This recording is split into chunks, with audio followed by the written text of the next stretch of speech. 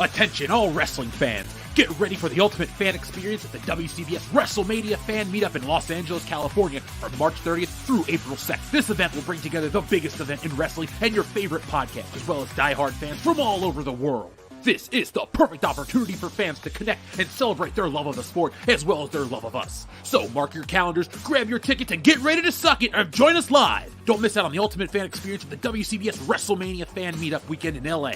And if you're not a wrestling fan, there will be other YouTube creator events, including a trip to the brand new Super Nintendo World at Universal Studios. So listen to World Class Bullshitters Live for more updates, and for more information, email worldclassbs@mail.com. Thebestmail.com, jabroni.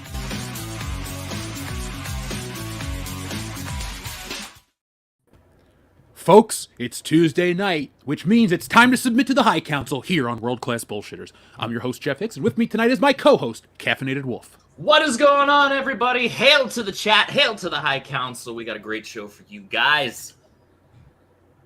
Oh, dude, we do. And gals. I don't want to be sexist and exclusionary or whatever. That's fair. Bullshit. There's the disclaimer. Y'all can suck it now. That's the only disclaimer you're ever going to get here on this channel. And folks, tonight we are joined by a wonderful guest. He's been on the channel before, but it's an exciting thing when it's ScriptDoctorPHD. Hey, thanks so much for having me. And for everyone in the chat that has or hasn't got any genitals, you are welcome here to listen to us talk fun stuff, of course. To all the robots out there, we welcome you to WCBS.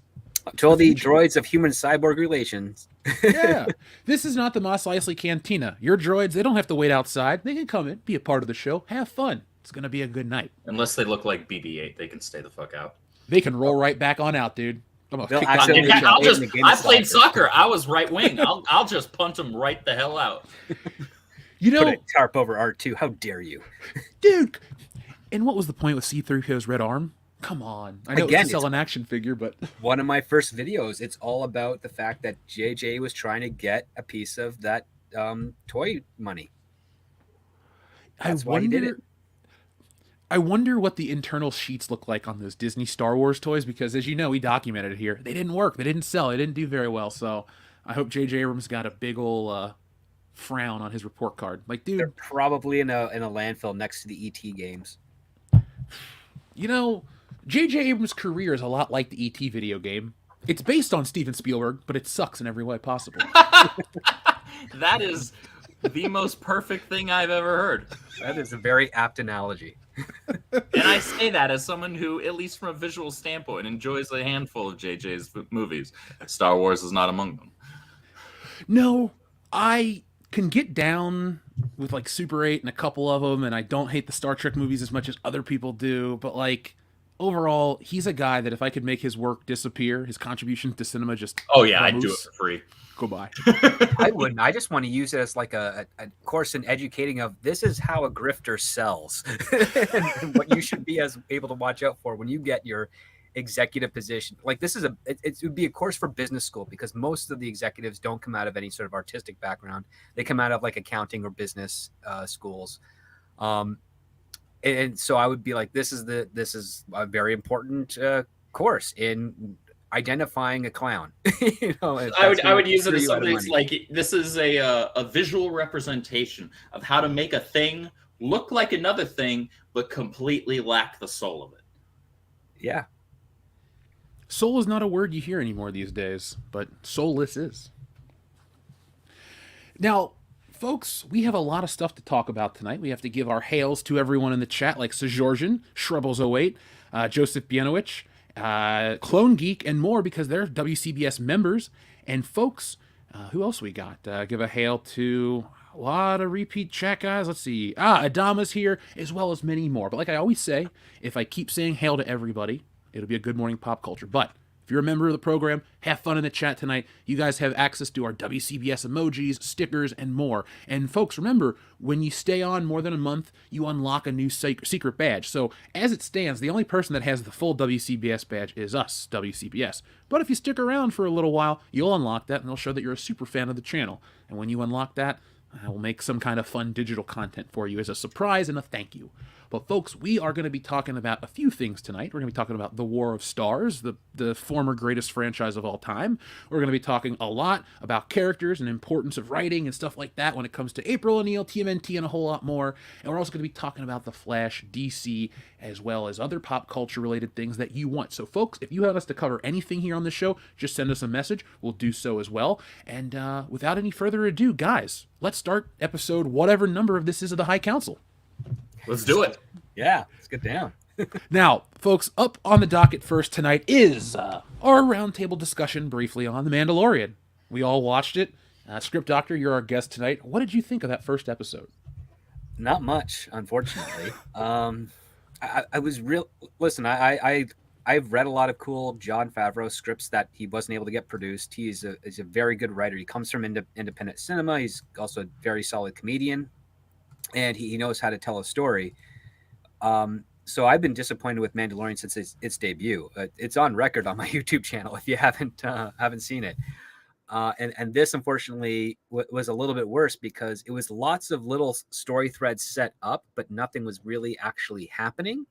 And the other part too, and this is something that I learned as from reading some of the articles and seeing a couple of interviews that Jon Favreau and Filoni have done recently, which is that they're apparently really bad at establishing how much time has passed between episodes or between seasons.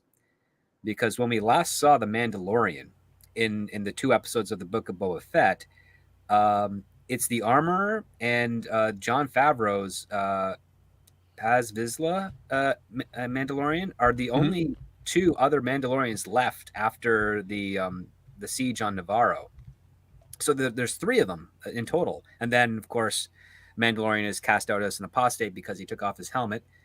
And now, so there's 2. But when we come back and see them again, they're doing an initiation ceremony, and there's several dozen of these Mandalorians. And I'm like, where did they come from? And doesn't it take many years to train to be worthy of the title of a Mandalorian? Because you have to be good at physical combat and great marksman and know how to use the jetpacks and all the tools that are available. And it takes some time. I mean, just like it would to be a Jedi, except you don't have the advantage of the Force on your side as a Mandalorian. So I was bewildered because, like a lot of other people that I saw online, they all thought that those first little few moments of The Mandalorian season 3 was a flashback.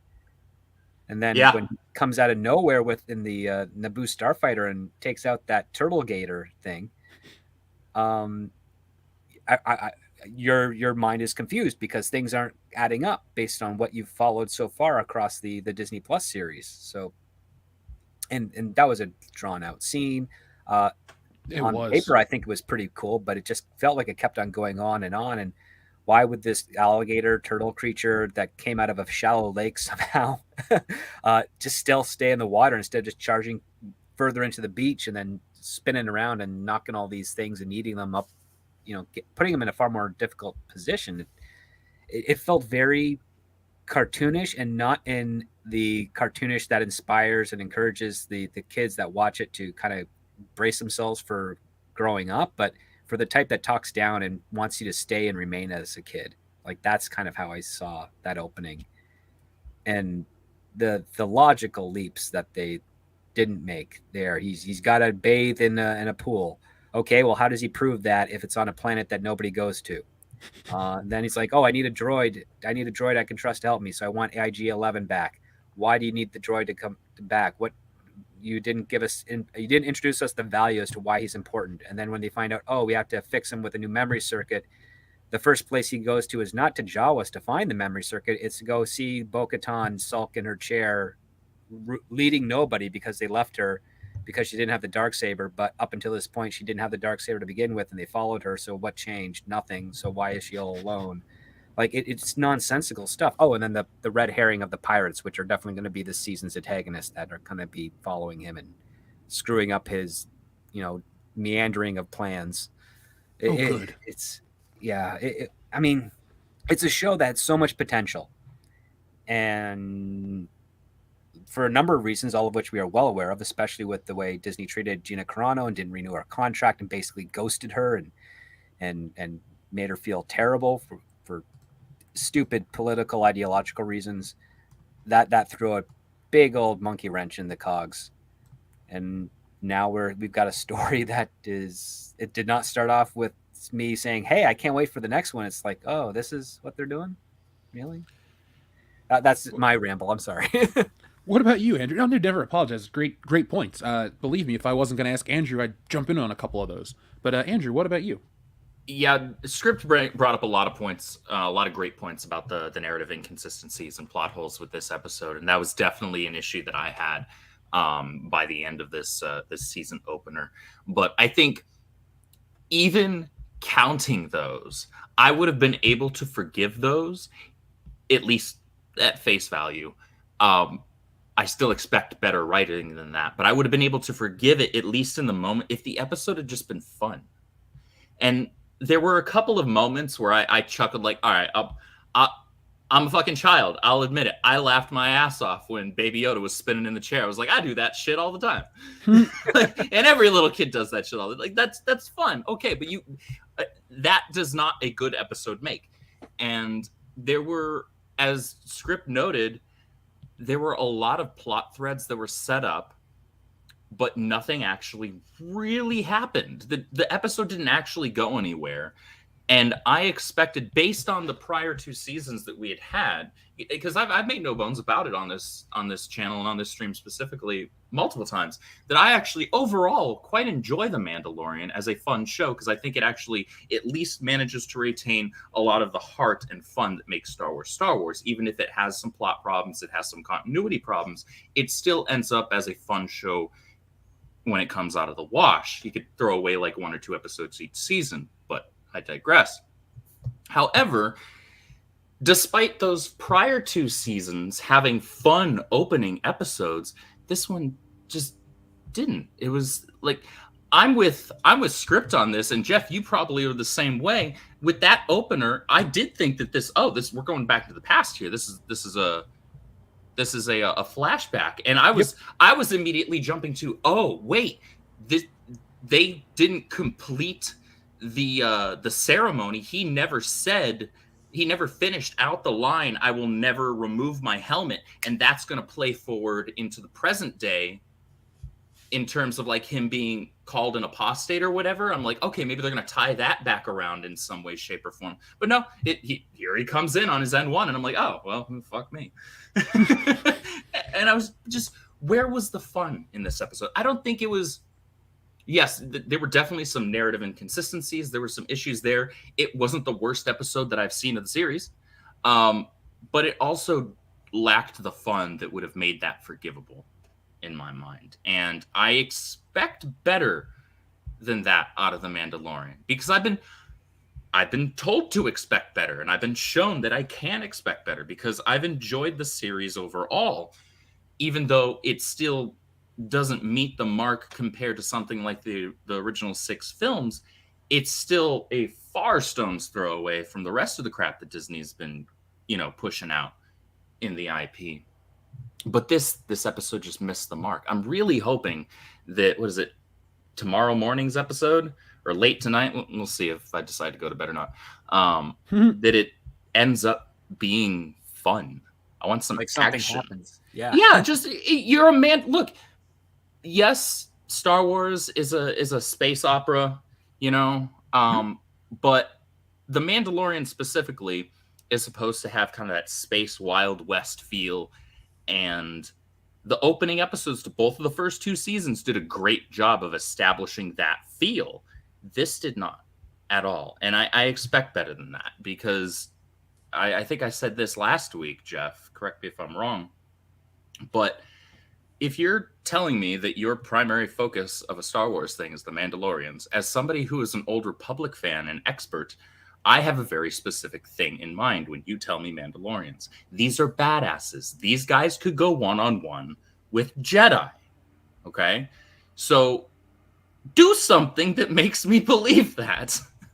Yeah, dude, wasn't there a story back in the day when Boba Fett was still a Mandalorian, how he fought Darth Vader and like beat him essentially, like they fought to a draw or some shit like that? Like that was like a famous EU story. He fought Darth Vader to a standstill. Yeah. What a cool time to be a Star Wars fan. It's like Darth Vader, the most badass dude in the history of cinema, and then Boba Fett, who's just as fucking cool. Like, It was cool character after cool character. We were so spoiled back in the day. We were spoiled. And we could still have cool characters. I think Din Djarin could be an extremely cool character. And there are plenty of episodes that showcase him as that. This was not one of them. No, Was that Darth Vader Boba Fett story back in the days when Boba Fett was originally named Jaster Morrell? Oh, I don't remember. I don't know either. All the Star Wars content that I continue to consume at this point is me rereading Old Republic stuff because that's my favorite era in Star Wars.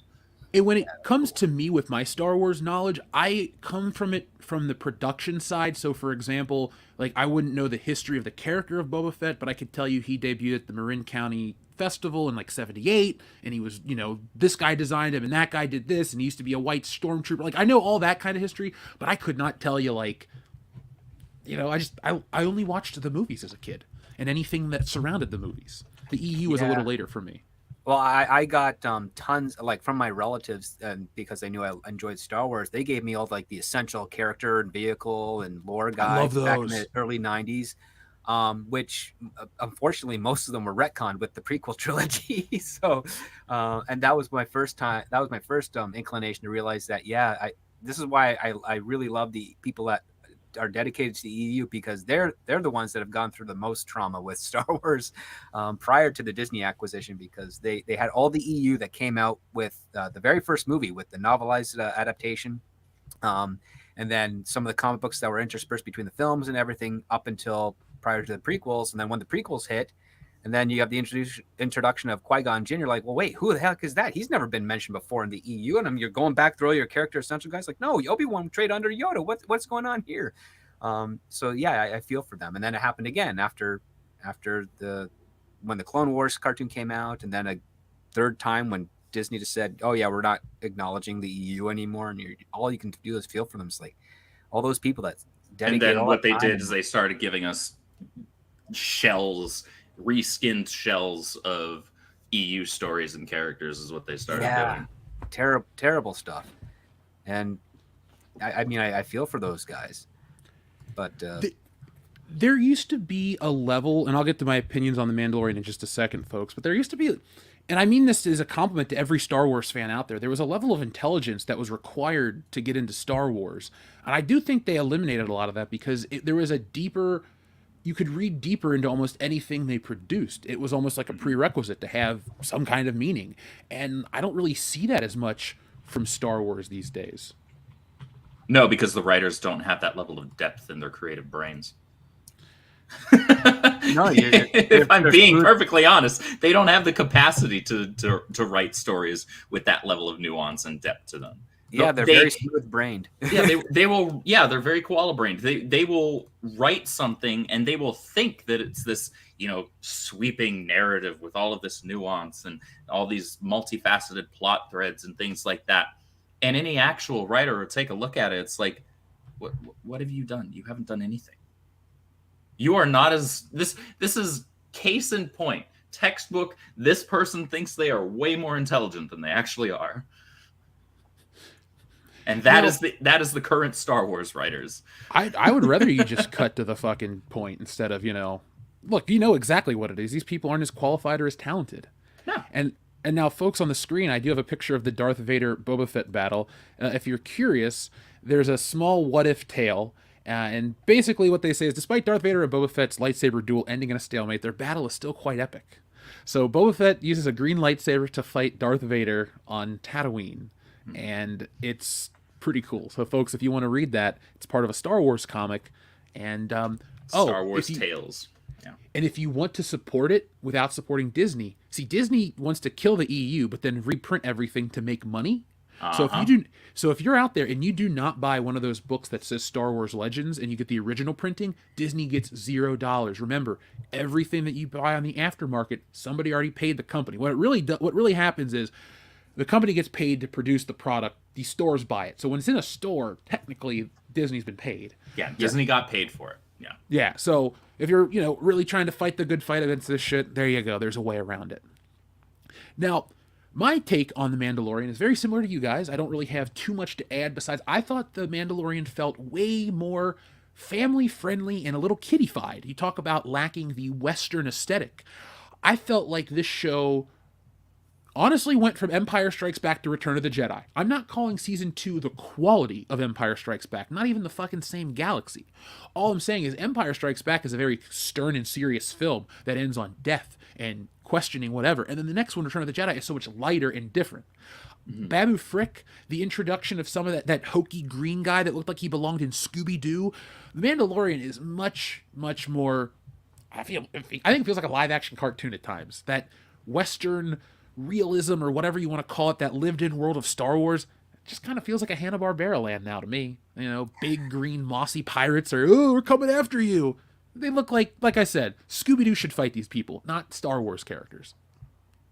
I don't disagree with that. It's definitely got a more refined, cleanlier aesthetic to it, and it's lost the have blaster will travel type of idea that we as fans were expecting, and kind of got tastes of peppered throughout the first 2 seasons. But the other part that also troubles me is, yes, we have the Grogu, which the show keeps telling us is a baby, but they introduced us to him as a 50-year-old alien who at this point I think is brain damaged, because just the logic alone, he experiences, Yoda experiences time the same way all other sentient creatures experience time. He just ages. He has a longer lifespan. He ages slower in comparison. Yeah, he was over 900 years old when he died. Yeah, there's no reason for him not to have a development process, or his species to have a development process that's on par with other sentient creatures. Within, a couple of years, they're able to speak and articulate, process information, slowly learn their own agency, develop independence, and whatnot. This Grogu is 50 odd years old and still acts like an infant. That's concerning. I think this is a special needs kid, and I respect Din Djarin for taking care of him. But you can't logic your way out of this by saying, well, because the species is long lived, they grow and developmentally slower. That just makes Yoda a lot less wise and interesting as a result. That's actually hurting an established character, because now he doesn't really have 900 years of wisdom. He's got whatever wisdom he could attain within his adult life, which we don't even really understand when that starts now, because we're seeing another of his species behave like a child after 2 generations.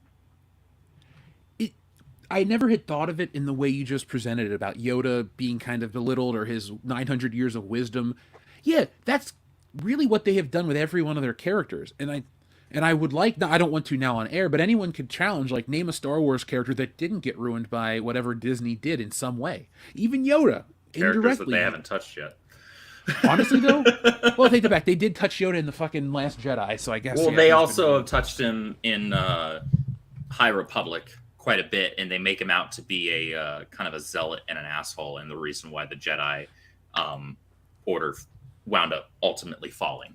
They really do a lot to character assassinate Yoda in the High Republic. Yeah, the High Republic as a concept doesn't make sense, because the Old Republic is the Old Republic up until the day the Empire took over. Like, that's, and it's a very long, beautifully detailed period of the galaxy. But then you also have your peak Old Republic stuff, which is like what, 1,000 years before. Well, I was going to say the Old Republic era technically ends about 1,000 years, or a little less than 1,000 years before the prequels. And then I'm actually fine with the idea of calling that in-between era of several hundred years, or a handful of 100 years, the High Republic. That's fine, whatever, okay. But tell stories that make sense within it, and that track and actually properly fill in that gap between the Old Republic and between the kind of era of the prequels up through the original trilogy. You can do that. That's perfectly fine, but you have to do it well. And everything that I've read, everything that I've seen, and bits and pieces that I've consumed of the High Republic doesn't do that whatsoever. I look at this content and I say, I don't see how you can tell me that this came immediately following this and is supposed to lead into this. That doesn't track.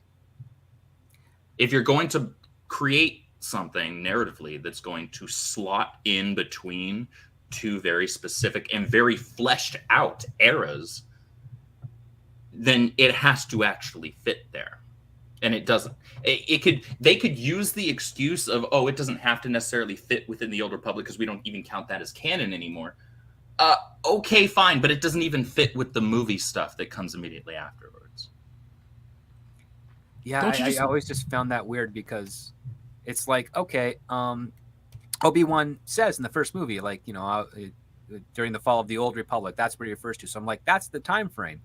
But then they're like, okay, but now we're calling it the High Republic. I think we want to better distinguish it from the older Old Republic, and I get that with the games. But to your point, Andrew, like they don't even make it work.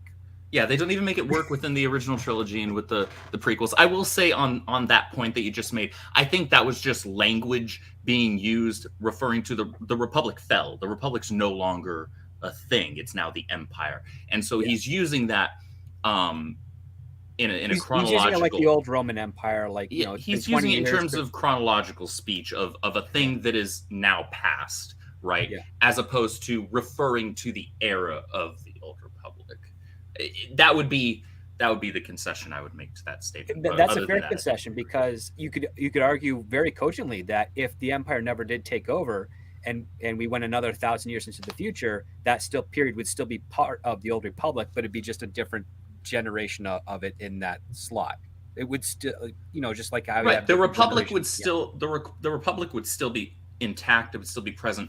However, there is a very specific period, a very specific shift in galactic history that changes from the Old Republic to how the galaxy functioned moving forward afterwards, which would be into the prequels, into the original trilogy, and the few hundred years that preceded those. And that all had to do with them believing the Sith to be wiped out. Basically, once they believed the Sith to be wiped out, and we got a little bit ways past Bane, and we started the rule of two, and therefore the Sith shifted, I can talk, into the shadows and worked behind the scenes instead of waging open galactic war with the Dark Brotherhood, with Khan, and things like that. That's when you started shifting into that new era where you could then, okay, this is where you would then slot in this High Republic era, because this is where the Jedi believe themselves to be at the height of their power. They believe the Sith to be no longer a thing, no longer a problem. They're extinct. They thought that problem ended when the Battle of Ruusan happened and the Dark Brotherhood, Khan's Dark Brotherhood, were entirely wiped out there. They thought that was it. They're done. That's when you can move into that era that you call the High Republic. And it actually narratively makes sense because they're like, okay, we no longer, because prior to that, it had been hundreds and thousands of years that they had been waging war between the Republic and the Sith Empire. Yeah. And so it would then make sense. Okay, yeah, we are now into this new era of prosperity and everything's gravy now, right? We've got pockets of things we got to deal with. Sure, fine, but the Sith are no longer a problem, and that was the big bad. That was the end game big baddie in D&D terms, right? So now everything's good, but unbeknownst to them, the Sith were working from behind the scenes, starting with Darth Bane, then onto his apprentice Zana, who took over from him, and so on and so forth. And then we move into the era with the prequels. And so I think it narratively would have made perfect sense if they had just told stories that made sense. The concept itself actually works perfectly fine, but they don't have writers that know what the hell they're doing. They don't have writers that are willing to draw those proper lines of narrative continuity to where something actually fits. Like I said before, if you're going to create something that's supposed to slot in between two things, it has to fit in between those two things. You can't put the star-shaped block into the triangle-shaped hole. It doesn't work that way, okay? You sure about that? I watched kids try it. And I'm still watching kids try it, apparently, in Hollywood. Now you're going to be watching these kids try a lot of things, dude. Now, One thing I don't think you're going to have to to watch the kids in Hollywood do is make a ton of new Star Wars movies, because today there was a little bit of information, thankfully, that some of these future Star Wars movies have been shelved indefinitely. Oh, So who predicted this? now, Script Doctor, you've been around movies. You know how we all have been around the point where we know like anything that's in artistic plan starts one way and ends another way. Everything. Yes. No, like, fuck. If I had told you that Woke Busters is exactly the way I planned it when I first started, I'd be wrong. Anything, Stealing Solo, a trip to the grocery store, you plan one thing, you always change it up. And the Disney Star Wars lineup, though, is something that shouldn't change as much as it has, because the things I'm talking about are, artistic things with a few people involved. We are looking at companies, a billion-dollar production company, who has the rights to the biggest IPs in history. They didn't create them, they bought them all. And so you'd think that their plan would be watertight to preserve integrity. It's not about preserving legacy for some other haughty reason. Let's just consistency, brand consistency. We want a Star Wars movie to be good, and you want them on a regular basis if they're good. Or you at least want to stick to your plan that you keep talking about every 5 years. So this is from the Hollywood Reporter. This isn't, some random rumor. Sorry, it comes from So Variety. this isn't We Got This Covered? Yeah, dude. They suck. Dude, When I they're the see worst. some of their sources, like, oh, we quoted this YouTuber, and I'm like, but this guy's not reputable, so I'm done reading your article. Like, look, I understand what it's like to need to look for material to make content and all that stuff, but when I was in college, you had to write bibliographies, you had to do certain things, and I feel like what We Got This Covered is like what they would tell you in college. You're not supposed to use Wikipedia. It wasn't a variable. Well, when I was in valuable high source school, back then. I wasn't allowed to use Wikipedia. There was a reason for that. Any schmuck can make edits on that. Yeah. But that's what it feels like. We're putting that level of quality writers that do that level of research. Oh, I'm going to look at Wikipedia. Okay. Now, things are quickly shifting over at Lucasfilm, as with the Star Wars feature slate. Variety reports that Patty Jenkins and Kevin Feige's movies are officially shelved, but Taika Waititi's remains standing with the plan to star in his own Star Wars movie. How great is that? So, now the Kevin Feige one I thought was going to be terrible. I don't think that guy... Honestly, I didn't really think it was going to happen. I just thought that was kind of like, hey, Disney owns all this. This is more of an in-house thing. Let's get people talking. It's the middle of it's the middle of the pandemic. They need people getting hyped up about Star Wars. When they first made that mention that Feige might be heading up some Star Wars stuff, my first thought was, oh, so you have no idea what the hell you're doing moving forward with the MCU, and you're seeing if there's, greener grass elsewhere. That's what my first thought was. What about you, Script? What was your thought about that movie, the Kevin Feige Star Wars? I didn't think it was ever going to happen. It's like, where's he going to have the time? I mean, he's been spending all of his time overseeing the Disney Plus shows. Plus, he has to check in with the studio for the film side of things. Producers rarely get up before 10 a.m. So it's like the day is shot by the time he gets started, because he gets up, he's got maybe a lunch meeting at 10:30, followed by another lunch meeting at 11, then a third one at noon, and maybe one where he actually eats around 1 p.m., and then more meetings, then maybe he takes a siesta somewhere. Like there's a lot of stuff that execs in Kevin Feige's position, their time is occupied, and they have to make a lot of decisions and a lot of planning and organization in order to balance everything out. I just didn't see him ever being able to put this together and pull it off with all the responsibilities he has at Marvel. Yeah, it's the bigger the priorities. I like what he had done in the past with the Marvel stuff, but he had been involved with comic book movies since before the MCU existed. Just because he grew up liking Star Wars like every other kid of that age doesn't make him more qualified to be making a Star Wars movie, because that guy's like the master of putting pieces together. But like, what does he offer Lucasfilm? They have their own people, they have their own everything.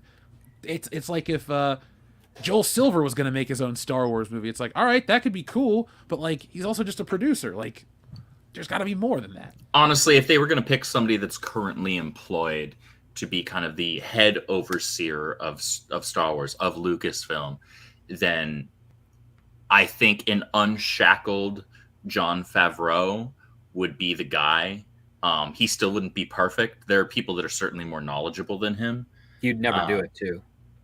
But like, that's, if I had to pick between KK staying, it being Filoni, or it being Favreau, I'm going to pick Favreau 8 days a week.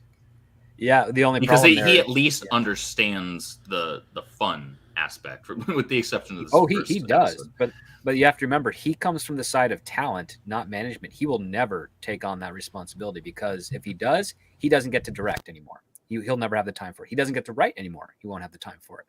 And that's not who he is. That's one thing with Hollywood, is that you have the operations side of things, which these are the business school people, the producers, the ones that have no imagination but know how to get things done on the books, like Kathleen Kennedy. Despite, I mean, we know that she can get things done. She has been able to pull off whatever her job. There are a lot of projects that she said were going to happen that haven't happened. She's been able to do it when she's working for people with talent. When she does it on her own, she clearly doesn't know how to pick the right people involved for her to get the stuff she wants to done. That's not her purview. Her purview is basically like, Harrison Ford's sick today.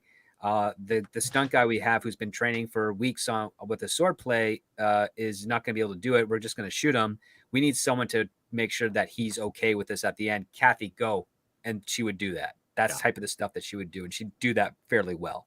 And then as Steven Spielberg and all the other directors she worked for got higher in praise, when she was ever tasked to do something, it was a lot easier, because she just had to say, hi, I'm Kathleen Kennedy. I'm with Steven Spielberg's office at Amblin. We need to do this. They'd say, yes, go right ahead. Thank you. Great. Reputation preceded her. She was able to get that done. When it comes to a guy like Favreau, he comes from the independent side of things. And he does have his own production company called Fairview, which he has other people running it for him. He's the final decision maker, but he doesn't like to do all the accounting, the managerial stuff, the things that would be required to run a studio or a smaller studio. Sure. Filoni might want to do that because he wants to, but he's also a hack, so he's probably better suited to navigate that, but he'll make terrible decisions, and as he's done for years already. Well, as a great villain once said, perfect balance in all things. It's a paraphrase, but I think that one of the reasons why we've seen, obviously there are a ton of reasons there are a ton of reasons why we've seen Star Wars and other IPs degrade as they have, but I think in too many scenarios we have people in charge that are the ultimate decision makers creatively, who are creatively bankrupt and actually don't know squat about what makes a good fun product, let alone something that feels like the thing it's supposed to be, rather than it just masquerading as it.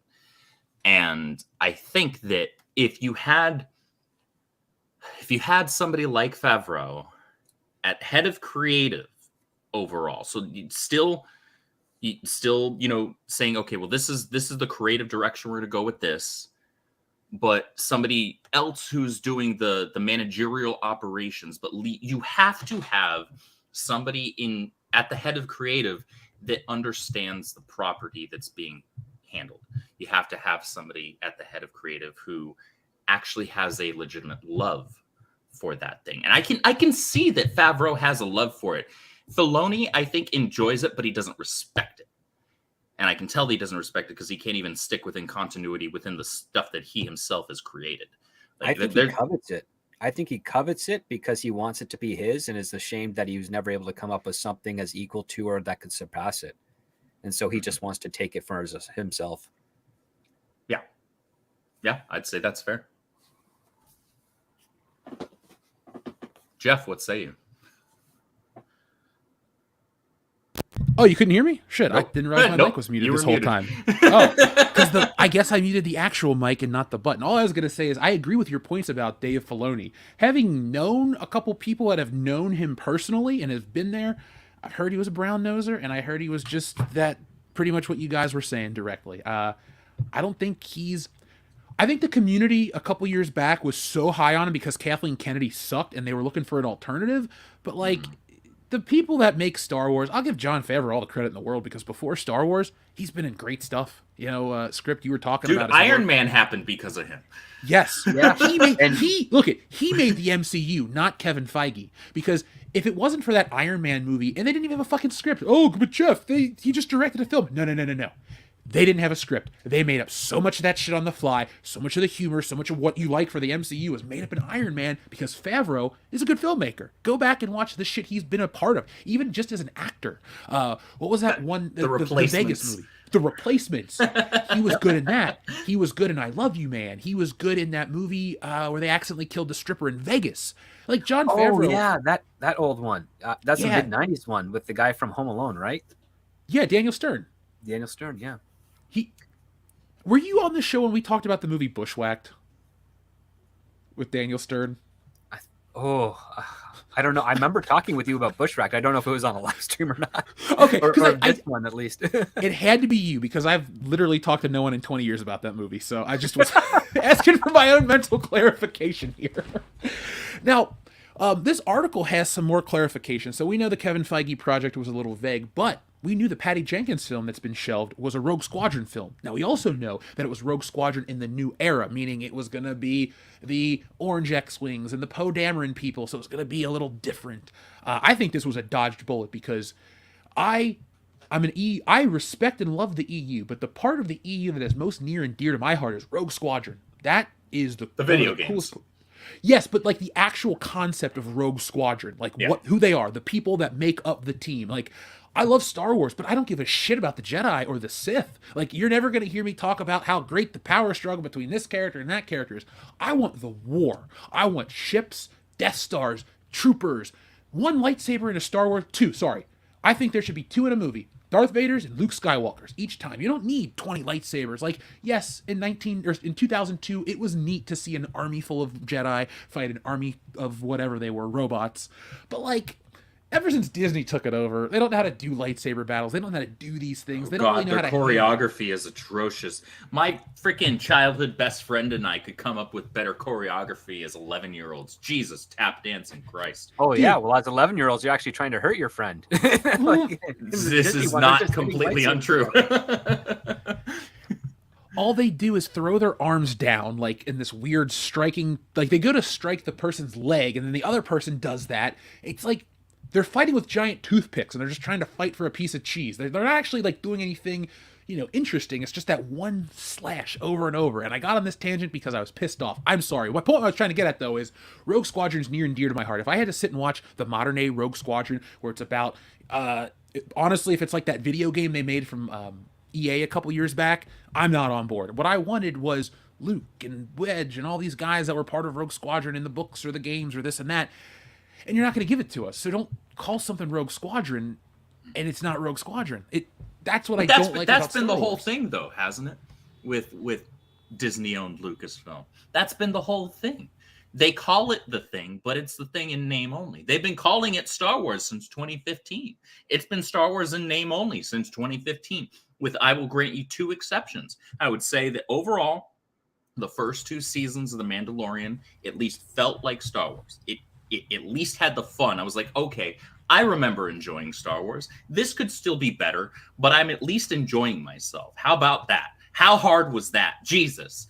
And then I would say Star Wars Jedi Fallen Order, and I always come back to that. But they really, Respawn Entertainment did a fantastic job of capturing the look and the feel and the sound of Star Wars with that game. Those are the only 2 exceptions that they get from 2015 until now. We're almost a decade later. So I was on my extra nerdy shit the other night. So I was laying in bed and I thought, hold on a second. Did I read an article about this new Han Solo figure that's coming out? So I just Googled it because I'm laying in bed. You know how you get at night. Yeah. But what happened was it got me on this rabbit hole of looking at Star Wars figures just for a minute. I'm like, all right, this collection, I had a couple of these when I was a kid. And I noticed something. Disney actually gave an indicator of how they were going to treat Star Wars before Episode 7 came out. Because they got the rights to Star Wars in 2012. And all those licenses rolled over, including the Hasbro license. And I keep forgetting that in the beginning of 2013, right as Lucasfilm was owned by Disney, this new wave of Star Wars figures came out that were like notoriously shitty. They were like really bad to the point where, like, let's say for example, you're used to driving a Corvette every day, and then the next day your car gets downgraded to like a 1997 Saturn. Yes, it's gonna get you to work, but fuck, you just got a big downgrade. Like, and I just remembered they were cutting corners back then. They were doing all of these things back then. And I know it's people saying, well, that's Hasbro and the license holder, because Disney jacked up the prices and they didn't want to worry about quality anymore. They wanted to get as much money out of it as quickly as they could, and it didn't matter how much damage they did. And that also led to the merchandise failure that hurt Star Wars, because they betrayed the collector market before the movie came out. They betrayed the EU audience before the movie came out. So they did those two things that I know we talk about the EU, but I would like to throw it on the record for everyone that wants to talk about how Disney did Star Wars wrong. Let's remember that in 2013, they started out with these action figures that really shit the bed, and then they did their stuff with Rebels that people tended to like, but it also rubbed a lot of people the wrong way. So I think Disney Star Wars, I don't even go 2015, I'll go 2013, dude. I'll take it 2 years back, because little bitty seeds that they planted were fucking up the franchise before we got to where we are. Oh, it goes even further than that. And it goes actually to your point with regards to Iron Man, because they had a script for the movie, but Robert Downey Jr. was not happy with the dialogue. And so every morning when Robert would come to set, he'd literally crumple up the pages that they were supposed to do that day, throw them into Favreau's trailer, and says, we have to rewrite this. And you can actually see interviews from Jeff Bridges. He talks about this a couple of times, like how fun it was, because he didn't know what he knew where he was going to be that day. He just didn't know what he was going to say. And he had a lot of fun because they had to build those sets. They had to know what special effects they were going to do. They had all the plot points laid out, but the dialogue was apparently atrocious. And Favreau, Ike Perlmutter, and Esposito, and even Victoria Alonso, because she is a founding member of those movies. Like, again, there's 5 of them, 6 of them in total left that have been there since day one. They were all on board on reworking this movie, and they made Iron Man the hit that it was. And then Iron Man did well. Again, it was a low budget film, but it pulled in around $300 million, which is still huge at that time. And then Captain America and Thor came out, and that's when Disney's like, we're buying this. And Paramount was really strapped for cash at this point. And so they sold their distribution deal to Disney, but they still but their contract, which allowed them to have their logo on the products up until Avengers, still stood. But when Disney got a hold of it around 2009-ish, that's when they butted heads with Jon Favreau, because Favreau notoriously wanted to do Demon in a Bottle as a sequel to Iron Man. Mm-hmm. And when Disney got involved, they said, oh, no, you can't do that. We're a family company. Alcoholism is wrong. We're not promoting that. And Favreau fought back. He lost. And he made his movie, but then he was kind of pushed aside out of the Marvel room. And he was the first one to go. The next one after that was Ike Perlmutter, and that took a lot longer. Ike still has a controlling interest in Marvel. He just isn't really allowed to contribute with regards to how the franchise is being handled anymore. I remember hearing about that, and it's things like that that make me trust Favreau creatively more than any of these other schmucks, hand over fist more than any of these other schmucks that are already there, because only somebody that knew the character of Iron Man and wanted to tell a legitimately good Iron Man arc would be like, all right, we're doing Demon in a Bottle. Yeah. I look at that and I'm like, oh, okay, all right, we're getting into some real shit here. Good. Like, if you want to make this larger than life multi-billionaire superhero that wears a suit, a freaking, mech suit, basically, you want to make that person human, you want to make that person relatable. Well, Marvel Comics did that decades ago. Yeah, you can tell that story, and I think Favreau would have been able to. Oh, and Robert Downey Jr. has the range, and honestly, he would only have to he wouldn't even have to work too hard to go back into that headspace. And that's why it would have been amazing. Yeah, it would have. But here's the thing, and I stand by this. I've said it years before. I stand by it to this day. If Paramount had actually just said, you know what, screw Disney's offer on this, we're going to keep Marvel for ourselves. One, Marvel would not be in the shambles it is today, because Paramount doesn't care about families in the way that Disney does. They just want to entertain, have fun, and they would have been making so much more money come Avengers that even the woke agenda, as it started to seep in more fervently, they would be like, we don't have to do this. We're making money hand over fist. Screw that. We're still telling great dark stories and fun stories. Audiences are coming in there. We're not going to do any R-rated stuff unless we really want to, but you can push PG-13 pretty far. And they were very confident to do that. But unfortunately, they panicked. Disney took advantage of that and got the whole Marvel Studios thing. And it's been downhill ever since. And that was the first warning sign, because as soon as they bought Marvel, I was like, oh, that's not good. And then when you hear rumors that they're vying for Star Wars, you're like, no, don't do that. You will do to Marvel what you did. You'll do to Star Wars what you're doing to Marvel. Even though Marvel's having these hits, they're hits that were already in development and already had an infrastructure in place that guaranteed them for a better success. And they started to stray from that ever so slightly with every subsequent film, especially when they started hitting 3 films a year, because now you're oversaturating your market. And then you're also squeezing down stories faster than they can be pushed out. Yeah, absolutely. I was the only one of my friends, and I'm sure a lot of people probably claim this now that I think about it in retrospect, because it'd probably be the popular thing to do. But truth be told, I was the only one of my friends that enjoyed Star Wars, and one of 2 people that I knew overall that had the opinion that Disney buying Star Wars was going to be a net loss. That was going to be a negative for fans and a negative for the property, because all I had to do was point to like virtually any one of their classic animated films and be like, okay, look at the sequels. Look what they did with those. Look how they tried to milk it and they killed it. Just about every damn one of those sequels, outside of like the third Aladdin, which was actually decent. Outside of that, none of those sequels were very good, and they lost the heart and soul of what made the original fine. And these are movies that didn't need sequels to begin with; that they were perfect as is. Just make it, tell a new story, but they also something new. Yeah, but they also stumbled with the new stuff that they had. Like they were making John Carter of Mars. They stumbled with that badly. Oh yeah, I remember that flopping hard. They dropped the ball huge with Tron. So here's the thing that was always a red flag for me around 2010. I started hearing people really like people who were absolutely horrible at their job, really promoting and how much they loved working for Disney. And I'm like, that's kind of weird, because up until that point, you didn't want to work for Disney. They were considered quote unquote slave drivers. But all of a sudden you have these ideologues, these people with wearing man buns and eating soy and all that stuff saying, yeah, I work for Disney. It's the best company ever. And you're thinking that can't be right. And Disney was financially struggling at this point. They hadn't acquired Marvel yet. And when you find out that they bought Marvel and how much they leveraged in order to get that, yeah, you're realizing, oh crap, something's going on here. And they're kind of like, they orbit around the ground zero for wokeness. And the only reason that they didn't suffer as hardly from it as other studios did at that 2016 peak is because of Marvel and Star Wars. They bought their ways out of it, so to speak.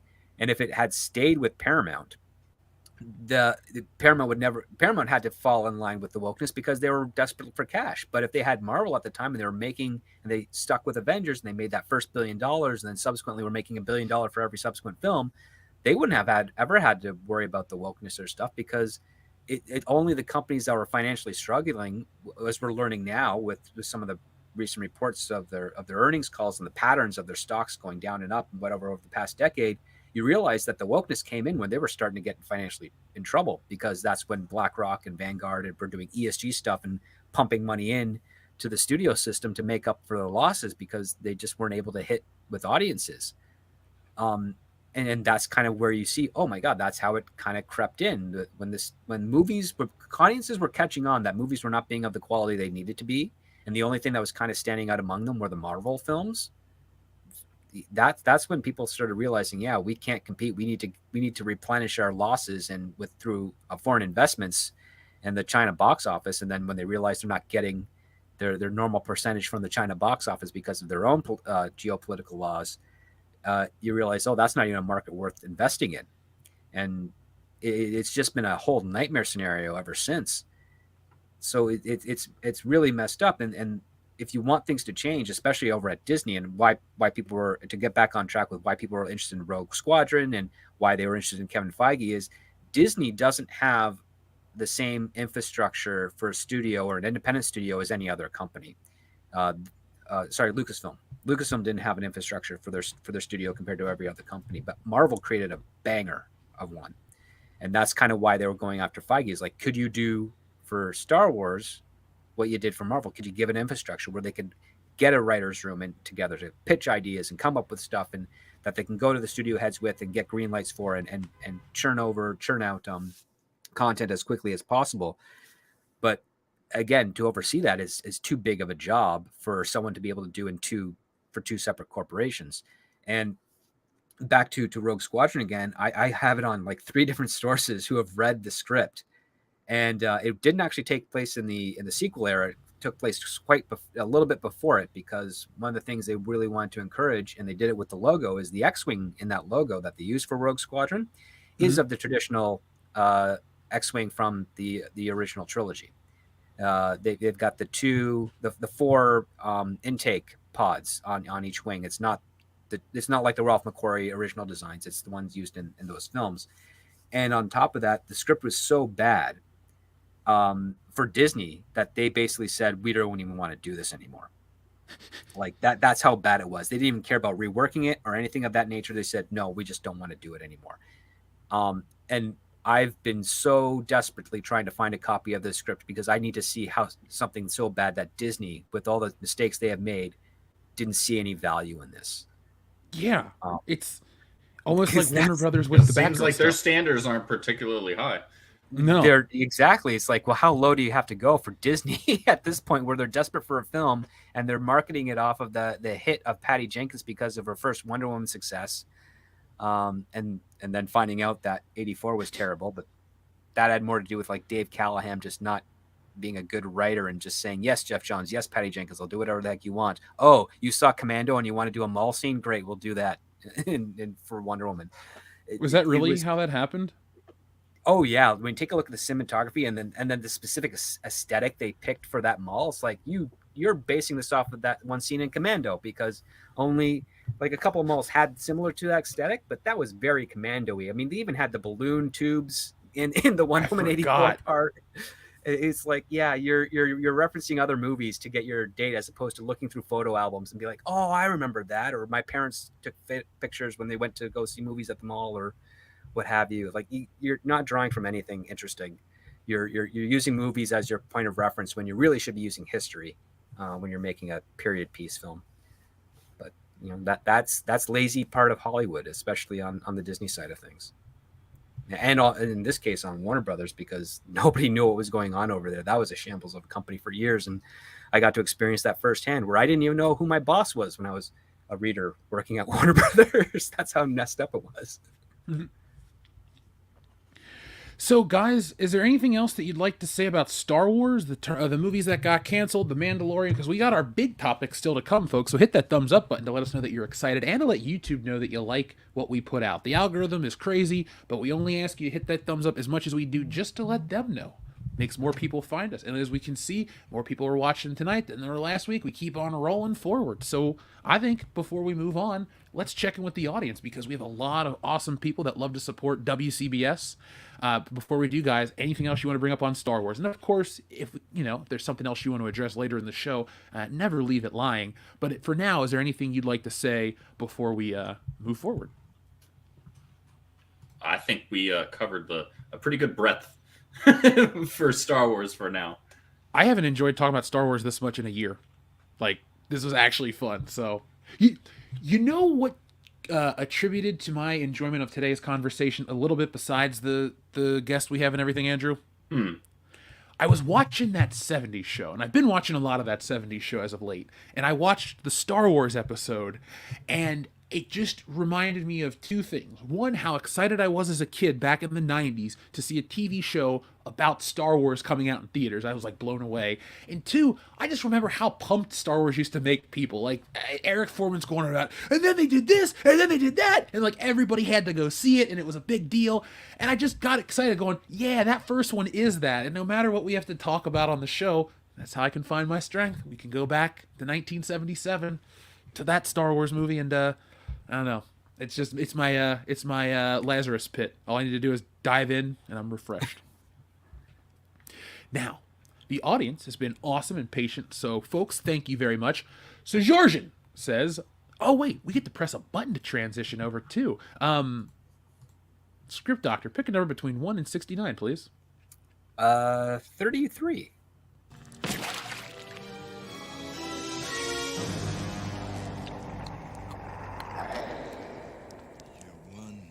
Ugly motherfucker. Yes, that is. That show exists. Now, here we go. Georgian says, "Them. April had a perm back in the comics, so of course she's black. Me points to any 80s movie like The Terminator with Sarah Connor." Georgian? No, I'll point to my own freaking mother who's whiter than I am.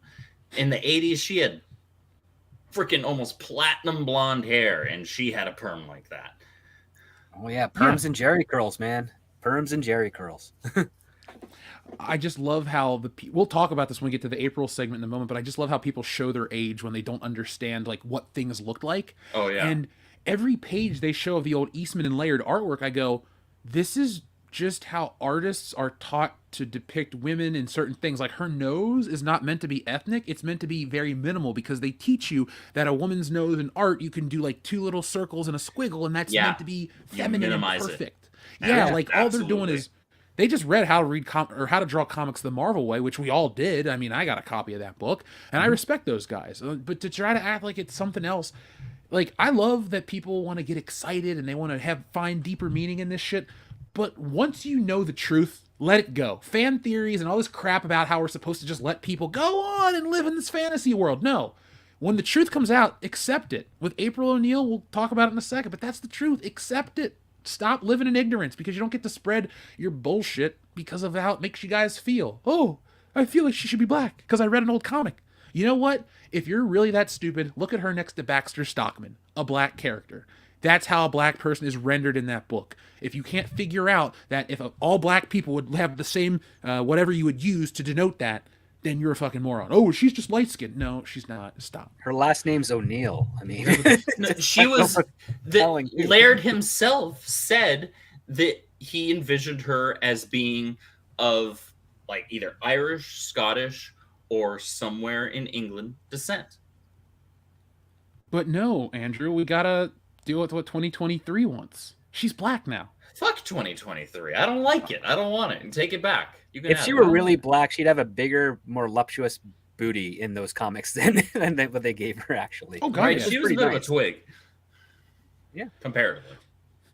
And I'm referencing the stuff that I remember seeing in Marvel, like even with I think John Byrne did something like that a couple times for some of the for some of the black characters. And when I first saw Monica Rambeau, it's like, wow, that is she's introduced in a red bikini in her origin story. And you're like, wow, she's got some curves. Like Sue Storm doesn't have that.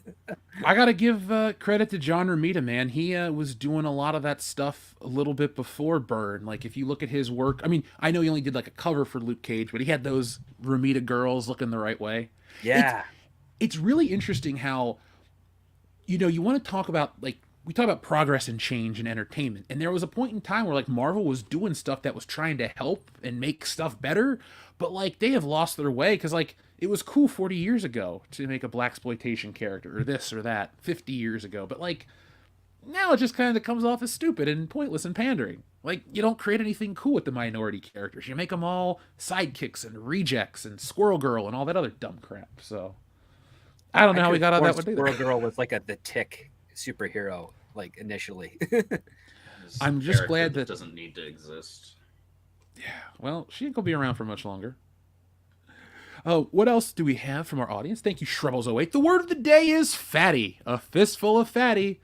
Fatty galore. April O'Fay. Debbie Does Fatty. And Fatty and the Bandit. All right. So let's see. Fatty and Hutch. That's good. That's good. The Fatty Legend of Crashers. Fatty. Fatty Times Fatty at Ridgemont Busters. High. There you go. That fatty Dude. show. Ooh, there you go. Bouncing off of what I was just watching. So, folks, you can join along with us tonight. The word of the day is fatty, and we always have fun on our live streams. Folks, we are enjoying tonight's conversation again, so hit that thumbs up button if you are, because here on the High Council, you'll be entertained, but you'll learn a little something, and you'll come out better at the end of each episode. So join us each and every Tuesday night for that, and a whole lot more. Michael Maloney, thank you very much. He says, aside from the woke bullshit, is it just me, or does every reboot have worse animation than the last? Michael, I am with you.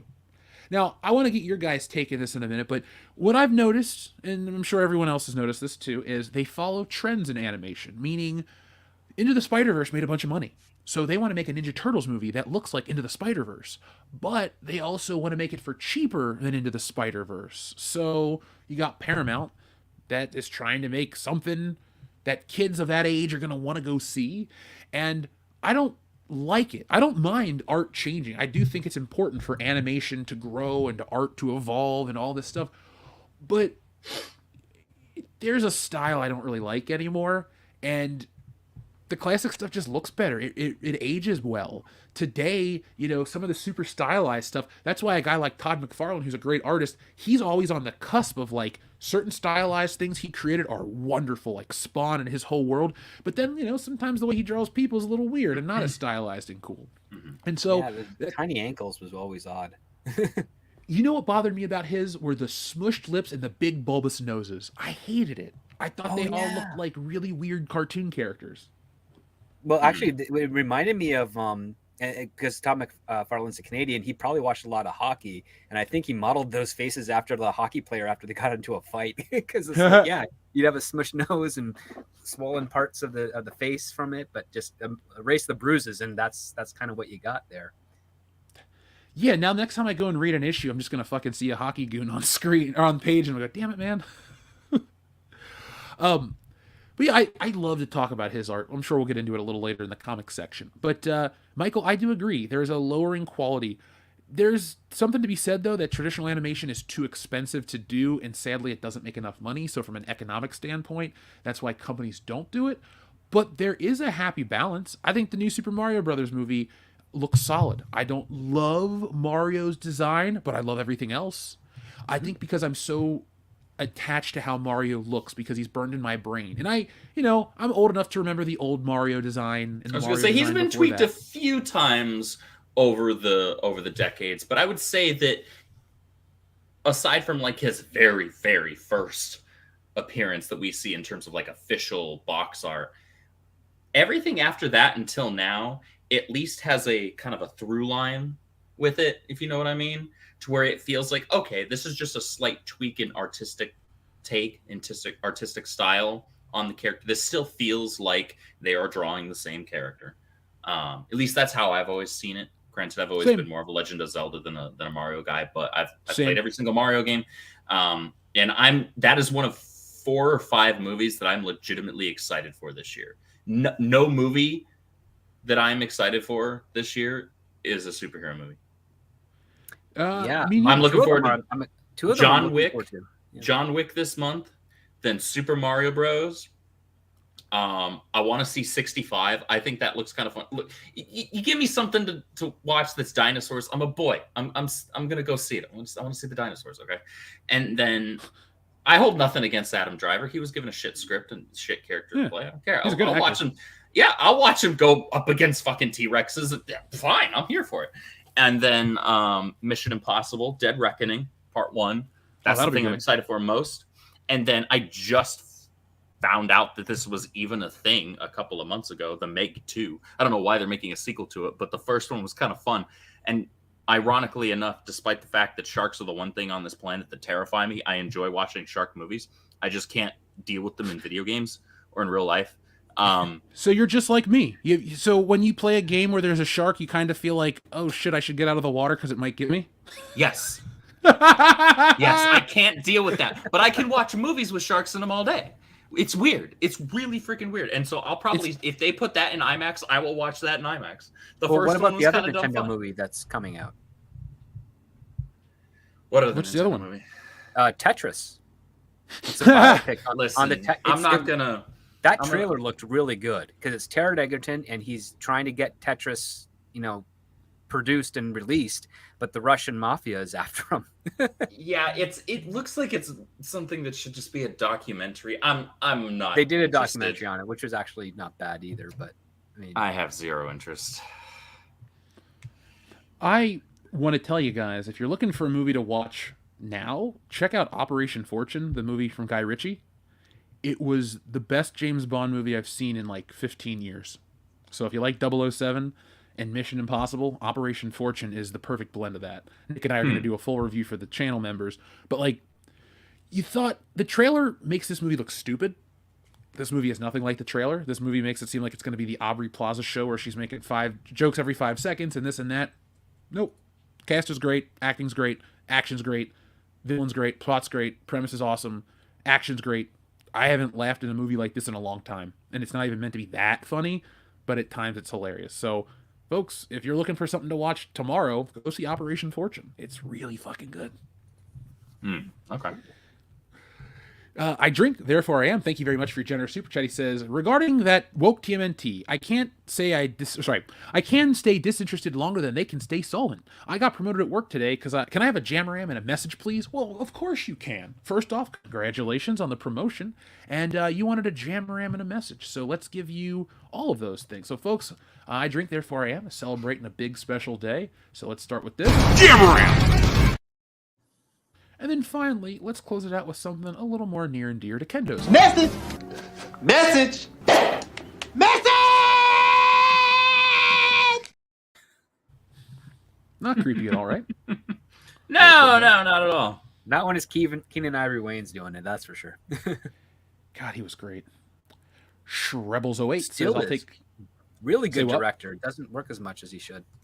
No! He kind of got... Did he get pushed out of Hollywood? Not like pushed out, but like... No, he kind of got tired, is my Tired, understanding. okay. Yeah. Good. Not good, but like, he had a lot to say, and so if he gets his energy back, he might still have a lot to say. The other part, too, that we all have to reconcile with is that he's a lot older than we actually realize. Like he's like over, in his, what, 70s, right? Yeah, I think he's in his early 70s, because Damon is in his mid to late 60s. And Damon, you talking about Damon Lindelof? Damon Wayans. Oh. No, Damon Lindelof is bald but talentless. Damon Wayans is talented. Maybe frustrated to work with that. How does Script really feel?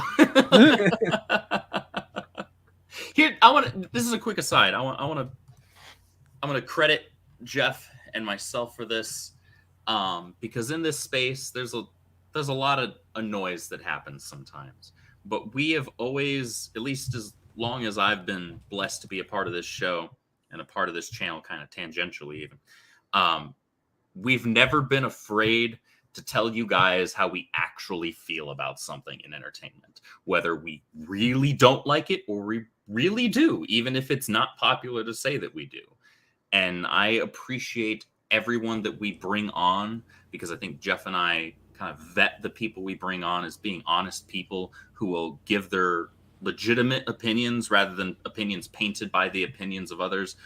Or, you got guys like Valiant and WDW Pro that we like to bring on from time to time, that we love having here. And I know you guys in the chat love having them here as well, that bring statistics and facts to back up the things that we talk about. And I love that about this show, that it's this thing that you're always going to get honesty from us. We're not going to tell you that we hate something just because it's popular to say that we hate it.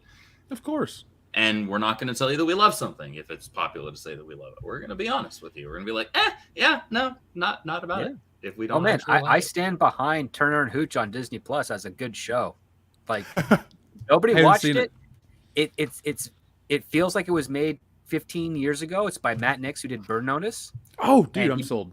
And he basically just spun the head of Disney's mandates on their diversity inclusion stuff and actually pulled out a good show that kind of mocks it a little bit. And that's why it was not picked up for a second season, and why he is currently writing the True Lies series, which again feels like it was made 15 or so years ago, but it's not terrible. You can actually watch it and feel kind of good about it. It doesn't preach you. At least the pilot didn't preach me as well. So again, I have weird tastes. I do like lots of great stuff of quality, but every once in a while there's be something kind of cheesy or lame or silly or bad, but has a charming aspect to it that I enjoy.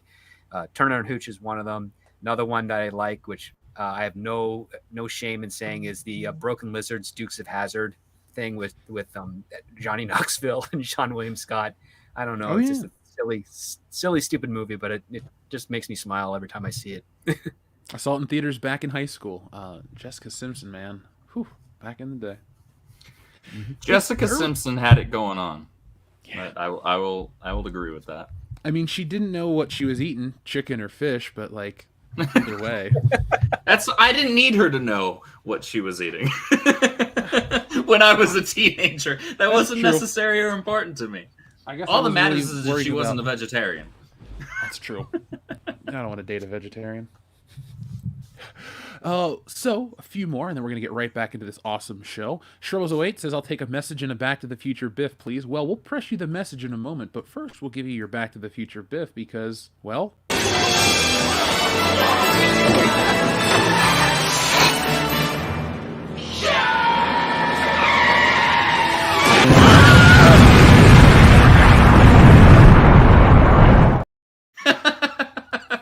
I forgot that you added on the clip of the motorcycle is getting lit up.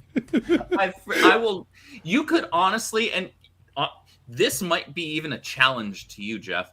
You could probably put that clip on the end of just about anything, the most absurd thing you could think of. I will still laugh, and I will still think it's hysterical because I love that clip so much. you know, this one's Find the I have most inappropriate possible thing to add that onto the end of. I will still laugh.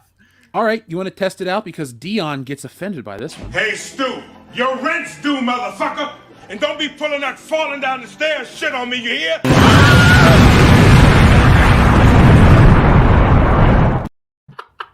Okay, it works. It's just so dumb. Yep.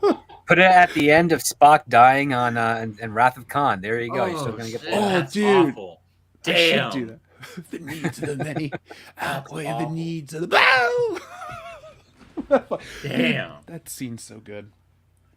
I know the audience might think I'm flippant with Star Trek, but put it like this. The great Star Trek, the iconic Star Trek that you all hold in high regard, so do I.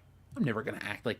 I see quality everywhere. The original Star Trek, and some of those movies, I don't need to dump on any of the other Star Trek, but I'll just sing the praises of the old stuff because it's so good. Yeah. I don't I've always been honest about my thoughts on Star Trek here. I'm not a Star Trek guy.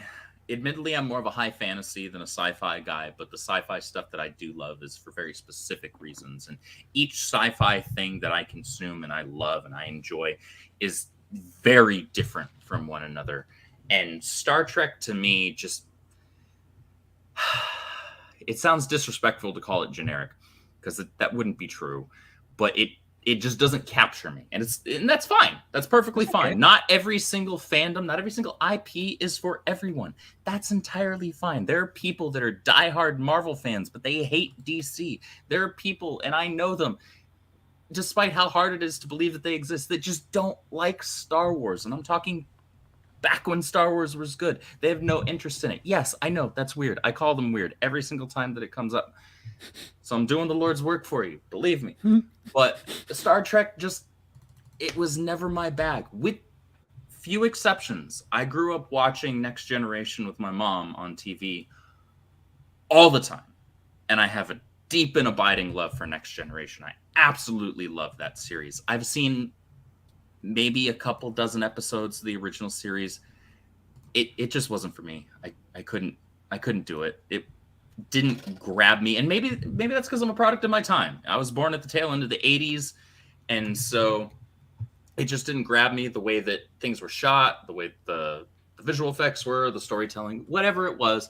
It just wasn't for me, and that's perfectly fine. I didn't consume any other Trek beyond that, even though I've been told things like Deep Space Nine and whatnot are very good, and a couple other things. I was just like, that's cool, and I'm super glad that you enjoy that. It's just not. It's not for me. The chat can rip me apart here. Oh, they are clearly. Yeah.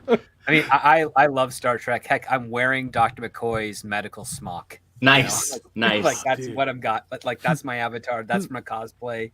Not really cosplay, but from a costume party I went to many years ago, and I just traced myself for my avatar. But yeah, like no, I have no problems with people who aren't fans of it, but maybe have some reference to it or like it or what have you. That's cool. Like your own thing. I've been having a heck of a time. I will never trying claim get to be an into Warhammer expert. 40K. I can't do it. Okay. Like I appreciate it, but I just can't do it right now. I will For never Warhammer claim to 40K. be an expert on Trek or knock people who are legitimate, long-time, decades-old Trek fans from hating whatever's going on with Trek now, be it the movies or the series, whatever it is. I will never tell them, hey, maybe you should shut up. No, because they're more experts than I am. I can say that I enjoy the most recent Star Trek trilogy, and they can be like, yeah, well, here's why I hate that because of this, this, and this. And I'd be like, oh, that makes perfect sense. If I was in your shoes, I'd probably feel the exact same way. I have the worst reasoning to like the original Star Trek more than the newer stuff. Because when I watched the Next Generation stuff as a kid, I always kind of found it hokey that they like would stop and shoot their phasers, and like the way the action was like very slow paced. The old Star Trek, man, they would run down the hall, they would punch people in the fucking face, they would run like it's like frenetic, and that's what I liked. That's why I don't enjoy other more cerebral Star Trek, even though the original's fine cerebral for its time, but like.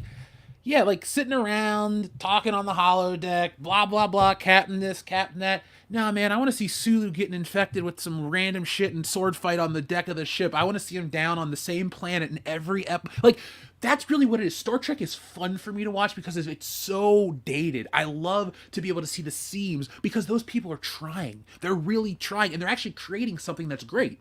They're just, they didn't have the budget, they didn't have the special effects. It was so ahead of its time, but they were able to take like the old Hollywood television system, Desilu, and the way they used to make shows 50, 60 years ago, and still make Star Trek work. I think it's charming to go back and watch that episode where they go back to like the World War II era, or the one where they go to the criminals or whatever, like any of the time travel ones. I just love it's like it's just the actors in different costumes, but it's still Spock in like a fucking gangster suit or in a uniform or something. Like, Oh yeah, it's so fucking fun. And like, I have Captain Kirk figures. I'll buy them. I don't care. Yeah. My goal, you know what my bucket list thing to do in Star Trek land would be? I would just love to sit next to William Shatner on an airplane. I don't need to say a single word to him. I don't need to talk to him. I don't need to acknowledge shit. But that I can say I rode it on an airplane next to William Shatner would be my life's greatest achievement.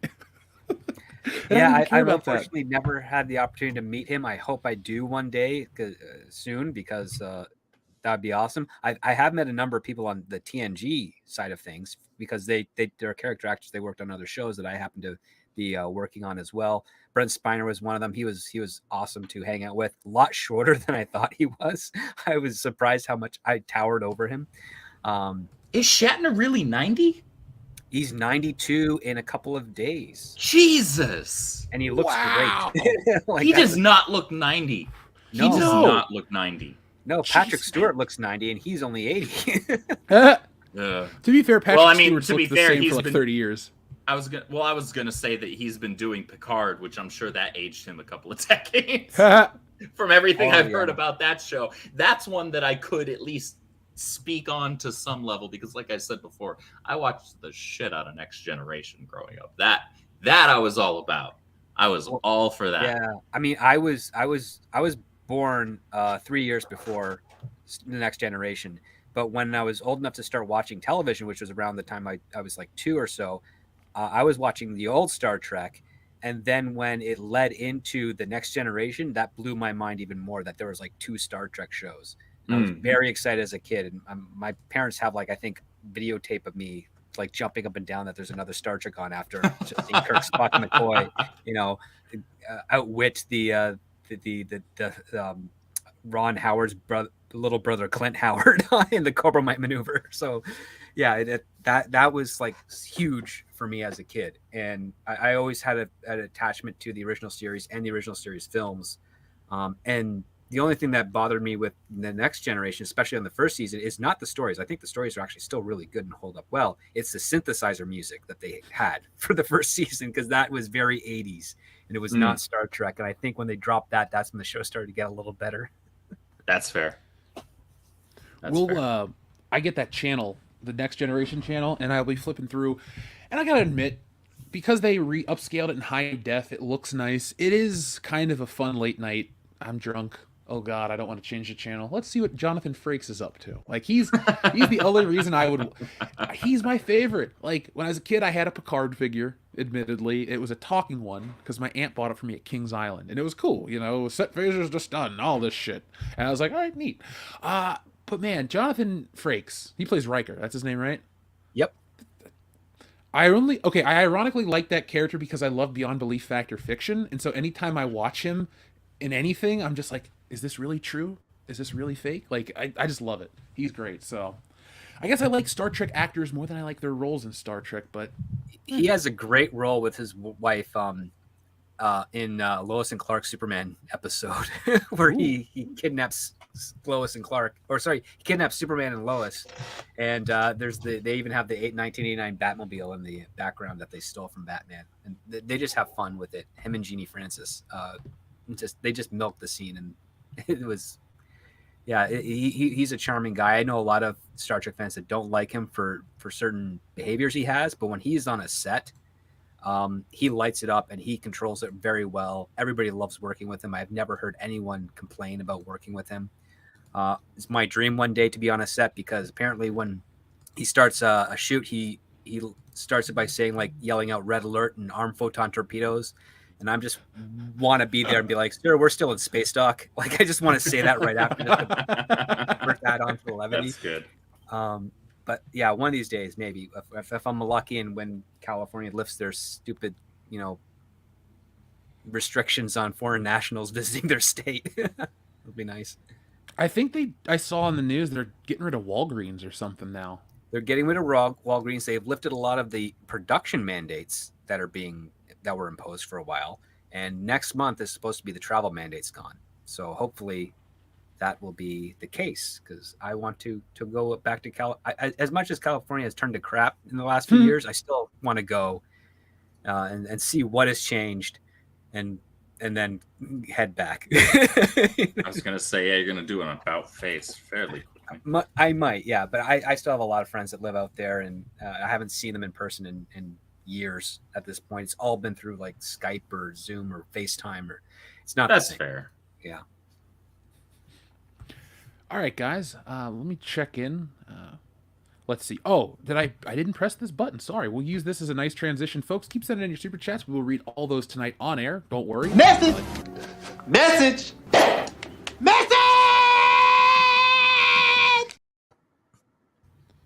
Perfect. Now we're going to talk about our next segment.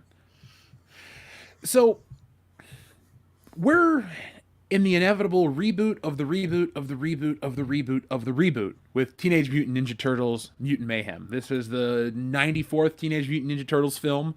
It just comes from Seth Rogen and Evan Goldberg, the guys that gave you Superbad. So, of course, they know how to make a Teenage Mutant Ninja Turtles film. And it looks like everything else these days. Weird. Now, of course, we're not coming at this from a different perspective of age. We're just coming at this from a perspective of what the hell is happening to everything that's recognizable, or more. Now, guys, I don't know, but why does April look more like a turtle in shape than the turtles? Wow. That might be the best take and commentary that I've heard on that yet. And I've heard some good shit too. Trust me. This, folks, I'm loving this topic. This has been such a fun one for me. We have a video out. We have another video on Funko Pops. Check that one out. That was a personal favorite of mine to make. It was, look, they're burning $32 million worth of Funko Pops because they're valueless. It makes me happy. Yeah, dude. I did the math. It would take like 3,000 something Funko Pops to stack the height of the Sears Tower, but like it's also not. And like they'll still have almost 2 million of those Funko Pops left. Like I did the math on that video. So if you want to see how many Funko Pops are, like why don't they just grind them up and use it as insulation for housing? Because plastic's not bad actually for that. Yeah, you know what? They could sell it for. They could probably get maybe like 6 or 7 cents on the dollar, which is still a lot more than what they're getting by putting it into a landfill. Yeah, or trying to sell it to us. Sorry, I'm laughing at all of this stuff. Honestly, guys, we get to talk about this in a cyclical manner. Every IP that needs to get rebooted or whatever, they need us to talk about it in a certain way.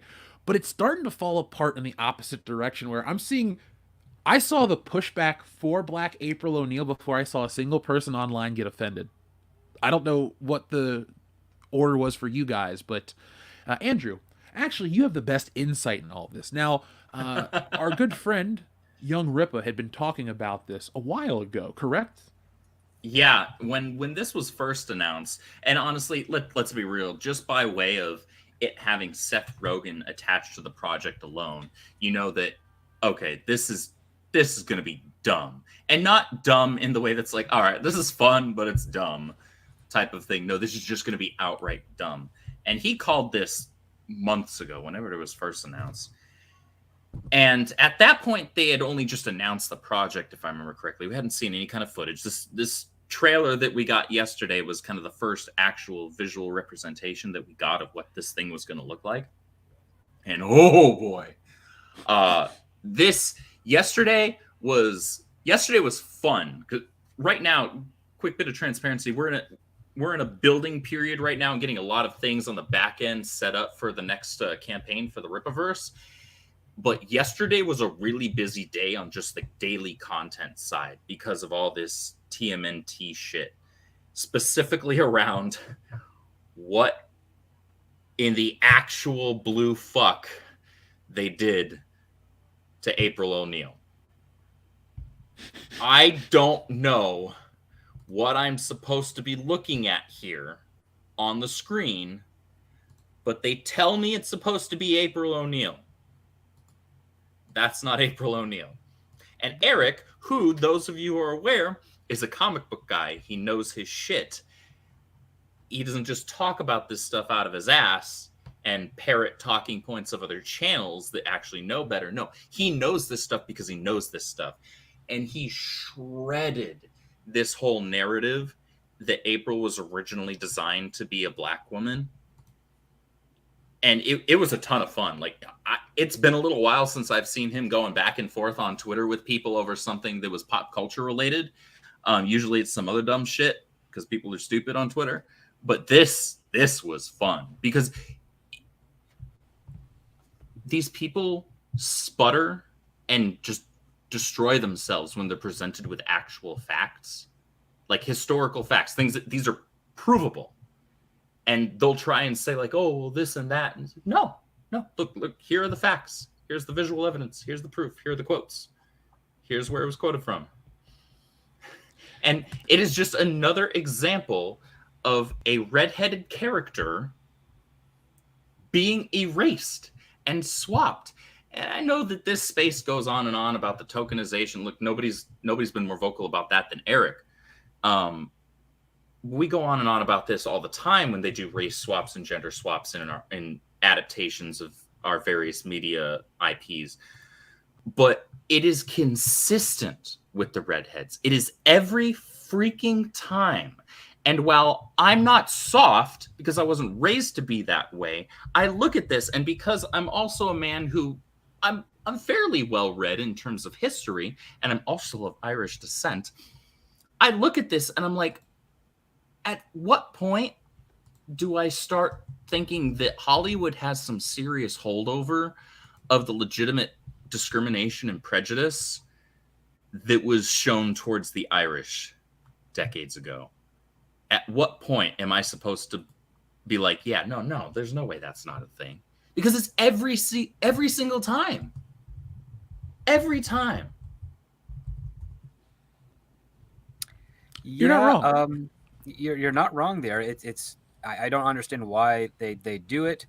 I was listening to Jane Theory the other day, and she pointed out that something that didn't even cross my mind until she said it. And I'm like, man, that I can't believe it didn't cross my mind because it's kind of blatantly obvious. But you can. She mentioned something, and I'm paraphrasing because I actually don't want to repeat everything in details because even she said it very politely too. Is that you can rearrange the letters of ginger and get something very, very offensive. I've seen that people, joke, yeah. I have seen people make that remark, and I see that, and I'm like, whew.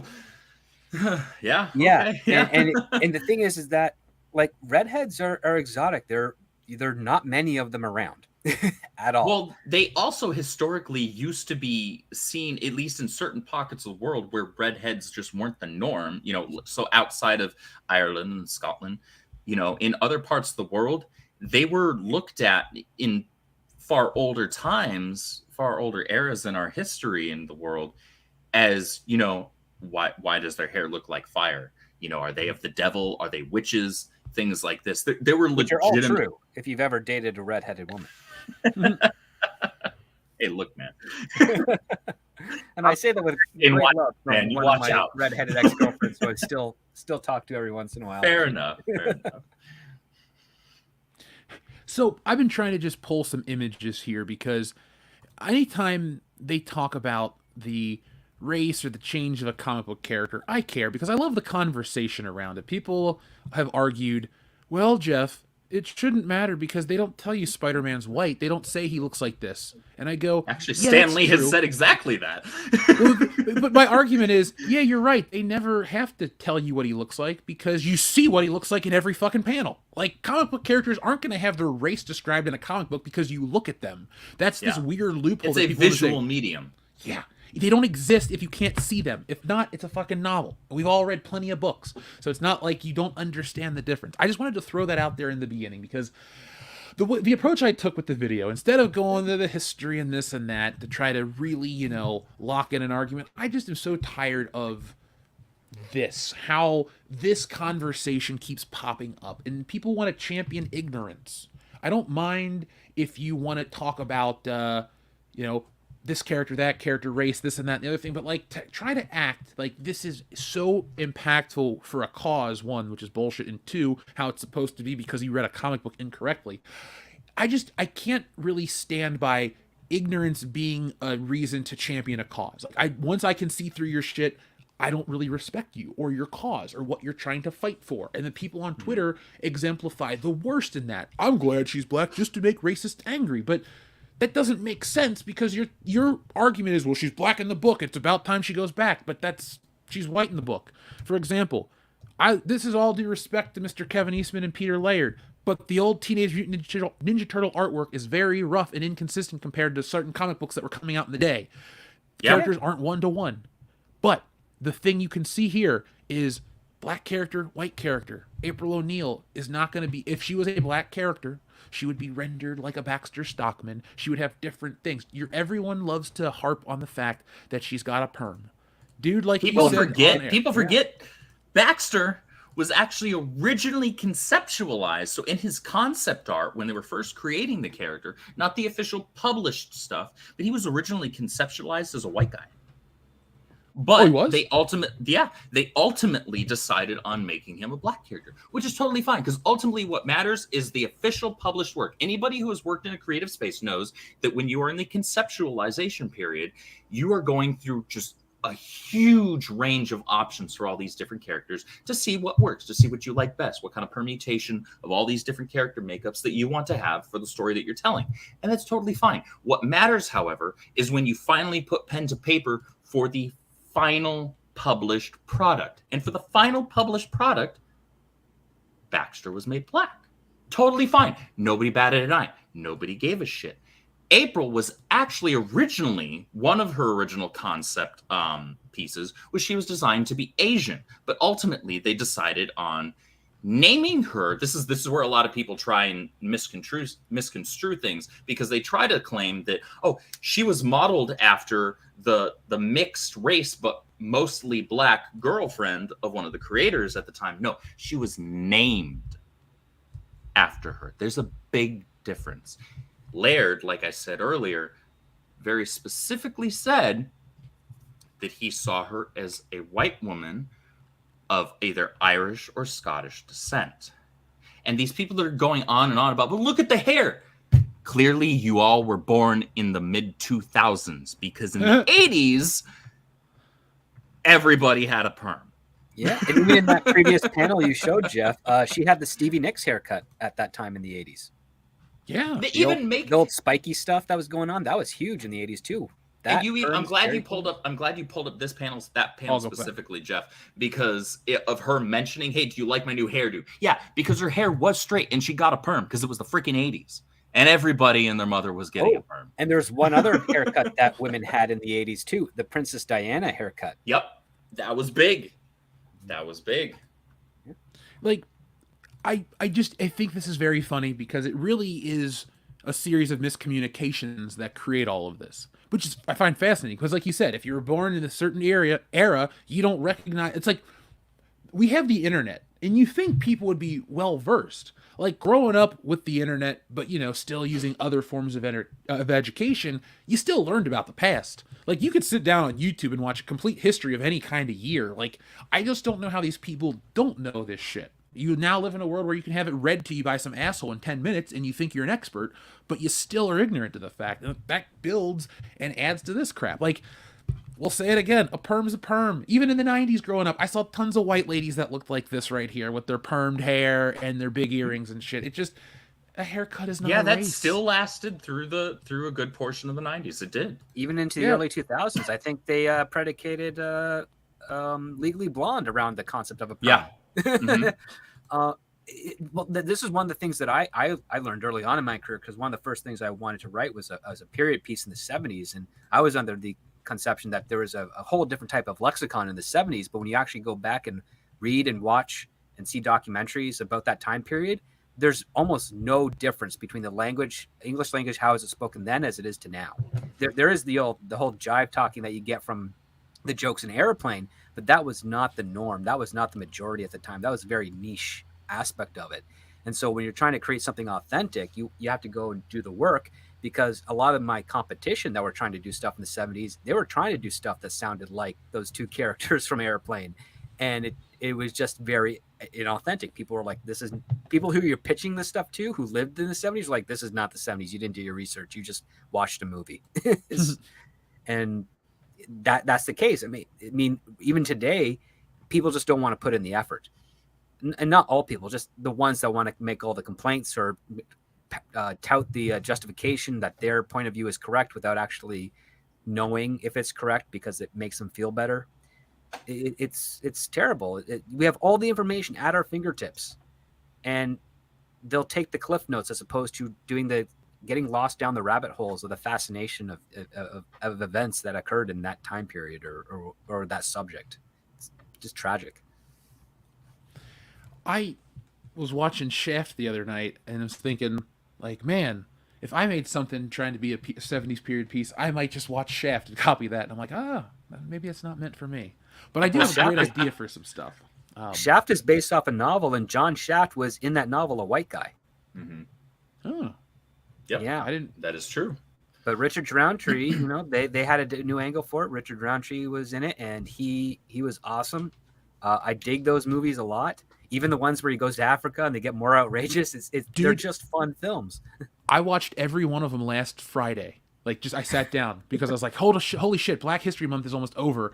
I better catch up. And so I sat down and I had bought Shaft on 4K, the Criterion Collection, folks. I only say it like this. I'm not trying to brag. You should get yourself a copy if you like this movie, because it looks wonderful. The picture quality is ridiculous.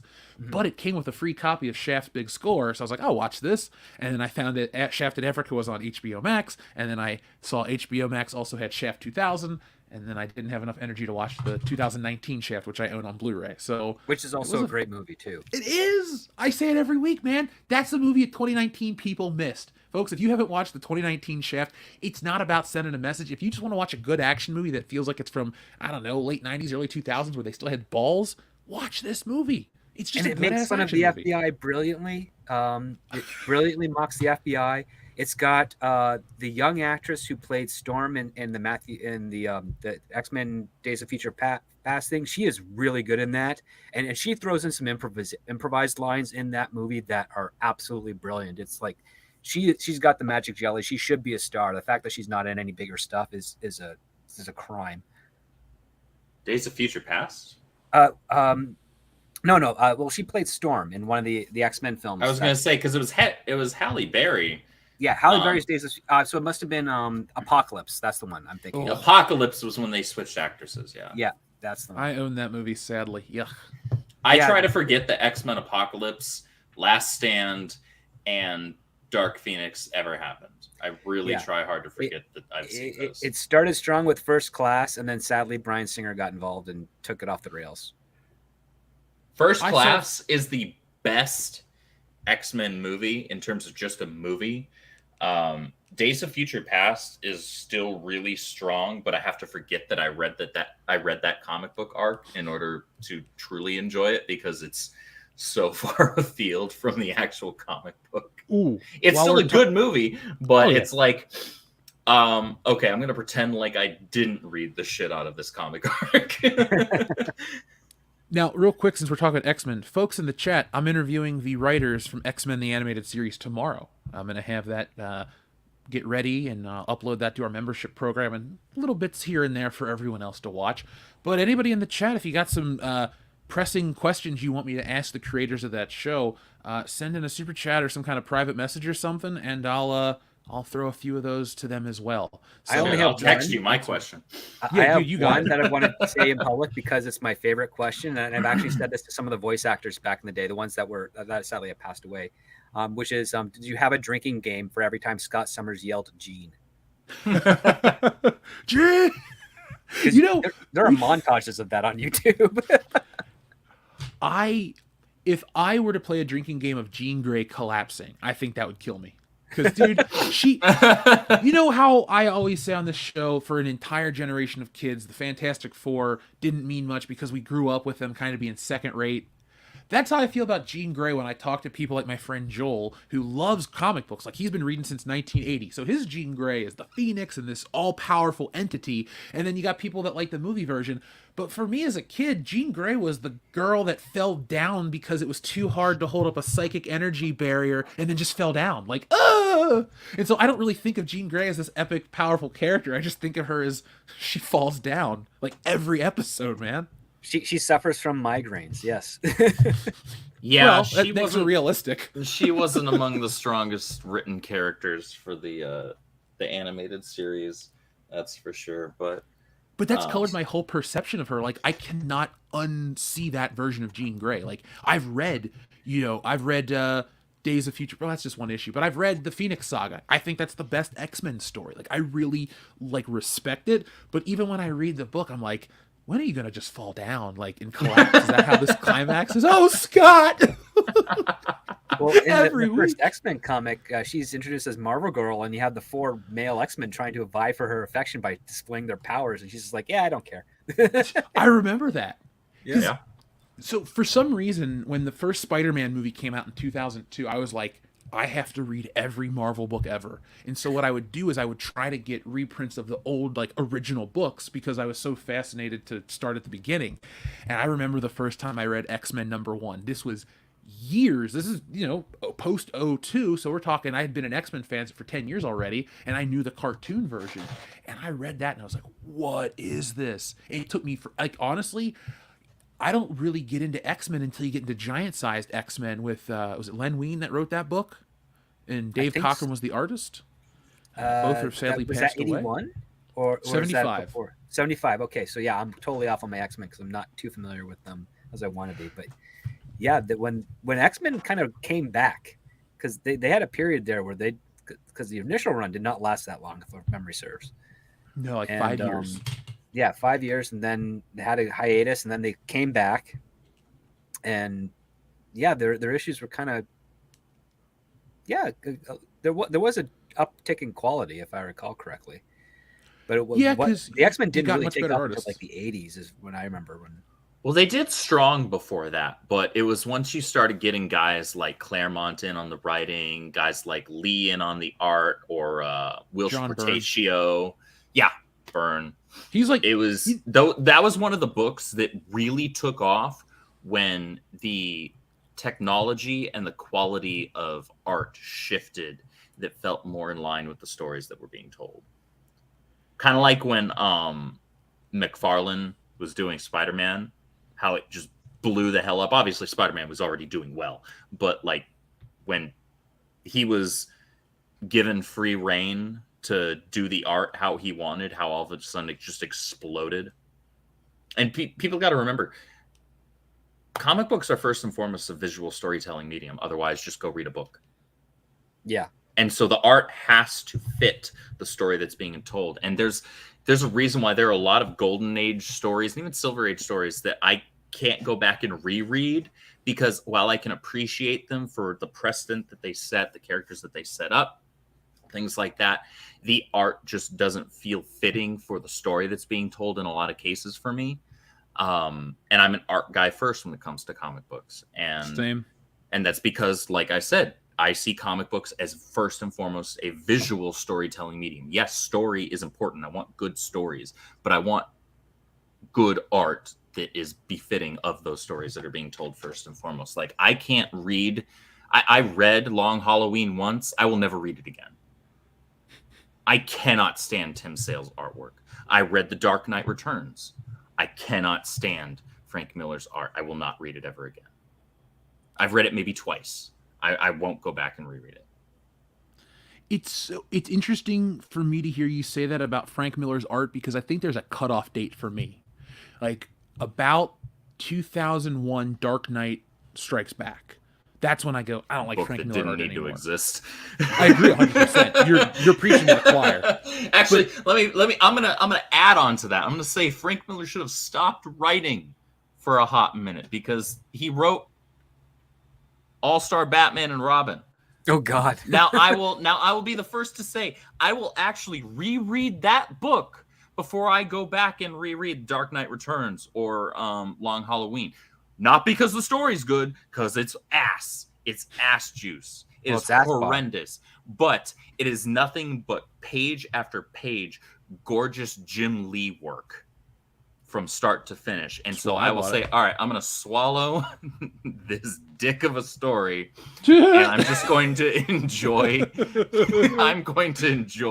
the beautiful art that is in front of me. And I'm going to read something a million times better afterwards, just to cleanse myself of the story. I'm the goddamn Batman. Dude, I would have eaten a rat in a cave if I was him. But you didn't, sir, so he's getting a sandwich. Tom King, the way that Tom King writes, I think he's channeling early 2000s Frank Miller. Well, he's a psyop, right? Like ex-CIA guy. Yeah, he's trying to corrupt readers with brainwashing and stuff. Like, he's why else would you make Batman a cuck to Catwoman? He uses what he does is he uses readers as his fucking shrink, because he suffers, according to him, he has depression and other issues, and so he writes that into every single character he touches. That's why he made Batman an ineffectual, effeminate bitch, who was nothing but about his own fifis for 50 some odd issues. And then he made Wally West a fucking a murderer, a mass murderer, and I will never forgive him. He can go to hell. That was Heroes in Crisis was a story so universally panned and hated by fans that even current year DC recognized it. We're like, yeah, we gotta undo this shit. And so they retconned it twice in the same year. They were like, all right, we're gonna retcon it. Maybe we should retcon it a little harder. Yeah, let's retcon it a little harder. 30 years ago, he would have been fired for that story. Never been allowed back in the building. I was more angry about what he did in Heroes in Crisis. Here's your cape shit rant, ladies and gentlemen of the chat. Thank you for hanging in with us. We love and appreciate all of you. I was more angry about what he did to Wally West in the Heroes in Crisis bullshit event. There was a fucking waste of Clayman's god tier artwork, by the way. I was more angry about that than I was about them removing Wally from the DC universe entirely in New 52, and then subsequently reintroducing quote unquote Wally as little black teenager they were trying to replace him with. And fans weren't happy about that either, and then they retconned that shit. Like, oh no, it's another cousin from a different uncle. Yeah, that was always the plan. Fuck you. Now, guys, I had a couple of questions I had written because I wanted to ask you about the April O'Neil stuff. So, the first one I wanted to ask you, do you think there's any value in modernizing properties that are so near and dear to the original audience? Because the Ninja Turtles is still popular with that original fan base. They grew up and they still buy into the product. Like, I've never seen something like the Ninja Turtles. I've seen He-Man stick around in certain ways. I've seen other things like G.I. Joe stick around in certain ways, but I've never seen the Turtles stick around the way they have. There's so much turtle love out there that they can support 5 toy lines, 5 video games. Like 2 just came out a few months ago. One was the Cowabunga collection. The other one was a brand new Shredder's Revenge, an awesome game. But the reason I ask is it's still all that classic one. They don't really, outside of making a new movie or a new show, there's still more support for the original Turtles than there is any new invention. So do you think there really is value in this movie and they're modernizing it, or how they're modernizing it, or do you think it'd be better to just leave Turtles alone? That's a good question.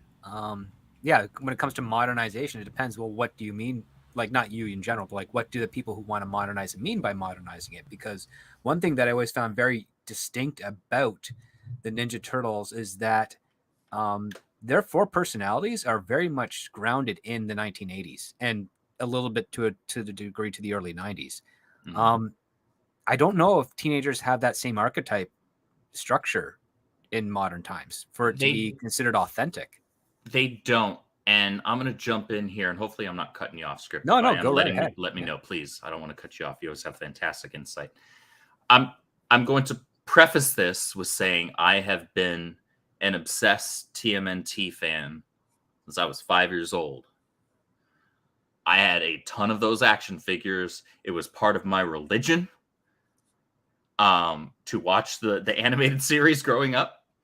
I loved the original films. In fact, I just did a rewatch of the films recently.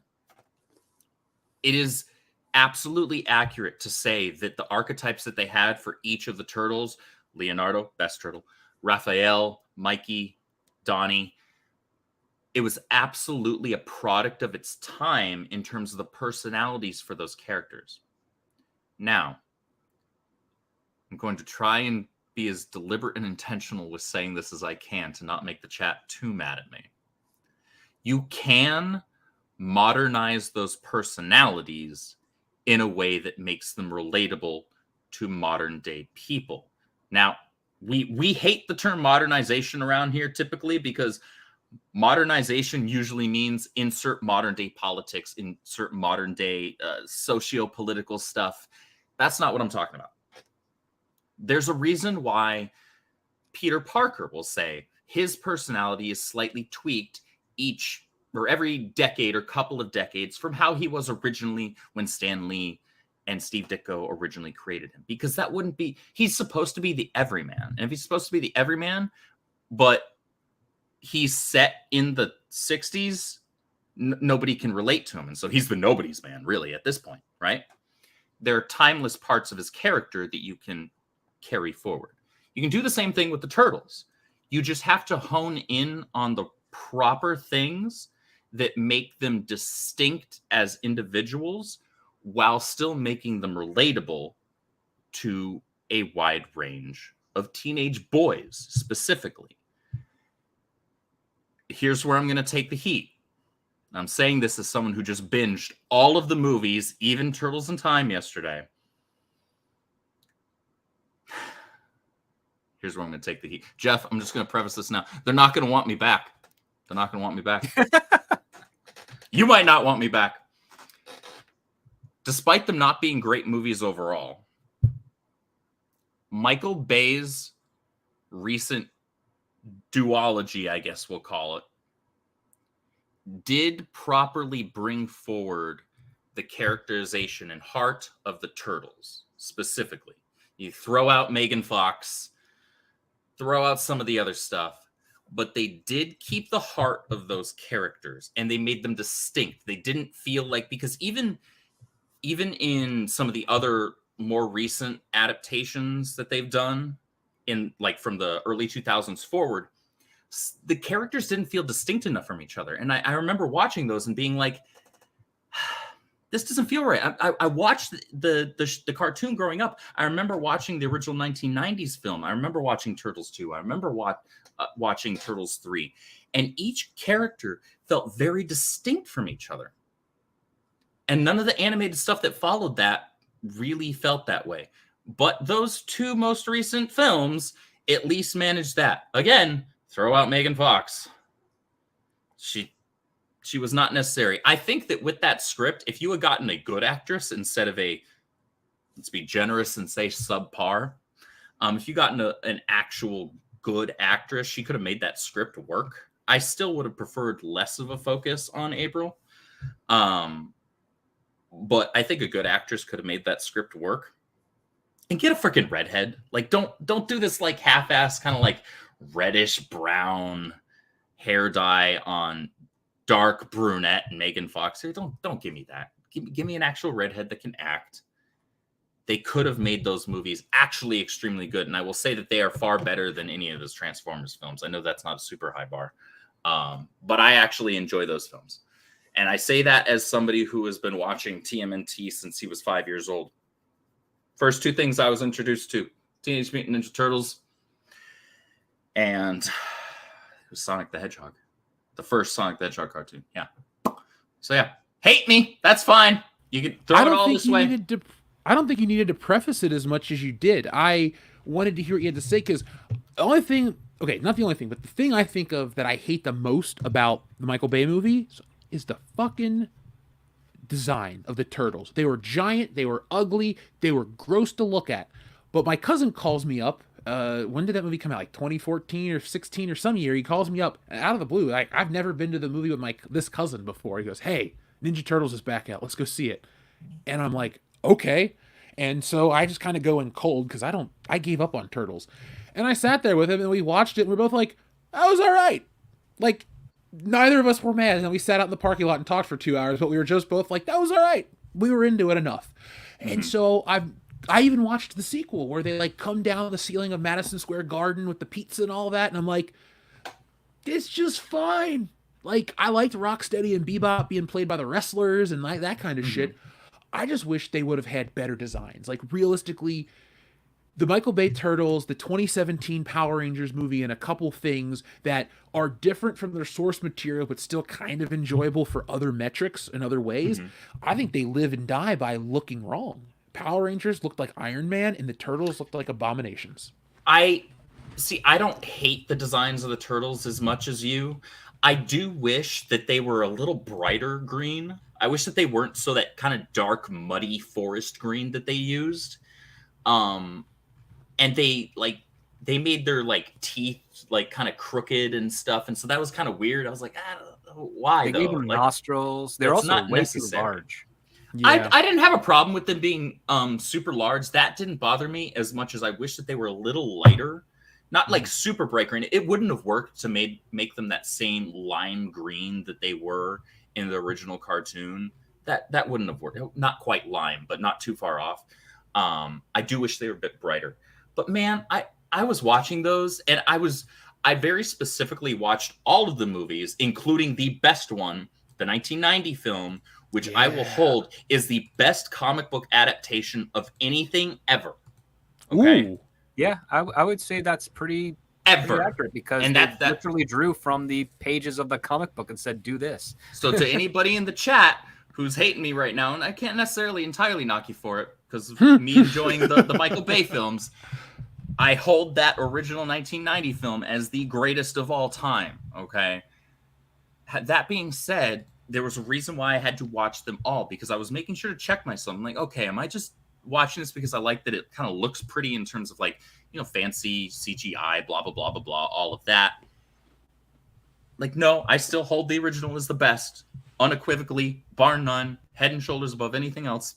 But man, when I was watching those newer ones, I was like, yeah, I've got problems with them here, just like I do with a lot of things that I enjoy. But shit, I'm sitting here like doing this while I'm working, and I'm having a good time. I'm having fun with it. Like, I wish that they had cast somebody good as April O'Neil. That would have been great. But they have actually yet to cast a redhead to play April O'Neil. The interaction, the interaction between the turtles, I was laughing. I was like, all right, you know what? This is fun. I was looking, and the thing is, I was looking at it in context because we were just talking about this. Okay, I'm gonna make this worth everybody's time. I'm gonna tie it all in here. Watch. You can do it. Here it is. So we were just talking about modernization and modern takes on these classic characters, right? And is that something that's of value? And here's where I'm going to bring it in. It is of value if you can keep the heart and soul of those characters. And what I mean by that is when I was watching those films back to back, I'm like, the difference in personality between each of these characters feels moving forward through time from the 1990s up here until the 2010s was when those movies came out. It feels commensurate with the times changing. And I'm not saying times changing in terms of socio-political politics. Fuck that. I don't care about any of that. I'm talking about in terms of just how people are. Teenagers in the 2010s are different from teenagers in the 90s. And I'm not referring to how soft some of them are. I'm referring to just the things that they're into, the lingo. If you're making something that's supposed to be part of, I guess, for lack of a better term, pop culture, then it has to actually fit to some degree and connect with the people in that decade. There's a reason why I said earlier, 1960s Peter Parker would not connect as well today as, say, 1990s Peter Parker. It just doesn't. And if the character's supposed to be the everyman, then you have to find a way for that to connect to more or less every man. Same thing with the Turtles. Each one of those brothers is an archetype. And back in the 90s and in the 80s with the comic books, each of them represented an archetype of that time. Moving forward a couple of decades, you've got to do the same thing if you're going to keep the soul of the franchise. And they did that, mind you. Yes, there was more focus on April O'Neil than I think necessary, for damn sure, especially since it was a subpar actress.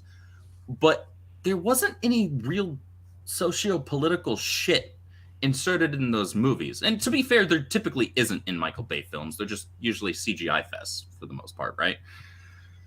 But they're all like a level of generic that couldn't even begin to comprehend. Like, go back and watch his 90s movies. Those are about as seriously political as you could go with Michael Bay. Like, today's world, they just fall apart. It'd be hilarious to see, though. Yeah, absolutely. But all that's to say that I think that it is important to be able to carry forward the heart of characters to connect with the people that you're trying to connect with. Like, each of those turtles was supposed to. There's a reason why certain people will say, oh, my favorite's Mikey, or my favorite's Donatello, my favorite's Leonardo, my favorite's Raphael. It's because they connect with that character specifically more than all of the others. Right? And I like Leonardo because he was blue. Fair enough. I like it because of the swords. Sometimes sometimes it's as simple as either of those, right? But other times it's because there's a facet of their personality that they connect with more than they maybe connect with any of the other of the brothers. And so you have to carry that spirit forward. And if you can do that, and the people who, because I'm a Leo guy, I love all of them. Trace, I see him, my brother, says Donatello was always his favorite. Jeff, your favorite was Leo, you said? Yeah, it's weird. I didn't watch the show every day, but I had all the figures, and I played with him because he had swords. I didn't know what the other weapons were, and I didn't know why the other guy just had a stick. So I thought he was cool because he had swords and shit. Fair enough. But my measure of success there was like, okay, do I connect with, if I'm going to insert my brain into kind of move forward a couple of decades from me growing up as a little kid and watching Turtles, do I still connect with Leo the most out of all the brothers? Does that still feel right? Does that feel organic? Okay, yes. All right. Well, he succeeded, at least in that regard. Could the script have been better? Yes. Could they have cast somebody better for April? Yes. But apart from that, I mean, I care about the Turtles more than anything. So, in my opinion, those movies, I enjoy them.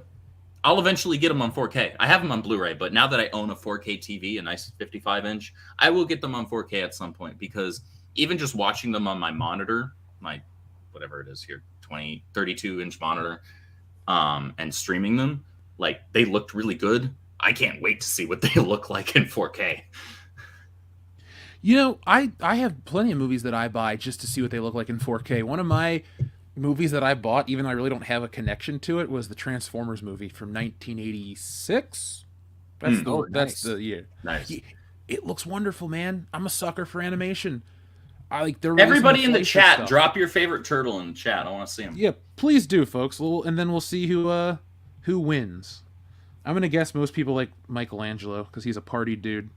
Well, not only that, there's a certain irony to Michelangelo because he's the clown archetype, but he also masters one of the most difficult martial arts weapons there is. Yeah. Of all of the weapons of the brothers, his specialty is the hardest of the four. Yep. Which is, I guess, he works so hard on that, so he gives himself the excuse to like lounge around, eat pizza, and watch TV all the time. Absolutely.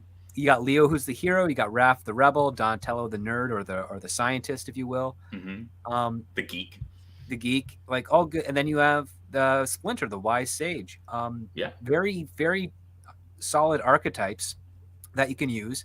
And they did actually appropriate those quite decently in the Michael Bay produced films. I would say the aesthetic is really where they kind of missed on a few marks there, because that's one thing I fully agree with you on, Jeff, is that if you don't have an aesthetically pleasing interpretation of your characters, you're going to revolt the audience. Mm-hmm. And this was actually something that that Sony kind of realized when they made Spider-Man, when people really went after the Green Goblin redesign.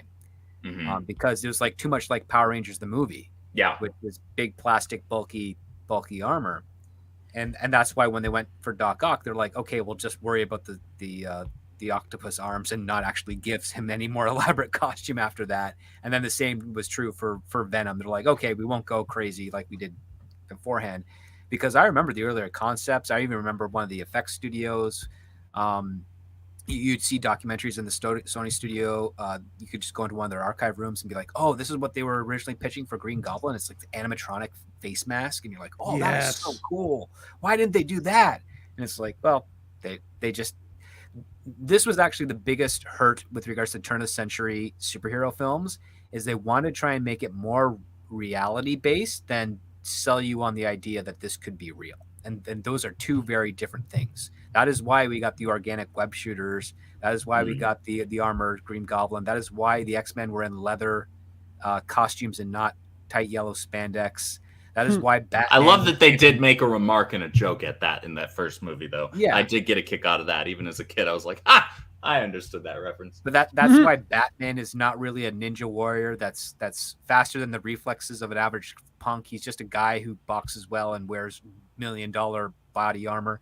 Like those are the things that where they lost sight of what the very aspects of what the characters were that made them interesting to read beforehand. And that has carried over up until pretty much this point. Marvel has gotten pretty close to trying to recapture that at periods, but again, they keep falling back to it. They ruined Black Panther a little bit with the nano suit, which is a cool thing, but it's like, well, that's what Venom is essentially, except it's a sentient nano suit of sorts. Yeah, I won't pretend to be a Black Panther expert, though. I did know that the tech behind that was all something they made up out of whole cloth for the MCU. But I did think that the design was pretty wicked. No, the costume itself was great. I just didn't like the nanobot stuff. I was not a big Black Panther fan. I still like the character in principle, but my only exposures to him was in a couple of the animated cartoon shows in the 90s. His appearances, few infrequent appearances there. Avengers: Earth's Mightiest Hero cartoon, and then whenever he would, come into play during some of the crossover stories of Marvel comics that I read, like Secret Wars and whatnot.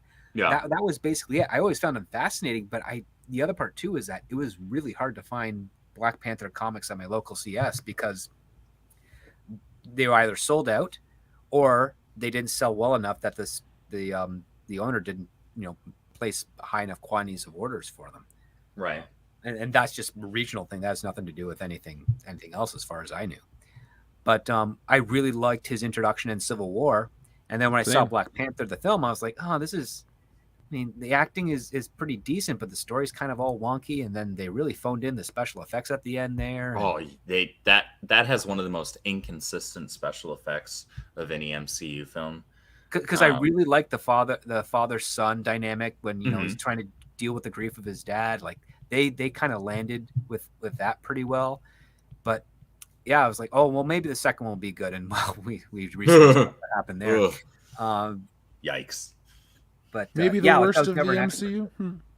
No, I don't think anything's as bad as Thor 4. I think the Eternals is still worse. I think Thor 4 is just seen it yet. Thor 4 is just so bad. I feel like I say this every single show. At any given moment, it doesn't know where the fuck it is, where the fuck it's coming from, or where the fuck it's going. It's just it's Taika Waititi writing in a nutshell. It's him Unchained, actually. Yeah. And he's a horrible writer. Well, he's a horrible Marvel writer because he has written some other stuff that's quite good. I really enjoyed Jojo Rabbit. I won't pretend he to have did seen the that. What We Do in the Shadows, I think it was. I've always wanted to see that. Like they're good. And after he did Ragnarok, and there was talks about him doing a Flash Gordon, I thought, oh, that might be right in his wheelhouse. But the thing is, he did so well within the rules of what the studios needed to at the time that when they said, okay, you're free to do whatever you want, that's a mistake, especially with the personality type of who Taika Waititi is. Mm-hmm. You need to have controlled budgets, and you need to have a good producer that will push the creative parts so that when the creative people have justification for why they're doing what they're doing, they're able to fortify it and make it work. And if you don't have that person there to get that fortification, you're probably going to end up with a terrible product. And we've kind of seen that here and there, mostly on the Disney side of things. But every once in a while you'll see things on from other studios and whatnot. Star Trek is a huge example where there's not a single creative person really in there working on it. They're all doing it for hire. And one of the biggest red flags I've noticed over years is that if you meet a writer who loves Battlestar Galactica so much that they actually don't care to study what that show was actually doing, the Ronald Moore one, you're going to get CW level quality of stuff. And there's no greater tell than when you're reading a spec script and all of a sudden someone uses frack instead of the F-bomb. And you're like, oh, great, a Battlestar Galactica fan who's also a screenwriter. This is going to be derivative garbage. And lo and behold, by the time you complete the script, yeah, it is. It's derivative garbage. And now we have the next generation of that, which is these writers coming out of Rick and Morty, because Kevin Feige loves that show. And it's I don't get it. I just don't get it. Well, a lot of these producers just feel like they're into something, but they don't realize that the time has come and gone for that brand of humor. It's like, you guys are like 3 to 5 years a little behind the times, and every time you put another one of these things out, you just remind some people why, you're behind the times. Well, that's because Hollywood's a very slow-moving industry, and they're trying to shorten it as tight as they can. But what ends up happening as a result is the tighter you try to make that production turnaround, the worse product you're going to get, because you're not caring about getting it right. You're caring about getting it done.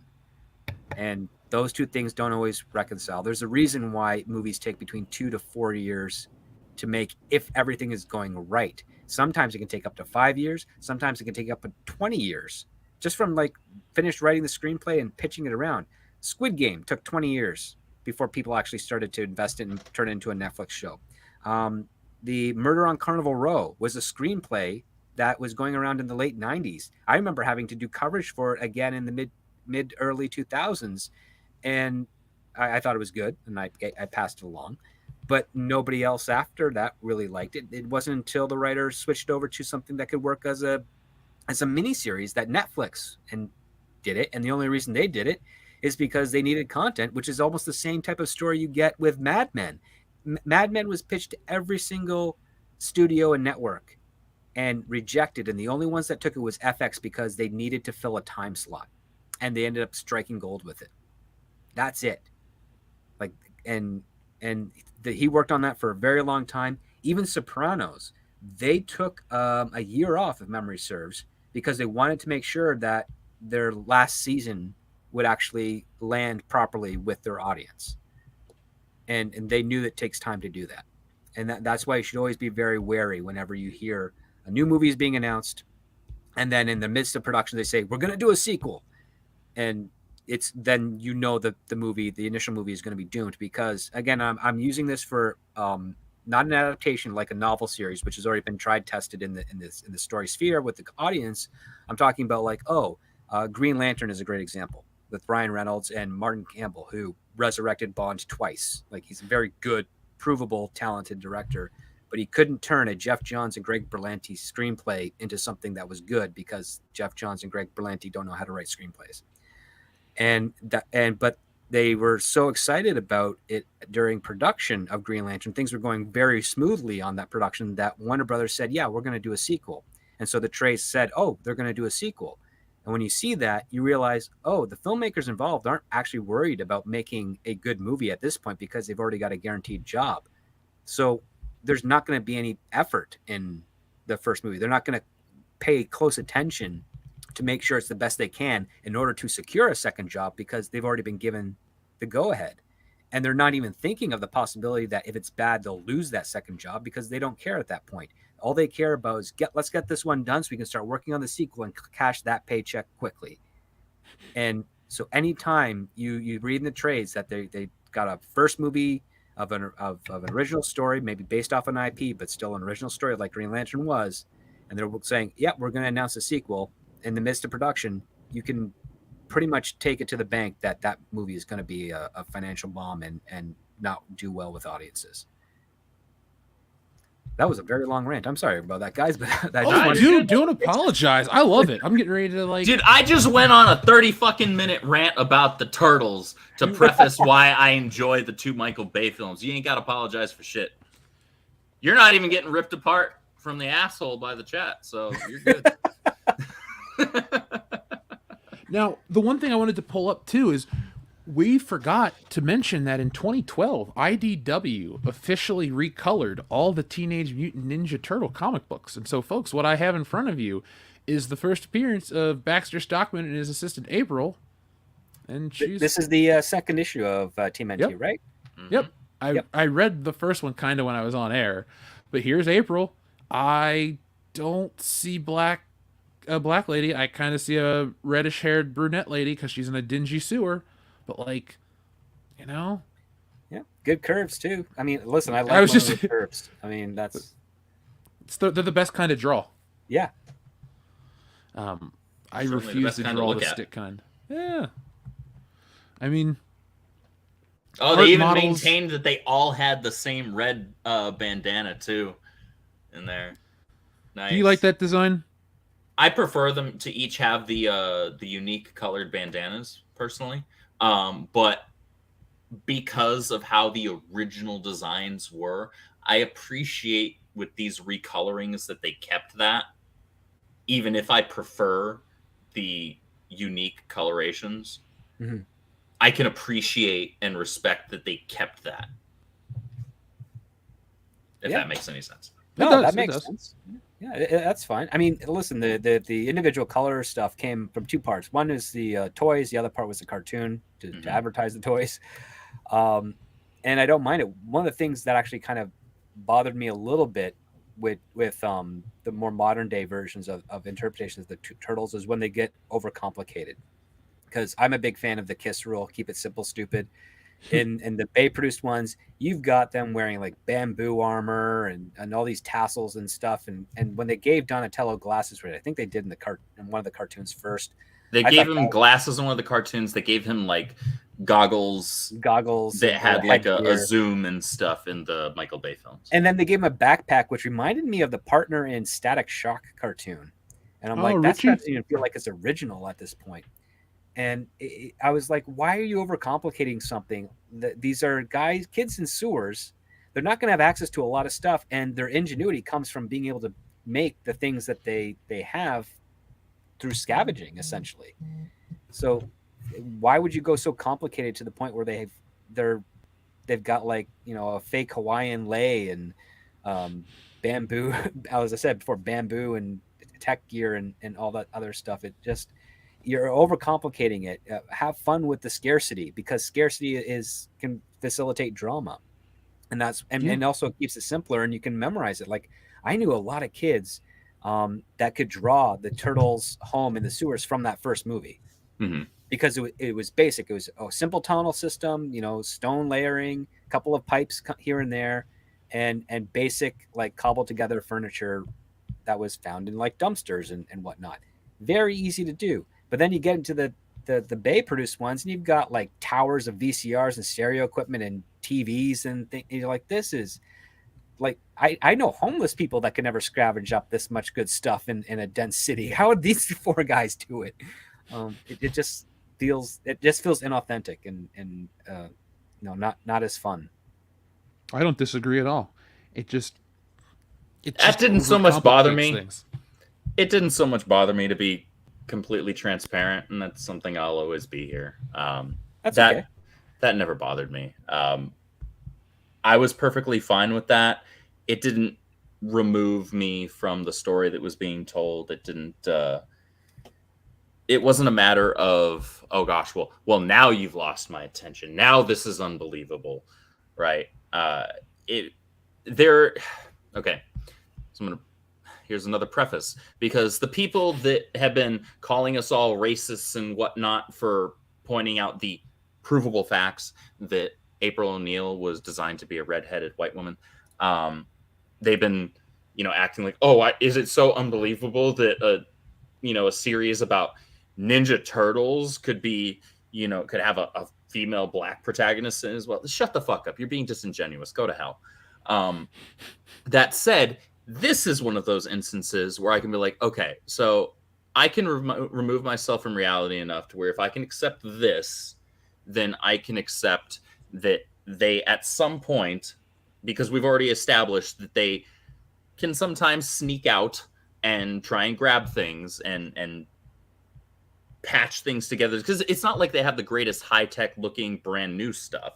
It looks like it was more or less patchwork from stuff that they found and scrounged up, and they threw it together. So it didn't, they don't have the Bat Cave set up here. Okay.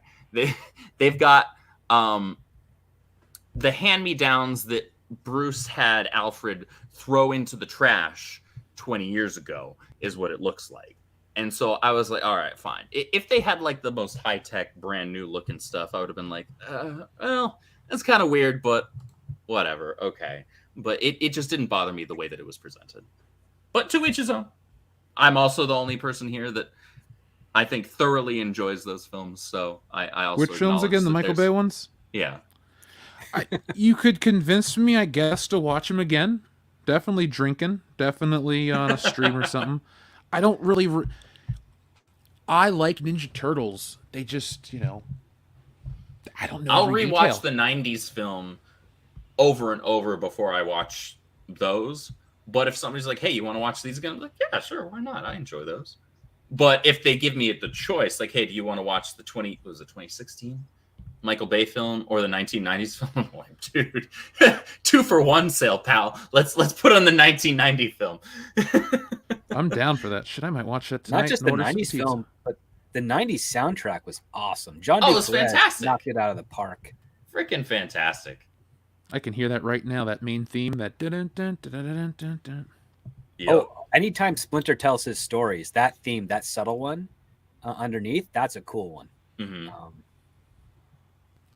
That movie's just too damn good. That movie is too... I watched it yesterday. I might watch it again tonight. I can watch that movie on repeat, man. Myself and a coworker used to just constantly, almost every damn day at work, quote parts of that movie back and forth to each other. That for anybody that watched Eric's video on his first video on this April shit yesterday, that thumbnail, I designed that thumbnail that has the fucking quote from the original 90s film when Raph and Casey Jones were fighting, or at least it's a reference to the quote because they had to make it work for the thumbnail itself. Where, Raph is going, ordinarily Raph would say, a Jose Canseco bat please, you didn't pay money for this. And then Casey Jones goes 2-for-1 sale, pal, and smacks him. Mhm. Well, the thumbnail has Raph saying she's fat and black now, and Casey Jones is saying 2-for-1 sale, pal. So that was my idea, and our thumbnail graphic artist Brian, God bless him, he was gracious and patient enough to indulge my geekiness with that thumbnail after he had literally just moments before finished making a pretty good thumbnail already. And I was like, I got a great idea for a thumbnail. He's like, I just finished it. I'm like, okay, but this is my idea. And it turned out that the video did pretty well, so I'm not complaining. Now, is there anything else that you guys wanted to address with the April stuff? I feel like outside of this one last question, we covered a lot of great stuff, and that one last question is it possible TMNT is fueled purely by nostalgia these days and doesn't need anything to pass it on to the next generation? There's enough out there that you could just get parents to do it organically. I think there is enough out there to do it organically. The only thing, I mean, like, listen, if you want to maintain continuity of this franchise from when it started, you'd have to start releasing a title called Middle-Aged Mutant Ninja Turtles at this point. Because I mean, and not to put any slight against The Last Ronin, I really liked The Last Ronin. I'm not going to continue buying any more issues after it. I think that story ended, and I know what they were trying to do afterwards. I'm not interested. But I think it's very fine to have it as a product of its time and just kind of pass it on, just like you would do with Sir Arthur Conan Doyle books, like, Sherlock Holmes, or if you wanted to do stuff on like Conan the Barbarian novels, the Shadow Pulps, Doc Savage, all of those types of things. Books are supposed to stand the test of time and be shared from generation to generation. The same can be done for comic books. At the same time, I'm like, there's no reason why, if a writer has a very interesting and useful take of these characters that doesn't do a disservice to the IP, that they should be allowed to try and tell a story within those parameters, if you will. Sure. But the way that we're seeing it at Hollywood, where they're just kind of trying to reinvent it, like we've had more Teenage Mutant Ninja Turtle reboots than we had Batman and Spider-Man reboots combined. On the I forget how many different reboot series they've done. I know they've done a ton, because I watched the 3 movies, so 1990, then Secret of the Ooze and Turtles in Time, then the 2007 CGI animated film, which was actually decent. That was actually quite good. And that came after the 2003 cartoon. Yeah. Obviously, I watched the original animated series because that was my religion growing up. Then I watched the Bay films. I haven't watched any of the other animated CGI series that they did outside of that. I know they've done at least a couple. I haven't followed as much TMN. Well, I've seen like one thing from every iteration. I followed it enough that way, but I've seen all the movies, and I don't think that 2007 one gets enough respect because it just didn't make a lot of money. But I remember being really into it back in the day. Yeah, I thought it was well done. And I thought it was good because it's basically them coming at the end of their teenage years. Patrick Stewart actually voices the antagonist in that, and he does a good job. He does. I remember hearing his voice for the first time in that movie and be like, what? Because I like the idea that these are technically like the teenagers. They're like 19 at this point. Like they're going to be no longer teenagers pretty soon. They're going to be drinking age in the U.S. Very shortly. But you got Raphael. He's trying to do good and figure out his rage as always, and he's got his vigilante thing going on. And then Leonardo has returned after his personal pilgrimage, so to speak, and Donnie and Mike are kind of just doing their own thing. And I like how when it comes together, you get that family dynamic again of, this is a complicated group of kids, but they're trying to find their way. And Splinter is always an interesting character because he's not just a father. He's their teacher. He's their sole source of education, pretty much. Yeah. And he kind of has a system in his home where it's more like master and student than it is father and son, but he's trying to reconcile the father and son aspect as well. And I think that's part of the reason why there's so much interesting conflict between the four kids, because yeah, they're brothers, but they're also students and colleagues, and they only have each other. And the poor guys, the poor turtles, they'll never be able to have families of their own. So because there aren't any mutant female Ninja Turtles out there for them to hook up with. What about Venus? We're not counting Venus from the late '90s live We're action. not counting any of them. As really, they're so disingenuous to begin with. So that's fair. Yeah, and I mean the other part too, which is also kind of silly, is you got April, who is this young adult who likes to hang out with a few teenagers that are also amphibians. Lots of interesting relationships and dynamics, but yeah, like if you can, here's the other part too. Society has to also kind of figure itself out again, because we were in the West, at least. We kind of had a nice little sweet spot for a time being, and then things changed somehow. We haven't really fully identified the exact date when that occurred, but we ended up starting to lose our identity in another way, as opposed to falling into certain archetypes. It was something weird going on, and I think the Turtles worked best when they reflected the society of archetypes. And right now, we don't have those archetypes for them to really reflect, and therefore, I don't think they're gonna resonate the way that they originally did. Which is why I think this film, which Jeff, you mentioned earlier, is kind of echoing the Spider-Verse animation style, and I think that's a bad move, because even though the Spider-Verse won an Oscar and was well acclaimed, it was a $90 million movie, and it only made like $375 million at the box office, so it didn't really break any records. It made its money back, and with a nice cushy amount of profit. But it did well for an animated film. Oh, I mean, but it wasn't. Yeah, like you said, it wasn't busting any records or breaking any box offices. Yeah, it wasn't breaking any box office. But I think that this Ninja Turtles movie, compared to the Super Mario's film, I think the Super Mario film has a better chance of actually breaking box office records than the Ninja Turtles. Oh, I think the Super Mario Brothers film is going to make the Marvels look silly. Yeah, I think it will. And here's the other part that's interesting, is that Mario Brothers and Ninja Turtles are relatively close in age and impact. Yeah. Impact in the market. So it's like you almost have a fair competition here, and I think Mario's going to kill it, because it was what, 86 was the first Super Mario Brothers game? Well, if you want to go back to like Kong, 81. Donkey Kong. Even though if we're talking Donkey, I'm just talking like yeah. Super Mario Brothers, like, I think it was like 85 in America. 85.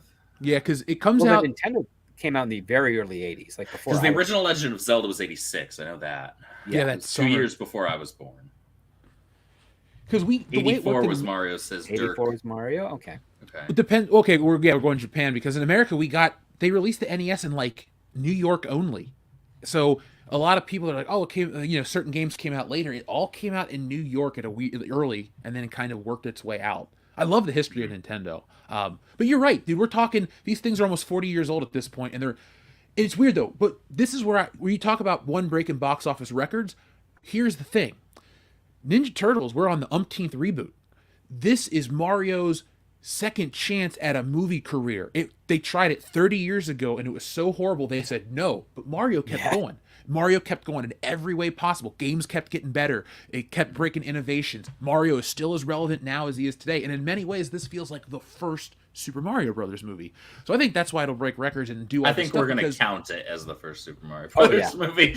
I mean, one of the things I'm hoping for, and because I don't really follow the video game stuff as much as I would like to, but Mario has been kind of making more waves with the Mario Kart stuff, but not. And I don't remember any big hit Mario games like that are like the old Adventure Schools type that we got. Super Mario Odyssey for the Nintendo Switch sold like hotcakes. That the most recent one? Yeah, yep. That one made a ton of money. And before that, Super Mario 3D World for the Wii U did well, about as well as it could have, because the Wii U itself didn't have a large install base because, well, it was the Wii U. The original Wii, Mario Galaxy 1 and 2, did extremely well.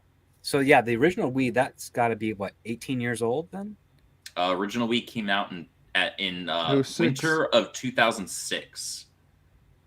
So yeah, okay, yeah, long time ago. Yeah. And then the Switch, that the Mario Odyssey, that's within the last year or so. No, Mario was it Odyssey was 2017? 2017. Okay, I so believe. wow, that long ago. Okay, because there's been like what 3 Mario Karts since then?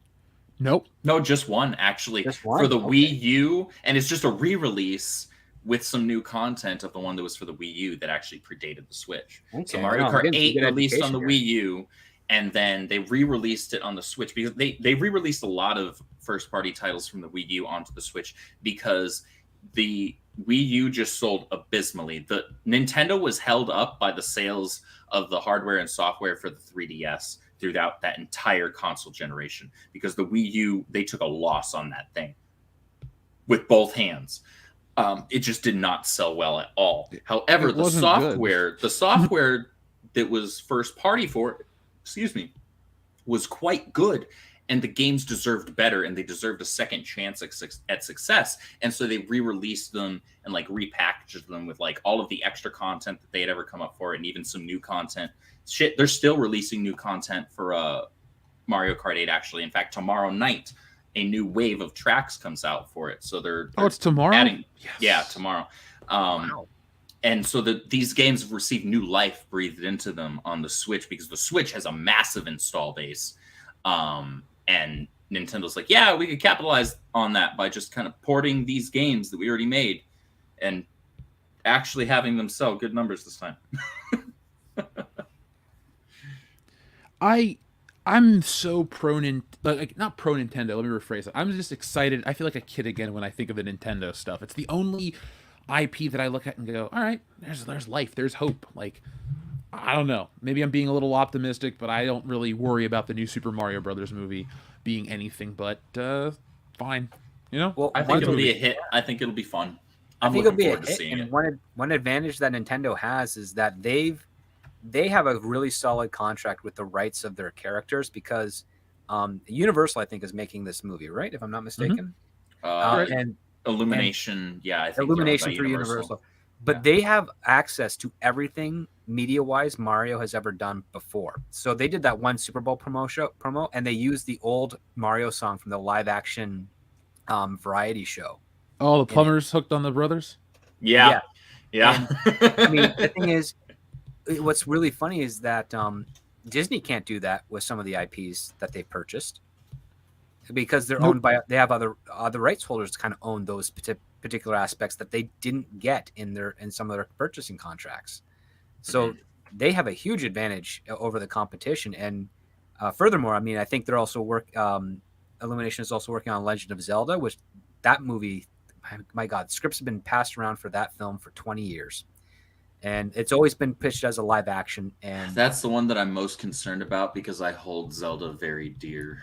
me too. I love the original cartoon show from like the early 90s with the Excuse Me Princess and all that stuff. God. I watched it. I try to forget about that, but Oh, it I was understand the fun and nostalgia.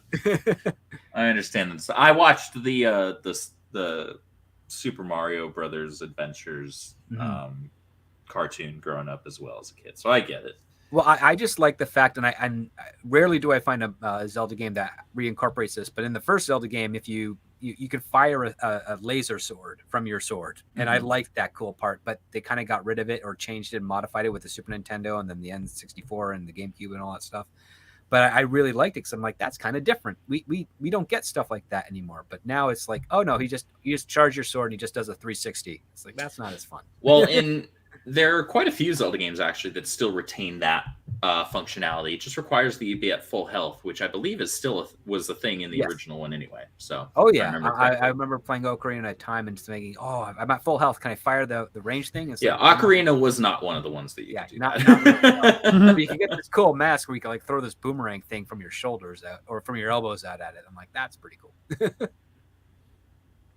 Dude, I've said this like 10 times. I replayed through Ocarina of Time recently. Great game, very easy. Can't wait for Tears of the Kingdom. Like, that's gonna be most of my summer playing that game. Because when Breath of the Wild came out, streaming that. Same. I mean, all I did is play Breath of the Wild when it was new. God damn, I love Zelda. I worked the midnight launch for the Switch and that game. or rather, I should say, I managed the midnight launch for that. You ever miss the old days? Of working for GameStop? Fuck no. I knew you were going to say that. I love those videos of like GameStop nightmares. Dude, here's the thing. I'm not going to go on a rant or tirade about this, but all of those channels that anybody has ever watched on YouTube that are people shitting on GameStop and talking shit about GameStop, they only know a fraction of the story, because all of those channels are created by people that were at most key holders. They weren't management. I know because I've watched those videos. They don't know shit. You going to tell us one terrible thing then? You can't leave us like that. I don't know. I kind of feel like blue balling you now that you mentioned it. Fine. Folks, come back next week. The program was a scam. Well, you know what? I'm cool with making the audience wait. I think they're going to be okay waiting too. Folks, join us for a GameStop nightmare, one of these shows. It'll be a doozy. Now, guys, let's check in with the audience again. And we had one more topic before we want to continue on this wonderful show. Folks, thank you for joining us tonight. Whenever we have Script Doctor, you know it's going to be a great show because we like to get the best and the brightest here on the High Council, and we want to provide the best conversations. You know, of course, we're talking about pop culture and entertainment, but pop culture is downstream from mainstream culture, and there's no reason why it can't be good across the board. So, folks, that's what we're always fighting for here all the time. Now, to check in with you guys, let's see where we are right now. So, Enrique Vasquez, hail the High Council, Script Doctor, do you like Zelda? How would you write a Zelda movie? Random button, please. And I think I have to get Troubles 08 before that, so I'll get that in a moment. But, what do you think? Say to Enrique there, Script Doctor. I know you like Zelda, but how would you write a Zelda movie? I'd write a Zelda movie where Link has to rescue Zelda from Ganon. Like, keep it a very simple story. Nice little question thing. And I would actually make Ganon look more like the piggy-ish snout-looking guy as opposed to the one with the big hooked nose. I didn't like that design. I thought that was kind of weird. Well, you're talking about his Ganon beast form. Yeah. After he had been corrupted by the power of the Triforce and consumed its power, and therefore he no longer had his human form.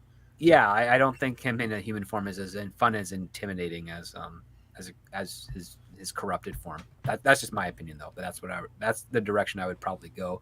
And I'm happy sharing that with you all because there's no way in heck I'm ever going to be able to write a Zelda movie.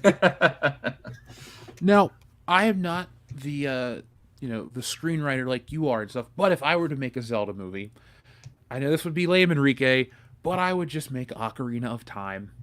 It's the most. I think it's the story that needs the least amount of build. Like, there are tropes and things in that game that are very relatable on a global scale. Like, Wind Waker is too weird to make a movie out of. You could make like a Studio Ghibli film, but then you're really minimizing your audience. If you wanted to take it something like Link to the... I think the Illumination movie is going to be like whatever Teenage Link is from that era, the Super Nintendo era. I think that's what we're going to get. I personally would like to see an adult Link where he's badass and cool. Just because it's an animated movie doesn't mean the heroes can't look awesome. But I digress. I wouldn't mind seeing something along the lines of Twilight Princess. Visually, anyway. I think that's the best looking game because it took the Ocarina of Time design and it made it a little more realistic because we had the Wii, which I can't believe I'm saying this, was a more powerful system than the Nintendo 64, and you're able to do more stuff on the Wii and the GameCube. And so I found that game to be, like you, beautiful and fascinating, and I want more of it. We were supposed to get a sequel, and Miyamoto vetoed it, right? Yeah, because Miyamoto, Nintendo fanboys will sing his praises because Nintendo fanboys are retarded. But Miyamoto, along with a lot of people at Nintendo, they'll come up with a gimmick that they want to utilize, some quote unquote revolutionary, game-changing gimmick for their franchise's next entry, and then they'll design the entire game around the gimmick. It's not about the story. It's not about the new characters. It's not about the setting. It's their gimmick first and foremost. That's why Skyward Sword, despite having arguably the best story of any of the Zelda games, has the most abysmal gameplay, because they went all in on the motion controls, and it was horrendous. I fucking hate that game. I will never replay it again in my life. I took it back.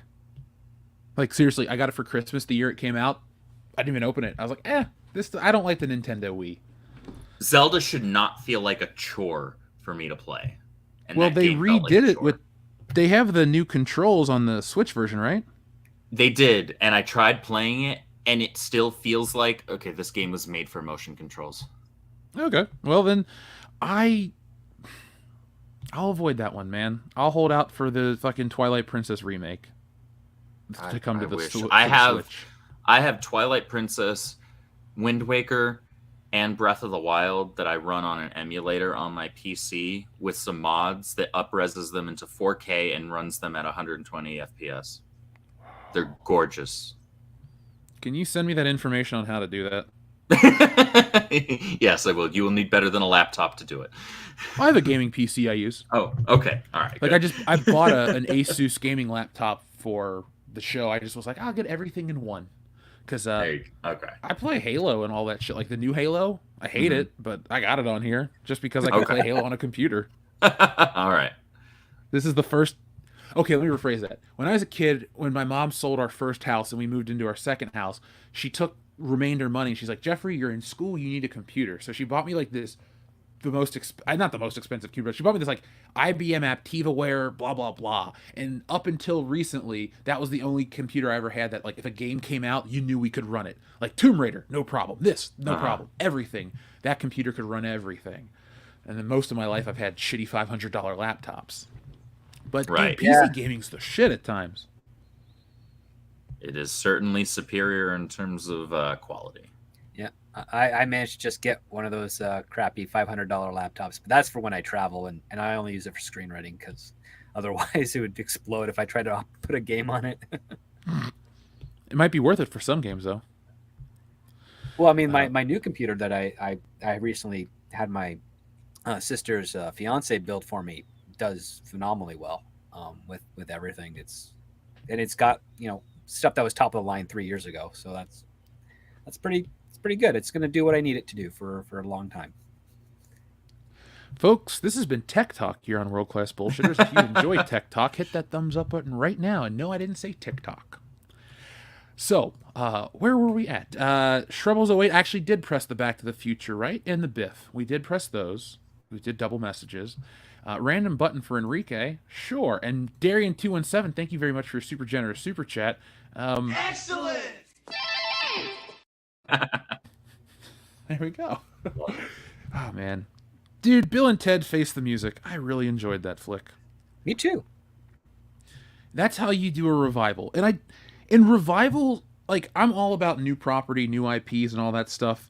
But, man, if you do a revival right, nothing feels better than seeing your old favorite characters back and kicking ass.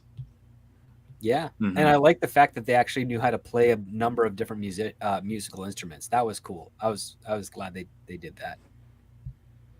Yeah, I haven't watched it since I caught it when it first came out. A YouTuber hooked us up. I won't say who, only because they asked to remain anonymous, but cool with them. But yeah, we had the opportunity to see it super early, and it was awesome. But there's your random button, Enrique. Sorry about that random Bill and Ted tangent. Red Sings the Blues says, loving the chat, would love to have you guys on my podcast. How can I contact you? Well, you can contact me at worldclassbs@mail.com. The other gentleman, how can you be contacted? Well, you can send me a DM on Twitter at either Caffeine Wolf or at the @ that I have underneath my my name here on the screen. You can send a DM to either one of those. I won't list I don't have a business email, so I'd have to list my personal email, and I don't feel like doing that. I don't blame you. For me, you can always reach me on Twitter at ScriptDoctorPHD, and I also have a Script Doctor email, which is the ScriptDoctorPHD@gmail.com. I'll talk to almost anybody or everybody, really. I have no no qualms about it at all. I just hope I can actually provide some useful commentary. You know you can. I'm always doubtful because it's part me being part Canadian mostly, but Fair. That's Yeah. I was about to say. Jeff stole the words right out of my mouth. Now, Basara, Assholes. Basara549 says, "How did you see the game Horse Girl on Kickstarter? What the fuck?" No, I didn't, Horse but we're gonna Girl. share it with Dion this week and fuck with him. How's that sound, God. folks? I like to troll my best friend. It's what I do. I'm a good guy. That's His family loves it. fair enough. TLJ Screwjob is next. Shrebbles08 says, "Damn it, Jim, I'm a doctor, not a fatty." Well, maybe if you were, Captain Kirk would be a lot more chill. TLJ Screwjob, thank you very much for your generous super chat. He says, "Can you ask them about their thoughts on X-Men equals sexist and or Disney plus X-Men 97 for the modern audience stuff? Or if they're too career hunting, how the Wolvie plus Kurt praying scene came about plus Impact." Oh, TLJ Screwjob. That was the email that I wrote them, how I wanted to talk about the religious aspect of the Nightcrawler stuff and how it showed Wolverine pray. So that definitely is going to be a part of everything. Yes, but I took a screenshot of anybody that sent in a super chat, or Andrew, I took a picture of your text. I got those. What I'm going to do is that I'll do a round at the very end where I ask them your questions. So TLJ Screwjob, that question will be asked to the writers of X-Men the Animated Series in the morning. TLJ Screwjob also says, "Or their thoughts on the show living in memes like Wolvie looking at the pictures in bed or Scott and Jean kissing and Wolvie looking dejected." I will again ask those questions, and what I'll do is I'll make sure that I put, get the memes pulled up too so they know what I'm talking about. Writing that down just to be safe. Trace XL, thank you very much for your very generous super chat. He says, "TMNT can come into today's world fine with few tweaks and few tweaks here, few tweaks there to be relatable to the 2020s. You honestly don't have to change much to do that. Just keep the soul of this series intact." Exactly what I was saying. Yeah. Turtle power is forever, dude. Can be if done right. oh yeah, Thank you, Trace XL. Random Monkey says, "Have you seen Pucil TMNT ad, Jeff?" I have not. What is PUCJLE? I don't know what that says. Oh, Pickle turn TMNT ad. Oh, okay. I don't like the sound of that. Oh, it's a banned German commercial. What is this? It's kind of unsettling. Is it like some of the Skittles banned German commercials? Hold on, I'll just show it real quick. It's not like, it's on YouTube, so it's not, R-rated, but it's weird. I won't play it with sound just for the algorithm, but let me turn that sound off and you guys can check this out. So this is that band commercial. It's Oh, I remember this. okay, you have seen it?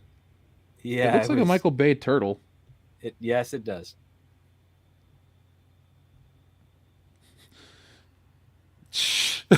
See, there you go.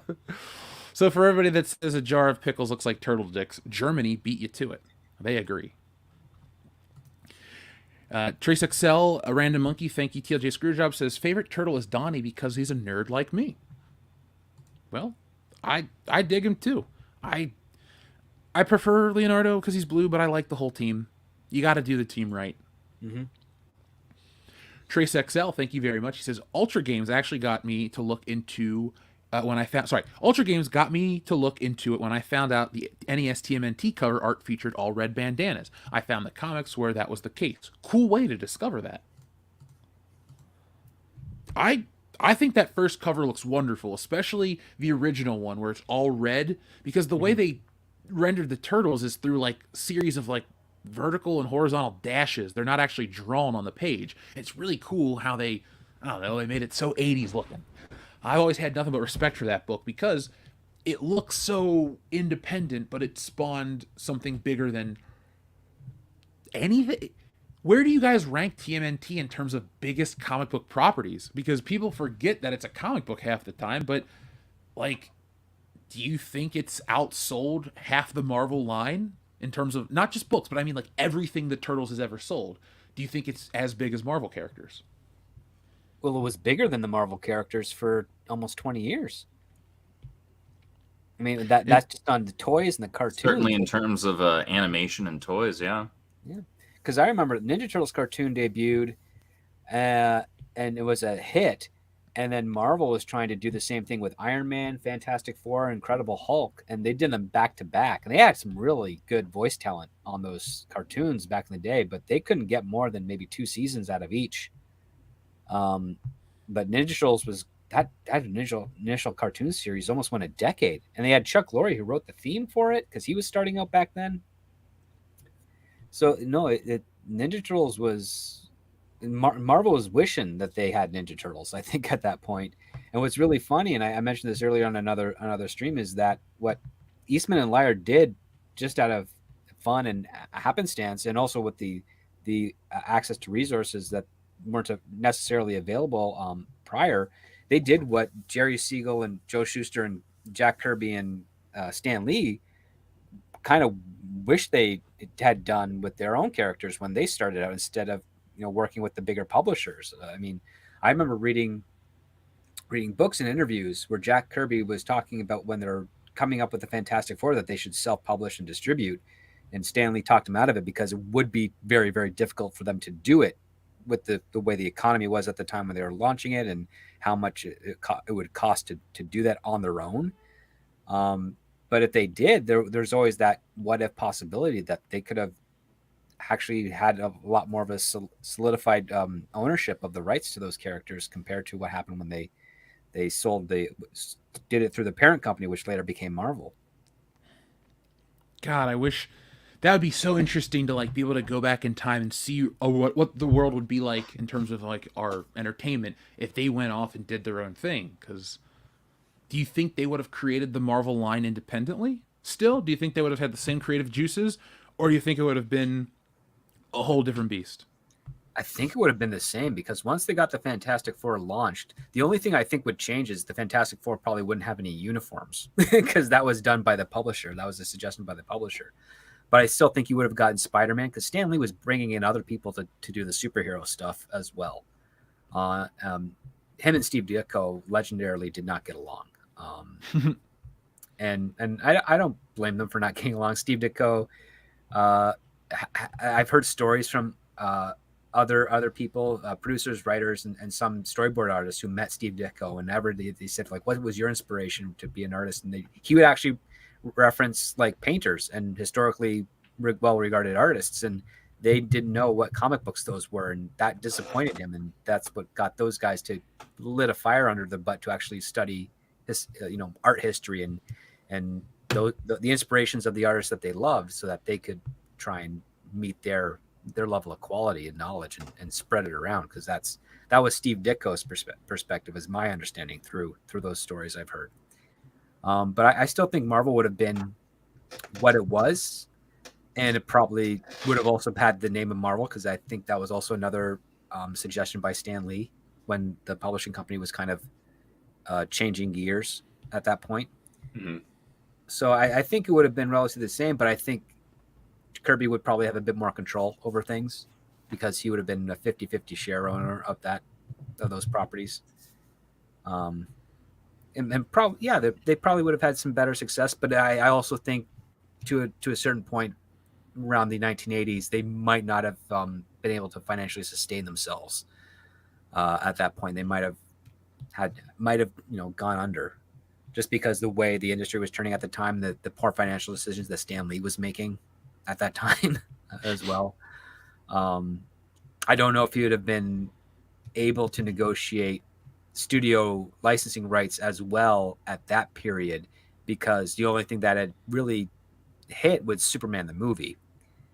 And when you would look at the roster of heroes for the Marvel side of things, of superheroes, where you have Iron Man, the Fantastic Four, the special effects and makeup alone would be way too expensive at that point. It wasn't until Batman in the late 80s when studios were like, well, the technology has progressed enough and makeup and whatnot that we could probably get away with cheating this and making it work.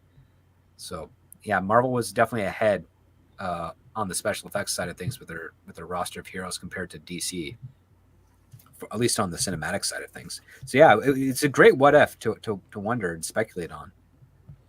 Yeah, because I just enjoy that more than, thinking about what's coming next. Because it's like, oh, what's next for Spider-Man? They're redoing this and that. Okay, whatever. Like, I like what if scenarios, or like going back to the past and read a lot of that stuff. Yeah. Up next, we had a great super chat from friend Darian217 that says, we're 25 days away from WrestleMania. Coincidentally, 25 is also the percentage chance you have at winning if we were to go one-on-one, because I'm a genetic freak and I'm not normal. Mortal Kombat Bloodsport and Rogan Stormtrooper button, please. Of course. And you know what? I love Steiner Math so much. That was a fun one. So you wanted this one, right? Mortal Kombat!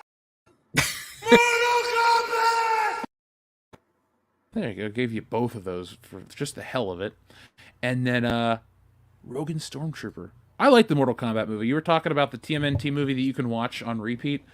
Mm-hmm. That's me with Mortal Kombat. Like, I love it. It's the 95 one, right? Yeah, dude. Yeah, that's a great one. That still hold. I mean, it's CGI doesn't hold up, but the rest of it does. I was on a stream last year. I get invited to Iconicon, which is retro blasting. They host like an annual online festival. And so I got to be a part of that the last 2 years, and I was on a stream talking about 90s nostalgia, and the guy was a very well-spoken individual, but he was very adamant that Mortal Kombat was a trash movie. And I was like, hold on a second. And if you want to find the stream, folks, check it out. It's on the 2 Cent Toy channel. But I didn't lay into him in a rude way. I was just like, sir, I disagree. And I laid 5 minutes straight of why Mortal Kombat is a much better movie than people give it credit for, including hero's journey reference and this and that, and talking about good character arcs. And he just was like, yeah, and then just shut up. So I would go to bat for Mortal Kombat. That's my fucking movie. He man. got him to shut the fuck up. Yeah, and the guy was okay. It wasn't like he was some insufferable asshole. It was just he was very my opinion on film is the word. And I was like, all right, no problem, dude. But I had to defend Liu Kang and Johnny Cage. Their honor is more important to me than that guy's feelings.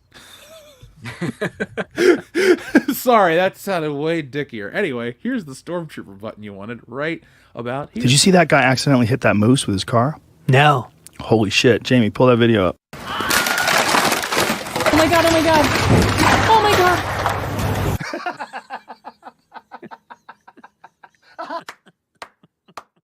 Never get old. He's so dead. He's very dead.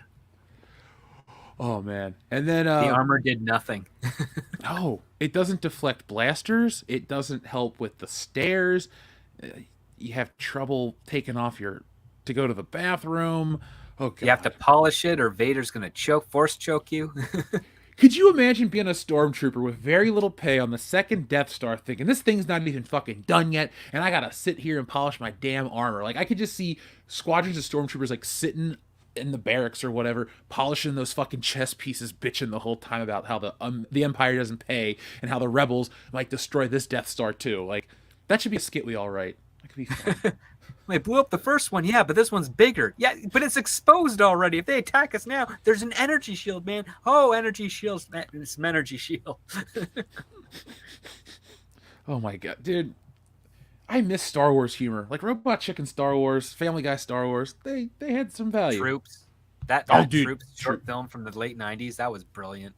Yeah, that might be the epitome of Star Wars fan films, just because one, it came out in an era where you didn't do that kind of stuff regularly, and two, it captured the feel of Cops. It was such a great parody. With all due respect to the one, was it Star Wars Theory that raised all that money, or the other guys that do them, cool, those are your passion projects, go for them, do all you want to do. But Troops beats everyone because it's funny. It's funny, yet it still holds Star Wars with reverence. They take it very seriously. And that's one of the few times where someone who worked on the fan film actually got hired with Lucasfilm. I think the writer-director of that short eventually, he did some other stuff and got attention of George Lucas and worked for Lucasfilm at a time. Well, I'm glad he did, because that was wonderful. 10 out of 10. Mm-hmm. Now, Adam Wofford, we have two more, and then we're going to talk about Andrew's topic. Adam Wofford, thank you very much. He says, G4 was better back when it was Tech TV. Remember, that's actually not a correct statement because they were both separate channels. So concurrently, Tech TV was over here while G4 was over here. I would argue they both were at their peak when they were separate channels. Mm-hmm. I would watch the screensavers, extended play, pretty much anything. Attack. Well, even before Attack of the Show on Tech TV, like I was watching the really dry shit, and then you get G4, which would have like there was just constant video game content. We didn't have cable. We had DirecTV, and DirecTV carried Tech TV. Mm-hmm. G4 was on Time Warner Cable, so I'd go to a cousin's house and they'd have the video game channel, and I would just sit and watch it for hours. Like, you know how people would watch MTV back in the day? That was G4 for me. I would just stare at the screen. Oh my God, I don't care if I know what this game is. I got to play it. Like, that was cool to me. But whatever it became, honestly, it's Twitter that turned G4 into what it is, because G4 used to be raunchy, and it used to be all about sex and tits and video games, and it was very much for guys. It was a guys' channel. Morgan Webb and Sarah Underwood. Oh, yeah. And Morgan Webb, for me, was a little different. I actually just liked her. I just liked her as a game reviewer. I never thought she was hot. I'm not trying to sound mean or anything like that, but I was like, Morgan Webb is cool in my book. I liked Olivia Munn. I was that guy, you know? All that dumb shit she did, I bought into it. That was hard for me. She had stripper eyes, like just no soul behind them. Well, I mean, and it turned out to be true because she got fired off the Daily Show real fast. I didn't even realize she was on the Daily Show. That's how quick, yeah. Damn. I always hate when you find out that these celebrities' egos are what kill their career, because it's like, come on, guys, you have everything. Just chill the fuck out. Well, the rumor was that she got hired to do G4 because she showed up to the audition without wearing a bra. And so she was kind of on display in her white T-shirt or whatever she was wearing. Oh. And, dress for success. Pretty much, yeah. I mean, I used to have a drinking game with my friends when anytime Adam, Kevin Pereira would say, "Where's the HDMI?" Because that's all he would ever say, like for every single tech thing he would review. And when I was talking with Chris Gore about that, he was laughing because it was one of his things. But yeah, I watched that mostly for the movie stuff. And I remember when some YouTube got people that if they had a hit YouTube show, they would get a feature on G4 back in the day. It was pretty cool seeing that. It used to just be the hub for tech, video games, and entertainment, and then the internet just kind of made it irrelevant. And if it, I don't know, everybody with a camera and a computer could be their own G4. Yeah, the really G4 offered nothing anymore. And then why am I gonna watch Frost do a Let's Play versus that one guy with the mullet? Like that guy, was it Mr. Whatever, the one that gets banned all the time? Like that guy's at least funny with the weird. Talking about Dr. Disrespect. Yeah, that guy. I don't. Oh, okay, yeah. I don't want to hurt anyone's feelings. Here's my preface. I don't understand why people watch people play video games unless you're like a brother or a sibling and you have to wait your turn. I mean, I can understand like watching a video to like get help or to understand something, but like I've watched people watch like 20-hour Let's Plays and then like play the game, and I'm like, what? Like, why do you watch people play a game? It's supposed to be your thing. This is like watching a movie. To me, it's just like it's like a copy of a copy. It just is a weird thing to do, and I can't believe there's a whole industry around it, because I'm all on board. I want people, like, I think pro gaming's awesome. The competitive scene's sweet. I just don't get why people watch videos of it. Like, if you can't afford a game, I understand, but do you guys watch people play games? Like, or is it just like a younger generation thing? Well, I have a couple of friends that on YouTube here that do some Let's Plays, but I don't really watch them for the gameplay. I watch it for the interaction and the commentary of the friend, because sometimes they'll just shoot the breeze and whatnot. And even I on my channel, whenever if I have a scheduled meeting that gets delayed or rescheduled, I'll hop online and go and play Valheim, but I will answer screenwriting questions on the chat. Like, it's not really about the game itself. And sometimes I'll make commentary on the game, but usually it's just there for like an AMA. And whenever I feel like doing, like I did a Diablo stream like a retro thing, exploring the story, talking about the cool aspects of what was written for the game from my perspective as a screenwriter, and then answering other questions and, you know, getting slaughtered and killed by demons, because that's always fun. And then I do Valheim stuff where I get to exercise, you know, the creative side of my mind a bit more with building things and then trying to solve problems and whatnot. But mostly it's just people asking me questions about pop culture, movies and stuff in the chat and me answering. And that's what I do it there for until I get a text or a call saying, hey, we need you in this meeting now. And then I have to cut it out.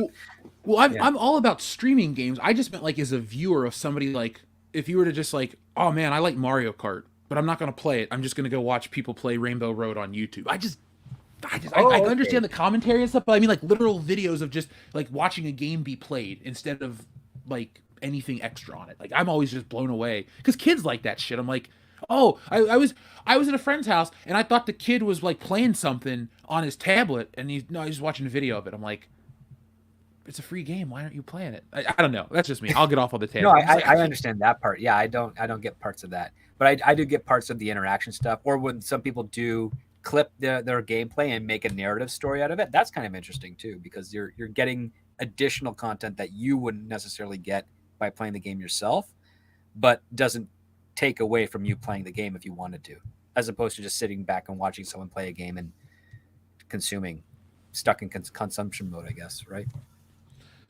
Just like They Live, consume, obey, repeat, all that good stuff. That you talk about movies, like people say, oh, Idiocracy's not a film, it's a documentary. They Live is just a cautionary tale. No matter what year it is, post 1988, there's a lot of truth to be found in They Live, and I always find it fun to try to, like, you know, what is the 2023 thing we need to put the sunglasses on for? So I love They Live because it's a commentary on the political spectrum on both sides, because it's not really about the party system or like the left and right. It's just about the fact that either side can eventually lead to totalitarianism if not held in check by the opposition. And it's such a way better movie than people really give it credit for. John Carpenter's best. One of my favorite guys. Too few people that want to model their careers after him, unfortunately. I would like to do my comics that kind of feel like John Carpenter films. There's just something, there's a rawness, like how people feel about James Cameron's Terminator and Aliens and stuff like that, how there's like a tone that they feel when they watch those movies. Carpenter's got this not otherworldly darkness, but this darkness that just permeates all of his work. And there's nobody else that's able to take such concepts and just make you like live with them forever. Like The Thing is one of the best sci-fi movies ever made. I know it's a remake, but his version, look, it's a remake and then they've remade that movie again essentially. And his version will always stand the test of time. Even beyond the effects, that tension, he is the master of suspense. Like Hitchcock is the master of suspense, so is John Carpenter. They're both talented guys, and Carpenter brings that in so many, like every movie has tension in it. And not enough people want to put you on the edge of your seat, because if a movie is about an emotional response, I laughed, I cried, I kissed $10 goodbye, good. But were you nervous? Like Jaws, you get nervous when you hear that fucking music. When Luke Skywalker's in the trench, you get nervous. And when you watch John Carpenter movies, you get nervous. And to me, that's one of their greatest assets, because I feel like I'm alive when I watch his movies. Mm-hmm. Yeah, and he also manages to keep them fun as well, like Big Trouble in Little China, In the Mouth of Madness, They Live, Halloween. They're all fantastic films. Of course, The Thing. You mentioned The Thing. I don't need to repeat that. But, dude, like his only real like stumbling part was maybe Ghosts of Mars. Yep.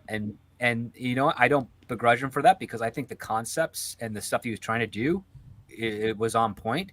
I think there's some other factors going on in there that just couldn't let him recapture what it is he was able to do. And I still have great reverence for Escape from LA. If you got a good idea. Yeah. I agree with that. Yeah, you could have a great concept and sometimes things just don't land. Oh, all the time. I mean, that's how you find a good movie, a good remake, is if you see a movie that's bad with a great concept and you're like, I can fix that.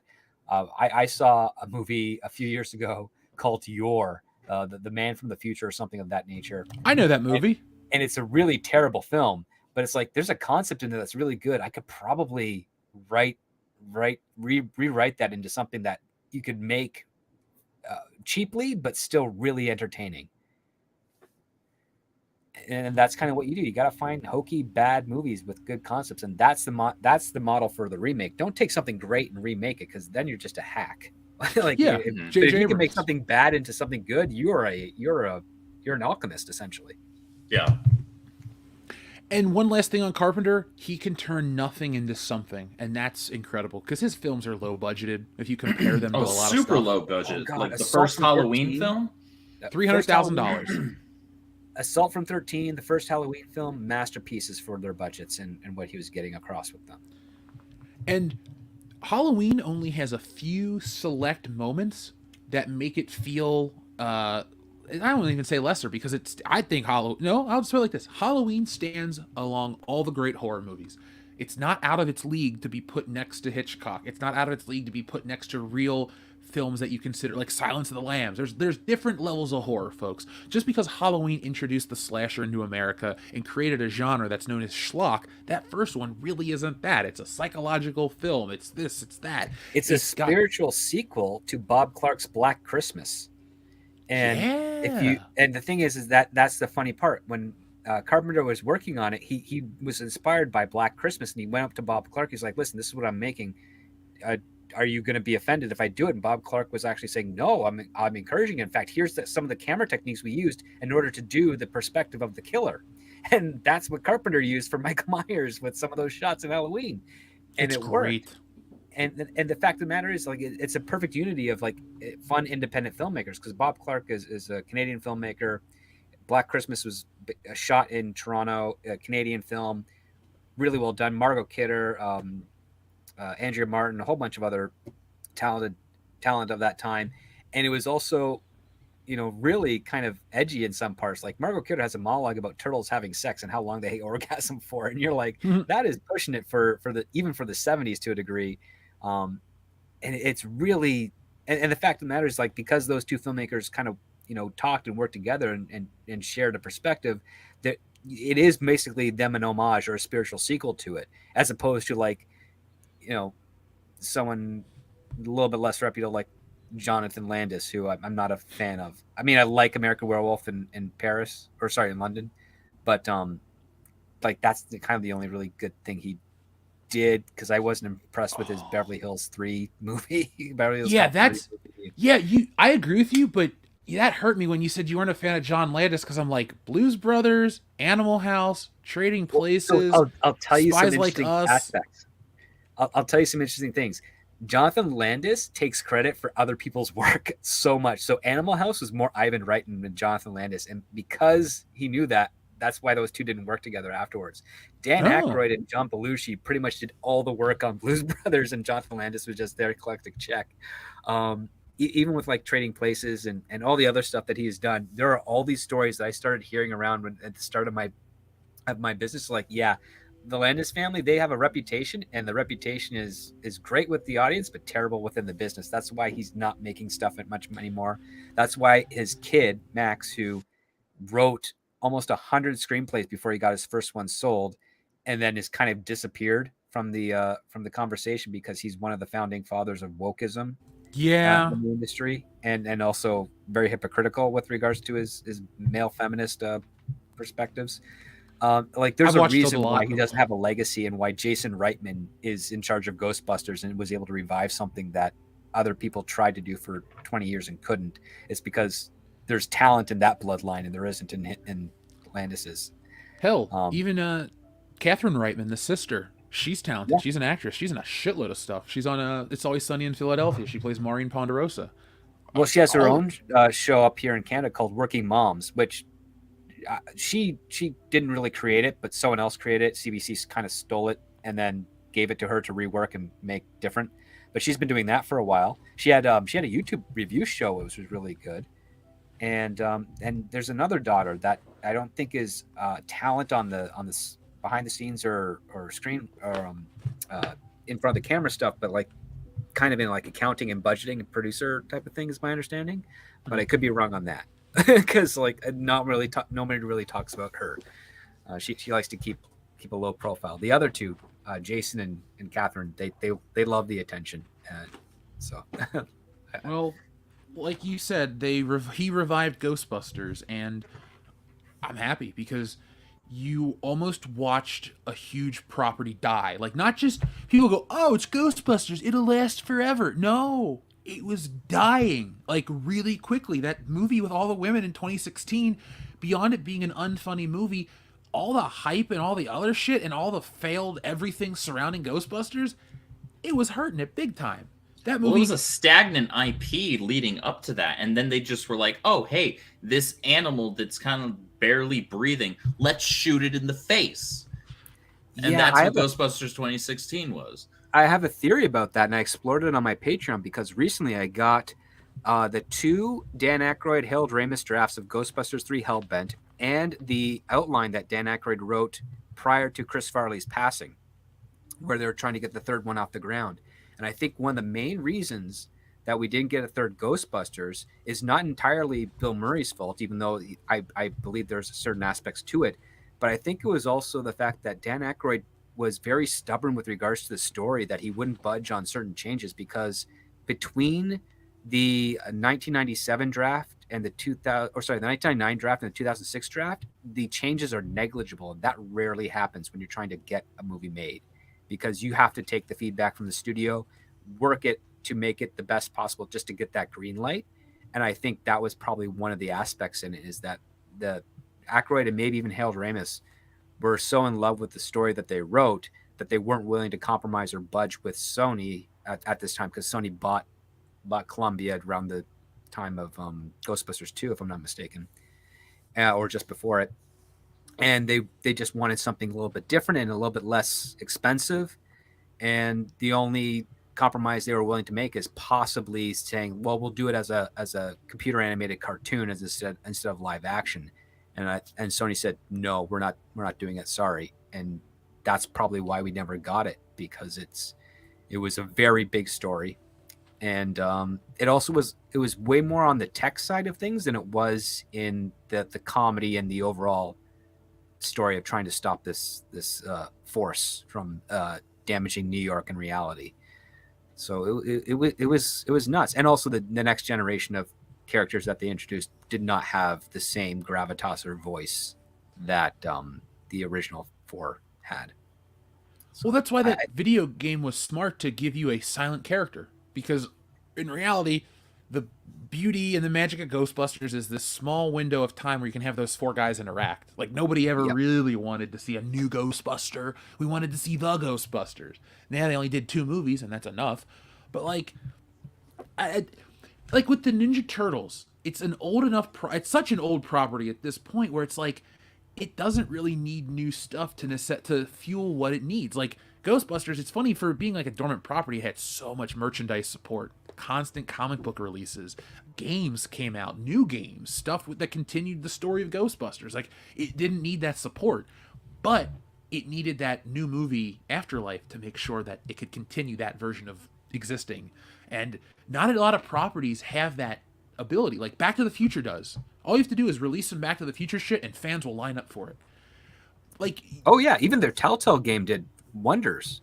I bought it twice. Like, I got it on Xbox and PlayStation. Oh, absolutely. Like, but the other part too, I think you're very right. There's certain franchises that you don't necessarily need to do another feature. Like, I think Back to the Future should stay as the 3 films it is. Yep. And I fully support Bob Gale and Bob Zemeckis on not wanting to budge on that, because that is their baby. But like Ghostbusters, one of the things I really loved about Afterlife is the brilliant tact that Jason Reitman did, which he says, he doesn't really say it outright, but he basically just makes a movie set within the Ghostbusters universe, not necessarily a Ghostbusters movie. And I think that was the one way he was able to kind of bring people back in, because it is a movie about family and Egon and reconciliation to broken relationships. But at the same time, it's like, well, it focuses a little bit so much on that it's not really a Ghostbusters movie, but it's definitely in the Ghostbusters universe, and we can see a potential in the future there. But even if we don't get a follow-up to that, it's still a very nice resolution to the overall franchise. I agree that in that last shot of Egon coming back, for Yeah. everybody that wants to talk about what the coolest moment of seeing a classic character come back, sadly he passed away, but that shot worked. It looked like they were all together. It was maybe the coolest They shot nailed in it. almost any of the Ghostbusters movies. God, like it was magic. I hate to say that, It but I'm was. like, oh man, they did it. They saved Ghostbusters. Like I think I said that to Jesse in the theater. I'm like, they did it. They saved it. Because fuck the other ones, man. Now Andrew, you had a Yes. topic to talk about tonight, sir. I'm sorry it took us so long to get here, but Nah, as you you're know, good, you're we good. get into it here on the show. We This is a do, and show that's of what we love about conversations. this show, and that's what the chat loves about this show. Yeah, They and now, get to folks, have fun listening to us have fun. Yeah. And I think what we're going to start doing is I'm going to commit to every week getting this on the Podbean stream so people can listen to this as well.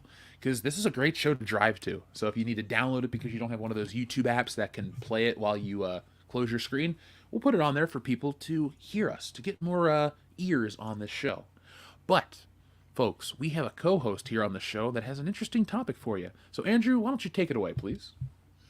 All right, so I won't spend too much time on this, but one of the co-creators of the CW, also known as the Can't Write Network, Arrowverse, that's my term, coined that. I want a nickel anytime somebody says it.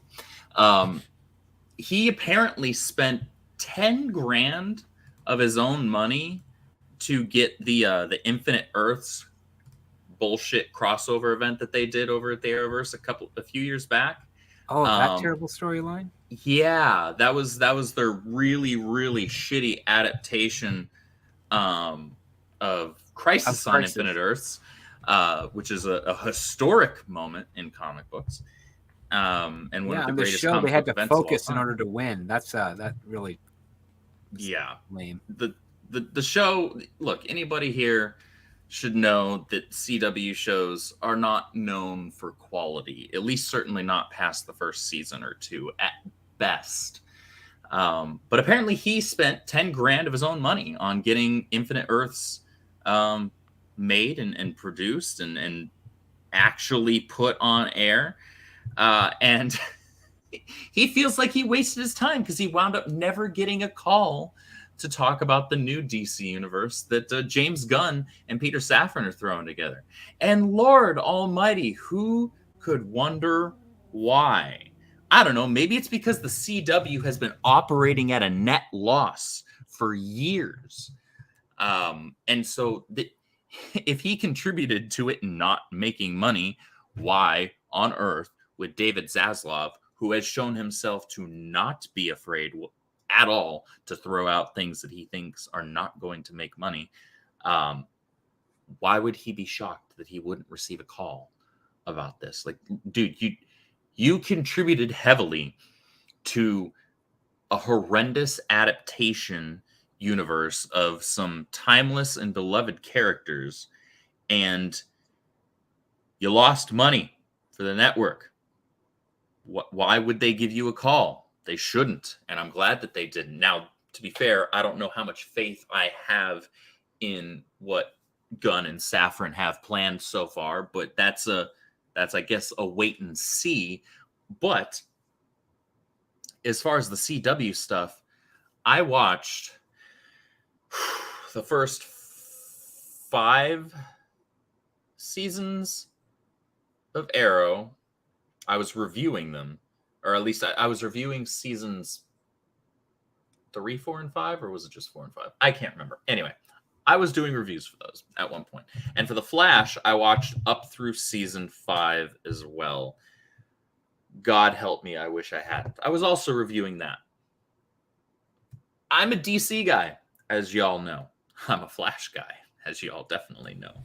That show made me physically angry and gave me migraines after virtually every episode. That might sound like hyperbole. It's not. I'm serious about this. They turned these DC characters, these timeless icons of comic book superherodom, into fifis in hallways, standard YA tripe. And that's what CW shows have become known for. And they thought that was going to work indefinitely because admittedly, they caught on pretty quickly early on, in the first season or two for Arrow and for Flash. And so all of a sudden, the Flash and Green Arrow, it wasn't called that yet in the show, were household names, among normies, people that ordinarily wouldn't consume this stuff. But even though the quality in the first 2 seasons of those shows, I will say, were fine, even if I had some issues with them. Overall, all right, fun enough. The writing went downhill so fast. So fast. It was like, okay, so as soon as we hit season 3, we are just throwing quality out the window, and we are making it 100% feelings in hallways all the time.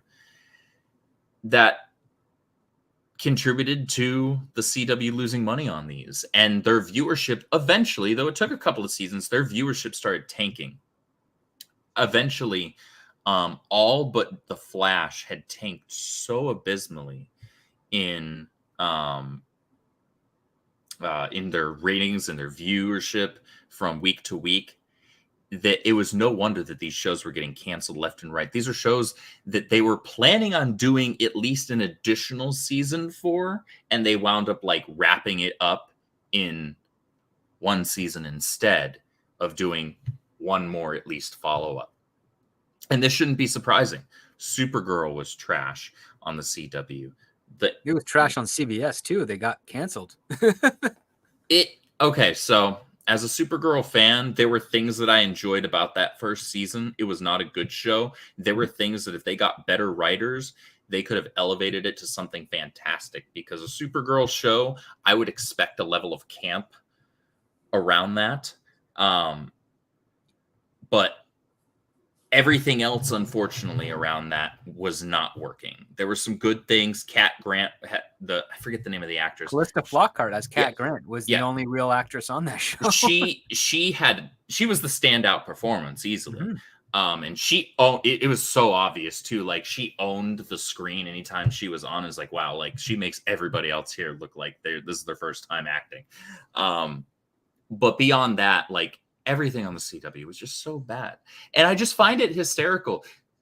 And I'm happy about this because what we've been seeing for a long time in our entertainment, this has been a thing in comic books, this has been a thing on TV and in movies. We keep seeing this thing that we call failing upwards, right? These creatives, and I use air quotes when I say that, where they are producing projects that don't do well. They get panned by fans, and then they end up getting into the project almost immediately afterwards.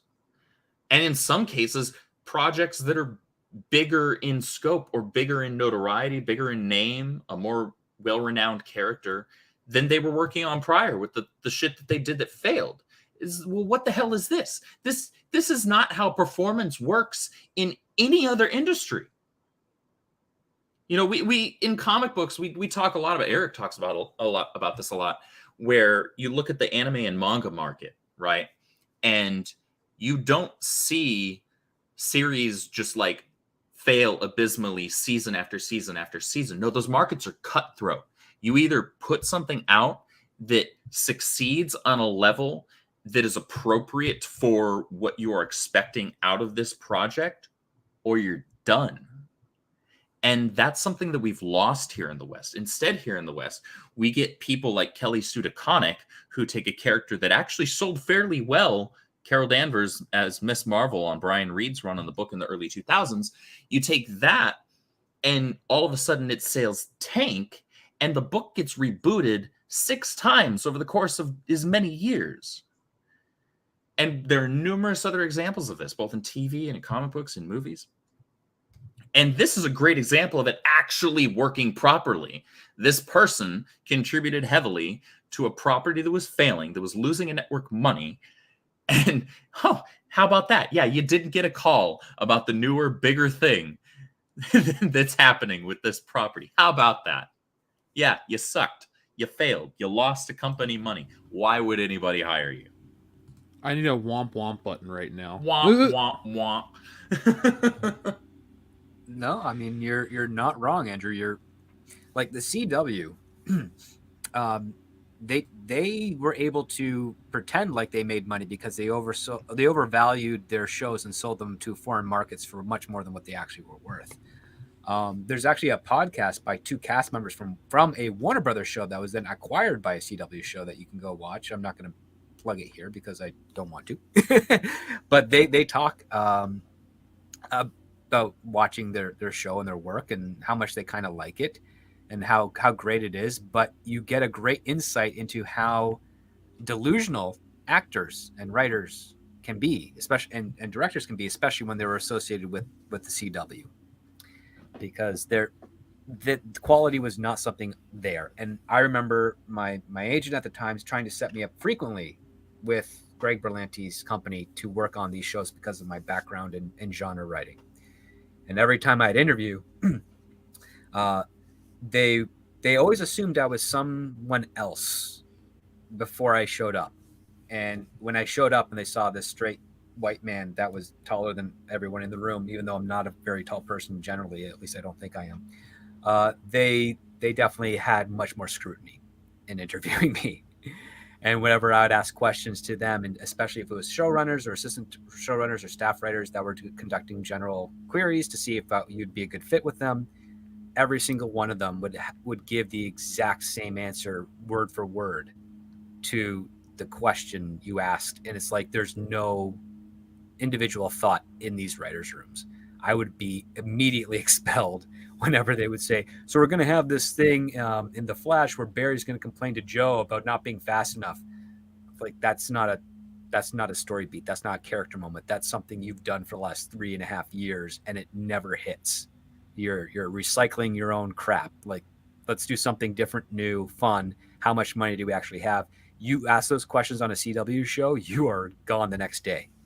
Because it's like they know they don't have the money to do that, and on top of that they also don't want to put in any effort.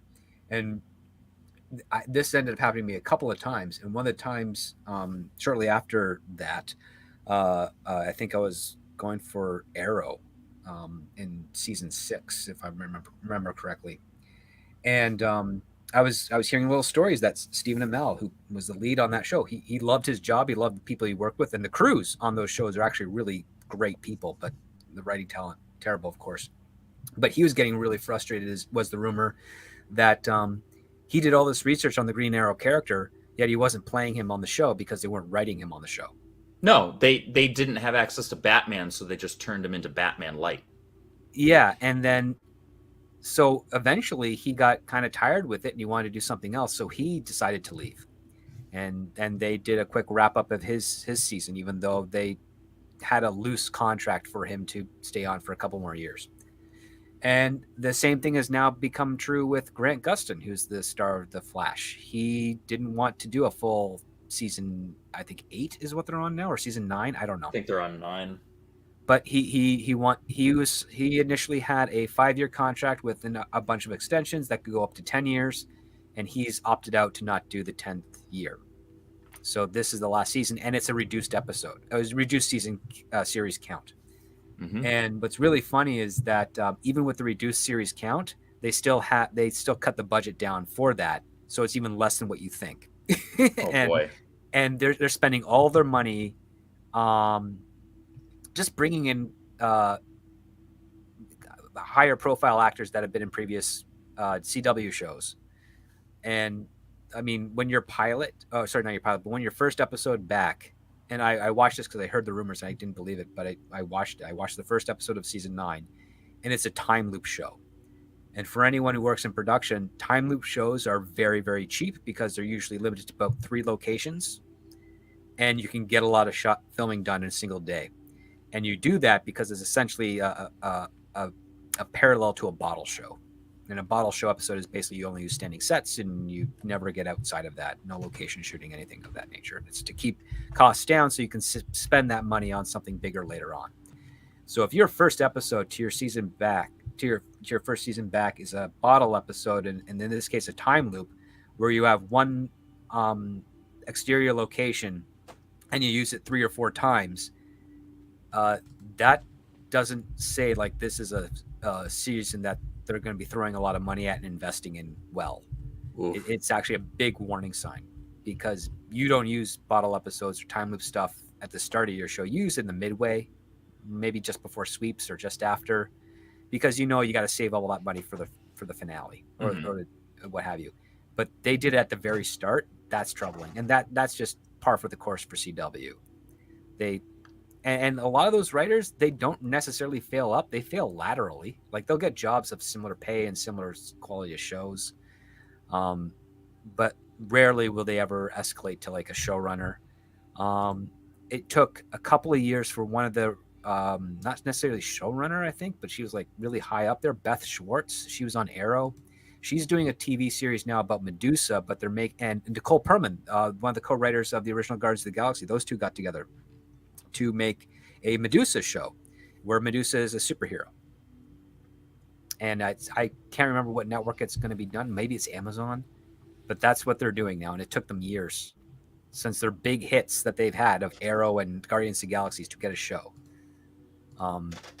So that's something to ponder about, where you don't always fail upward right away. Sometimes you fail laterally, or you struggle for a long time until you can actually get someone to actually pay attention to you. And my understanding is that the only reason they got this show is because they're the only ones that got an interesting take on a public domain character that nobody else thought of, which was, hey, what if we make Medusa the Gorgon a superhero and not a villain? And that's usually what it takes in Hollywood these days. Dude. So it's pretty sad. I'm going to make sure I clip that. Sorry. That was really good. So, Andrew, Script Doctor, I think we've had a wonderful show. It's gone pretty long. It's almost 1 o'clock on the East Coast, so we should probably read the last few messages and put this baby to bed. Folks, you can join us on Thursday night for another wonderful show, and you can check out some new videos coming this week. I'm going to be tweeting out some more Wokebusters pages. Been working on those. They're looking nice and clean. Got an inker now, so I'm working on it. It's exciting, actually. I've never been able to do that before, so thank you for everybody that's made that possible. And be on the lookout for more updates. Working on that project pretty much every day. If you see a week where not a ton of videos come out, it's because there's probably 3, 4, 5 pages that have been drawn that week. So, like I keep telling you folks, get ready. It is an epic. It's a big old book, and you're going to learn a lot more about it in the future. So, Adama sends in a wonderful super chat. Thank you very much for your super generosity. He says, "Hail, everyone. I was mortified by how bad the animation looked in the Rogan TMNT trailer. They could have kept it the same as the 2007 film. It was a great 4th film in the franchise." And then there's a button request. But I don't really have anything but nice things to say about the 2016, not 2016, 2006 TMNT, or 07, excuse me. I liked it back in the day. I like it still. Yeah, I haven't watched it in several years, but I very well may go back and rewatch it tomorrow or something in between projects that I'm working on, because I do have fond memories of that one. I remember it being quite good. Also, he wanted an "It's Me, Austin" button, so let me give you that right now. It's one of my favorite ones to press here on the channel, and let's give it to you right here. Who's that Pokemon? Who's that Pokemon?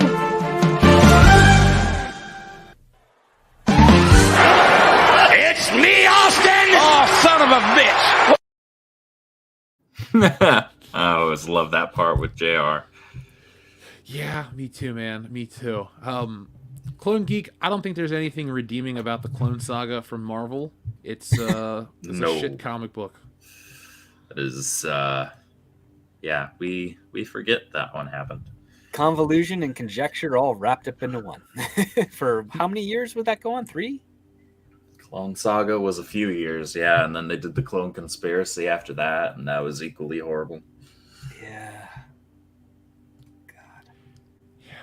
Didn't they have like Ben Reilly date the daughter of the guy who killed Uncle Ben in that?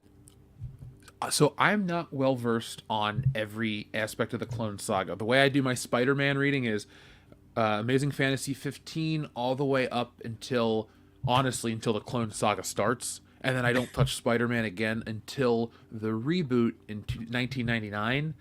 And I read all that. I actually reread Peter Parker's Spider-Man not that long ago. I got a reprint book. Really good stuff. All the Romita artwork is great. Romita Jr. And then pretty much like around 01, 02, I'm pretty much back into like, oh, I remember what this and that and Ezekiel and Moreland and all these people. Like, that's what I'm back in it. But I just cut that chunk of Spider-Man out because I hate it so much. Like, I know how shitty it is. Silas Warner and all these fucking people. Like, whatever. No, Seward Warner was his name. What's his name? Anyway, Shrubbles08 we'll get to you in just a second because we had another super chat from our friend Basara, who says Leo from TMNT cartoon voiced one of the troops. I did not know that. Oh, me either. That's cool. Dr. Coffin has a question for you, Script. He says, what about American Werewolf in London? Landis wrote the script about a decade before the movie was made. I've heard of that rumor. I give Landis the benefit of the doubt, but here's the other thing. Sometimes a writer can just do one good thing and never repeat that again and again. I mean, it's just the nature of the game. But I will say this. There was an interview that you can probably find on YouTube where it's John Carpenter, John Landis, and another horror director being interviewed, I think, by Dick Cavett. Or if not Dick Cavett, another 70s guy. And Landis has the least amount to say about filmmaking out of all of them. And that kind of tells you what type of guy he is out of his depth. But he made a heck of a career for himself, and I will not deny the fact that he's got his name associated with some great movies. But when you take a look at the consistency of the quality of those films, he's kind of inconsequential. You can see the cast and the people behind the scenes. They're doing a lot of the work. But I don't begrudge anyone being a fan of his and his movies or associating him with the good movies. That's fine. But if he were the type of director that he thinks he is, he would still be making movies to this day.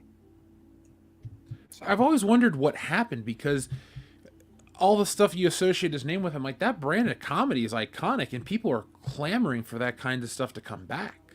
People want those types of like great balls to the wall comedies. Like, yeah, they got shit in them that you wouldn't put in a movie today, but that's kind of what the best part of it is, you know? Blues Brothers has got... Would you put the Illinois Yahtzees in a movie today? Probably not, but it's funny as shit back then. Like, oh, put yeah, the equivalent absolutely. of something offensive in it today. But there you're also getting comedies written by writers who are also sketch writers, comedians, stand-ups, who have experimented and failed and managed to get to the level of success that they had. And they knock stuff out of the park. Now, sadly, some of those writers have passed away, and some of them have kind of gone into different genres of things, and no one really kind of captured or understood what they were trying to do at the time to give their own take of it nowadays. The biggest travesty to comedy has, in my opinion, has been Judd Apatow.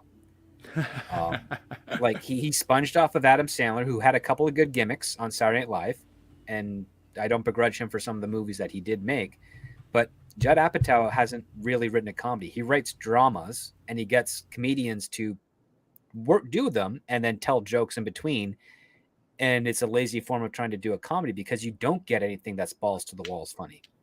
You don't get it something that's as brilliant as the Blues Brothers or Young Frankenstein or Who Framed Roger Rabbit. Like you just don't get those types of creative takes on movies anymore. The last good comedy that I can think of was Tropic Thunder. Then that's like an original comedy. And Ben Stiller spent years working on that. And he's a legacy because his father's Jerry Stiller, and he was a roaming stand-up sketch troupe and comedic actor and brilliant and such. And he had a lot to do. Ben had to work very hard to get to where he was because a lot of people did not believe he could do it because they felt, oh, he's got all these easy access doors because of who his father was. And he did have an advantage because of that, but he also had to face a lot more scrutiny as well. The same thing with Jason Reitman. But we haven't really gotten a good comedy that was as fun and rewatchable as that in a long time. And I don't know many people that still watch the Hangover series anymore. No, that killed its own momentum by releasing 2 terrible sequels. The first one was Lightning in a Bottle. That between when the first one was released until the second one came out, people could not stop talking about it. You know, making the jokes, paging Dr. Whatchamacallit, Baby Carlos. Like, that movie was everywhere. And then the sequel, at least this is what I thought, the sequel came and sucked. And then the third one was just as shitty. And then, you know, it kind of died. Well, I was watching it, and within the first 10 minutes, once they say, oh, there's a mattress outside, I'm like, oh, he's on the roof, because I've been to Las Vegas before. I know the rules of most casinos. And I'm wondering, why the heck do these guys not figure it out for 90 minutes? It was hysterical. When I was talking to one of the producers about it, it's like, yeah, we just ignored it. People won't mind. I'm like, you're probably right. and ended up being the case. But as funny as it kind of was, it's not the same. I know more people that pick movies that were made in the 20th century as opposed to anything made in the 21st century when they want to sit down and laugh and see something great. And speaking of which, and not to get too determined, I'll get you back on the super chats. I apologize, but History of the World Part 2 just dropped on Hulu. Some of the episodes. It's terrible. It's you would need Sid Caesar would actually drop his trousers and pee on it, like in the opening of History of the World Part 1 to the art critic. Or well, I don't think it was Sid Caesar, it was another guy, but Sid Caesar was the guy who that original movie's fantastic. Yeah, and one of the things that you kind of learn over time, and it's actually not a disservice to Mel Brooks. Mel Brooks is actually a very, very funny person, but he's the funniest when he's with other funny people. And unfortunately, other funny people don't exist in Hollywood right now. So what we get is something that is unfortunately lackluster for the sequel of History of the World Part 2, which there was a way it could work, but the funniest part of the joke is the fact that there would never be a Part 2. And now we lost that. It's kind of like, what was that one movie, Hamlet 2 or whatever they made? It's just like a stupid, pointless thing. Hamlet 2. Oh, yeah, that came out around the same time as Tropic Thunder. That was silly, but yeah, it has Elizabeth Shue in it and Michael Coogan, I think it is. Steve Coogan, yeah. I love it. I'm a huge fan of that guy. And Alan Partridge. It's silly, but yeah, that's not a movie that I would ever say, oh, I want to watch that again. But not to sound too repetitive, I'm so glad you brought up the Judd Apatow thing, because I never could figure out what it was. I hated how his movies stopped being funny and then turned, like the 40-Year-Old Virgin. First time I saw it, I was like, man, this is awesome. And then it hits the wedding point or something happens, and I just sit through this drama and I go, whatever. And then This Is 40 is one of the worst movies I've ever seen in a theater. I hated This Is 40. It wasn't. You saw that in theaters? I was with Dion and Hillary. We were out drinking, and they're a married couple. They wanted to go see a movie. I think it was Hillary that really wanted to go see it, and Dion and I were like, sure, what the hell? I was just visiting. And so Dion and I both looked at each other like, what is this? Because if you go to my Facebook feed, it goes, This Is 40 equals This Is Bullshit. I hate that movie. But, I don't really and because those few films were successful, that weird thoughtfulness that they try to put into these random comedies, it just became this trope, and then these movies all became watered down, forgettable.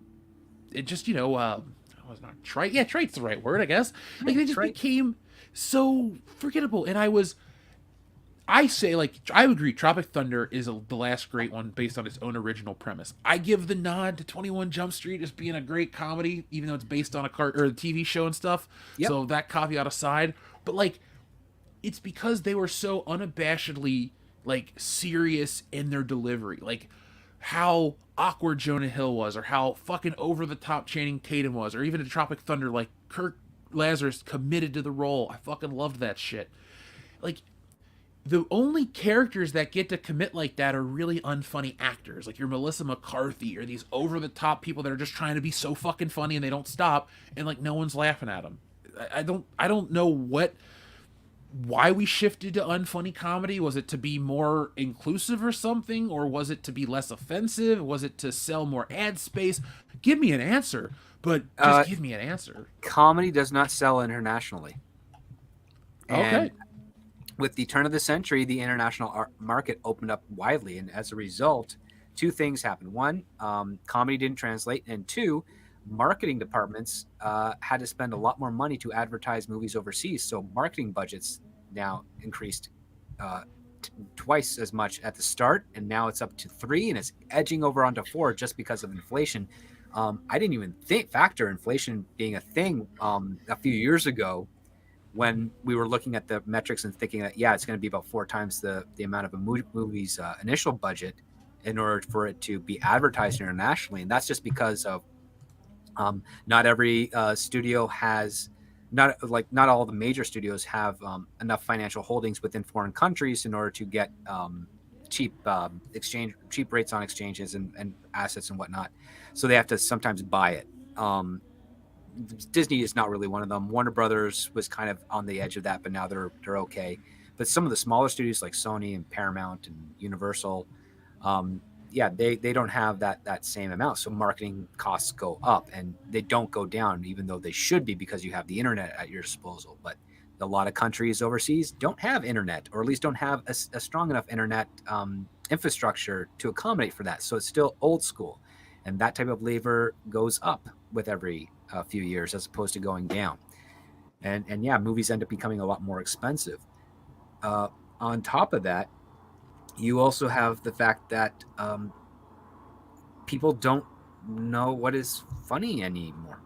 Like there's been so many, there's been such a great pushback in the universities where comedy was there to experiment and thrive, because that's where stand-ups would go. They'd test out some of their stuff at universities, then they'd go on the road, and then they'd get their special or their album or what have you, and that's the refined act. But that was being pushed aside many years ago. And the other part too is you could not do anything too offensive, because you would screw up. You would trigger one of those activist groups that are like, we don't think you should be talking about this subject in this way. And the other part too is that we don't get many comedic actors or stand-ups that cross out of stand-up and back into movies and stuff. So like Robin Williams is a rarity in that regard. Jim Carrey, another one. Melissa McCarthy didn't really come from comedy. She came from drama and then got into comedy because she knew how to play to her type. Robert Downey Jr. started doing comedies in the early 80s. He was in Back to School with Rodney Dangerfield. He learned from one of the best. Weird Science. He's in great stuff. Weird Science. Even Jay Baruchel, who's from Freaks and Geeks. No, not Freaks and Geeks. Undeclared, another Judd Apatow thing. Canadian guy. Not very funny, but he knows how to play to the funny aspect of it because he was born and raised in Canada. But he's actually got talent, and Seth Rogen doesn't. So yeah, he's the one that's decided to stay in Canada and try and work in this system. And we don't have a system, which is why not many people know about him. And Seth Rogen went down to California with Judd Apatow after Freaks and Geeks and just made a career basically shocking people by the fact that he was born in like 1985, but looks like he was born in 1965.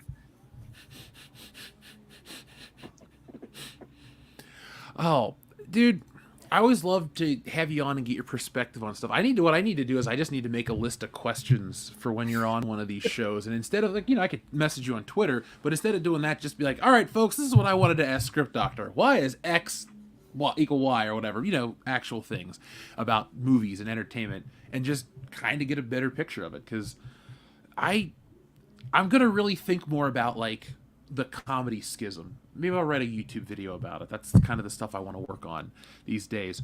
But I do like to pinpoint the death of certain things, because one of my favorite things to talk about, honestly, in almost an ironic way, is stuff you can't do in movies anymore. Like what did I watch the other night? I watched something and I was like, oh, I've been watching that 70s show a lot lately. And I'm like, man, you couldn't make this show today the way the characters talk to each other. Like, a couple times Donna uses the phrase queer this or something like that. They call each other bitches and whores, and even the parents are in on the sex jokes and stuff. I'm just like, we're really removed from like that kind of freedom. I think everything is so weird today. And it's like such a short period of time that it happened over. I'm only 34 and I was 10, 12 years old when the stuff I'm talking about was popular. So over the course of this 20 years, we've really, self-censored into stupidity. I don't enjoy half the shit anymore.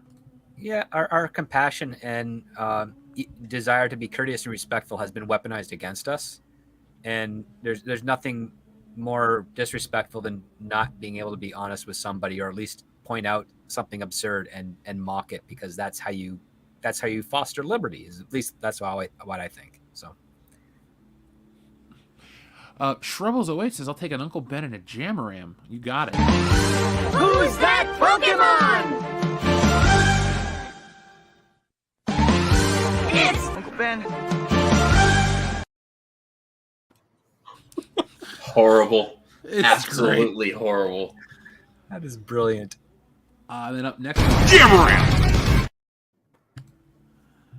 thank you very much, Shrubbles08. Adama, thank you very much for your generous super chat. Speaking of the Can't Write Network, what are your guys' thoughts on the Gotham Knights show? Personally, I would rather play the video game featuring Nightwing, Batgirl, and Robin. The show looks terrible to me.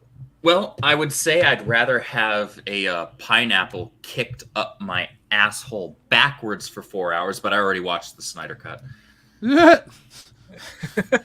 You have an interesting way to describe your Zack Snyder experiences. When we were talking about movie hacks earlier, and you're making fun of J.J. Abrams, I'm like, doesn't Zack Snyder fit into this category?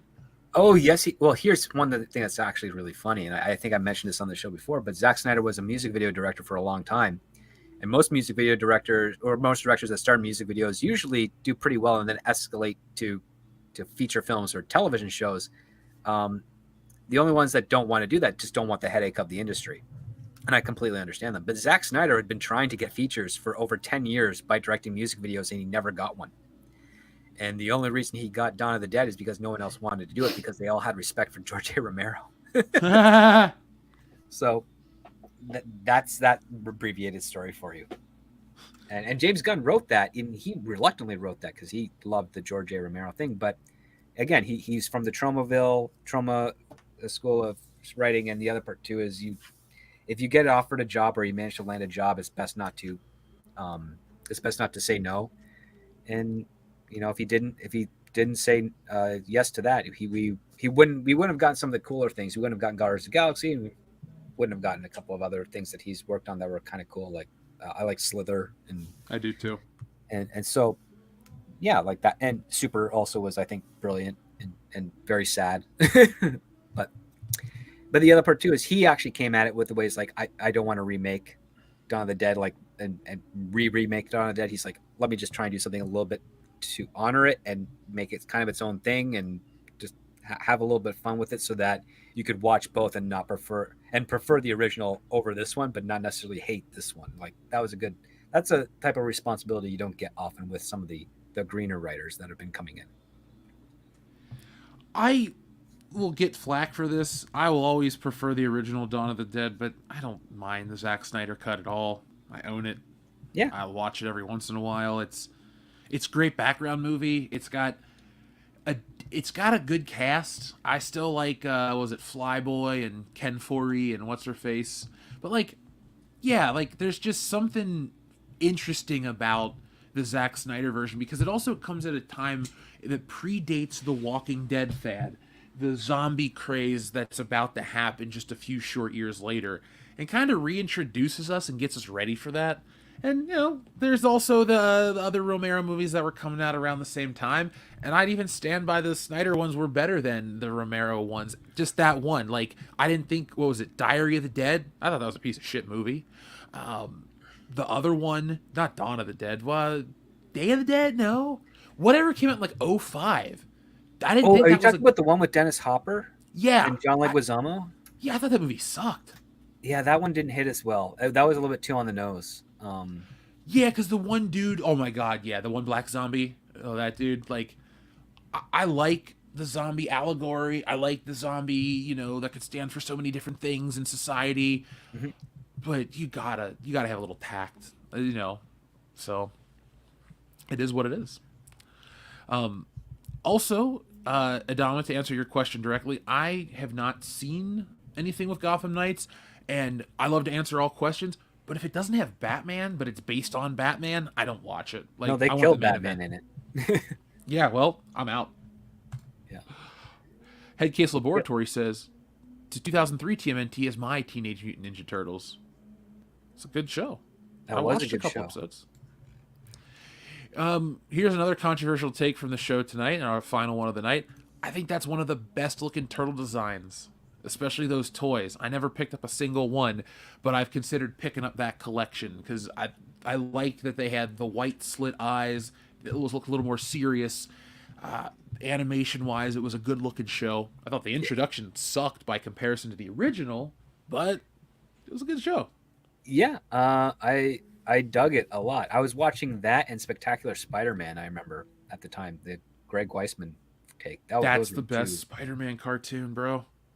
It does. It really embarrasses the mid '90s one, which I have great reverence for. But like, yeah, I like the Spectacular one more. That's how I feel. If you're a fan of the comic of Spider-Man, the Spectacular Spider-Man is that. It's the Ditko era going into the Romita era. It was gonna be the greatest Spider-Man thing ever produced, but sadly Disney bought Marvel. They canceled the show, and we never got to find Canceled out what that happened. and Avengers: Earth's Mightiest Heroes, which was a great. Mhm. It covered a lot of great and even not so great Marvel stories, but did it well. For me, it's the best if you needed to show someone a potpourri of what Marvel is, like the original era pre-Disney, that's like the best representation of what the Marvel universe is. Yep. It feels like the 60s, 70s, 80s, and 90s all rolled into this timeless era of classic Marvel in the modern age. And like the voice work was awesome, the animation. You'll never hear me say an unkind word about that show. It was perfect. They nailed Miss Marvel in that. Yep. They figured her because she was not. I mean, she was kind of a mess in the comics to a certain degree here and there, but they knew exactly what they were doing in a cartoon show for her. And I might go back and watch that. Miss I got it Marvel on was Blu-ray. inconsistent in the comic books until Brian Reed was writing her in the early 2000s. You'll have to send me some of your reading list to her. Just maybe out of curiosity, one day I'll give one a read. Yeah, absolutely. All right, folks. So let me just check one last time. Thank you to everyone who has supported the channel. Thank you to all of our members. Thank you to everyone who backs WCBS. We've had 2 videos drop yesterday. I'm learning how to do it that way. And both were well viewed. So if you guys want all that kind of stuff, all you got to do is just keep watching and tell me what you want from us. We're going to be expanding to this other platform we've been talking about for a while. But behind the scenes has been a little hectic, crazy. You'll learn even more later. But it's all good stuff here at WCBS. So, folks, have a great night. We'll see you later on this week. But until then, be smart, be safe, be cool, but always be excellent to each other. And now, we'll play you out with the way we played you in. So, folks, if you can make it, join us for the WrestleMania meetup, because it's the last chance you may ever have. Attention, all wrestling fans! Get ready for the ultimate fan experience at the WCBS WrestleMania Fan Meetup in Los Angeles, California, from March 30th through April 2nd. This event will bring together the biggest event in wrestling and your favorite podcast, as well as diehard fans from all over the world.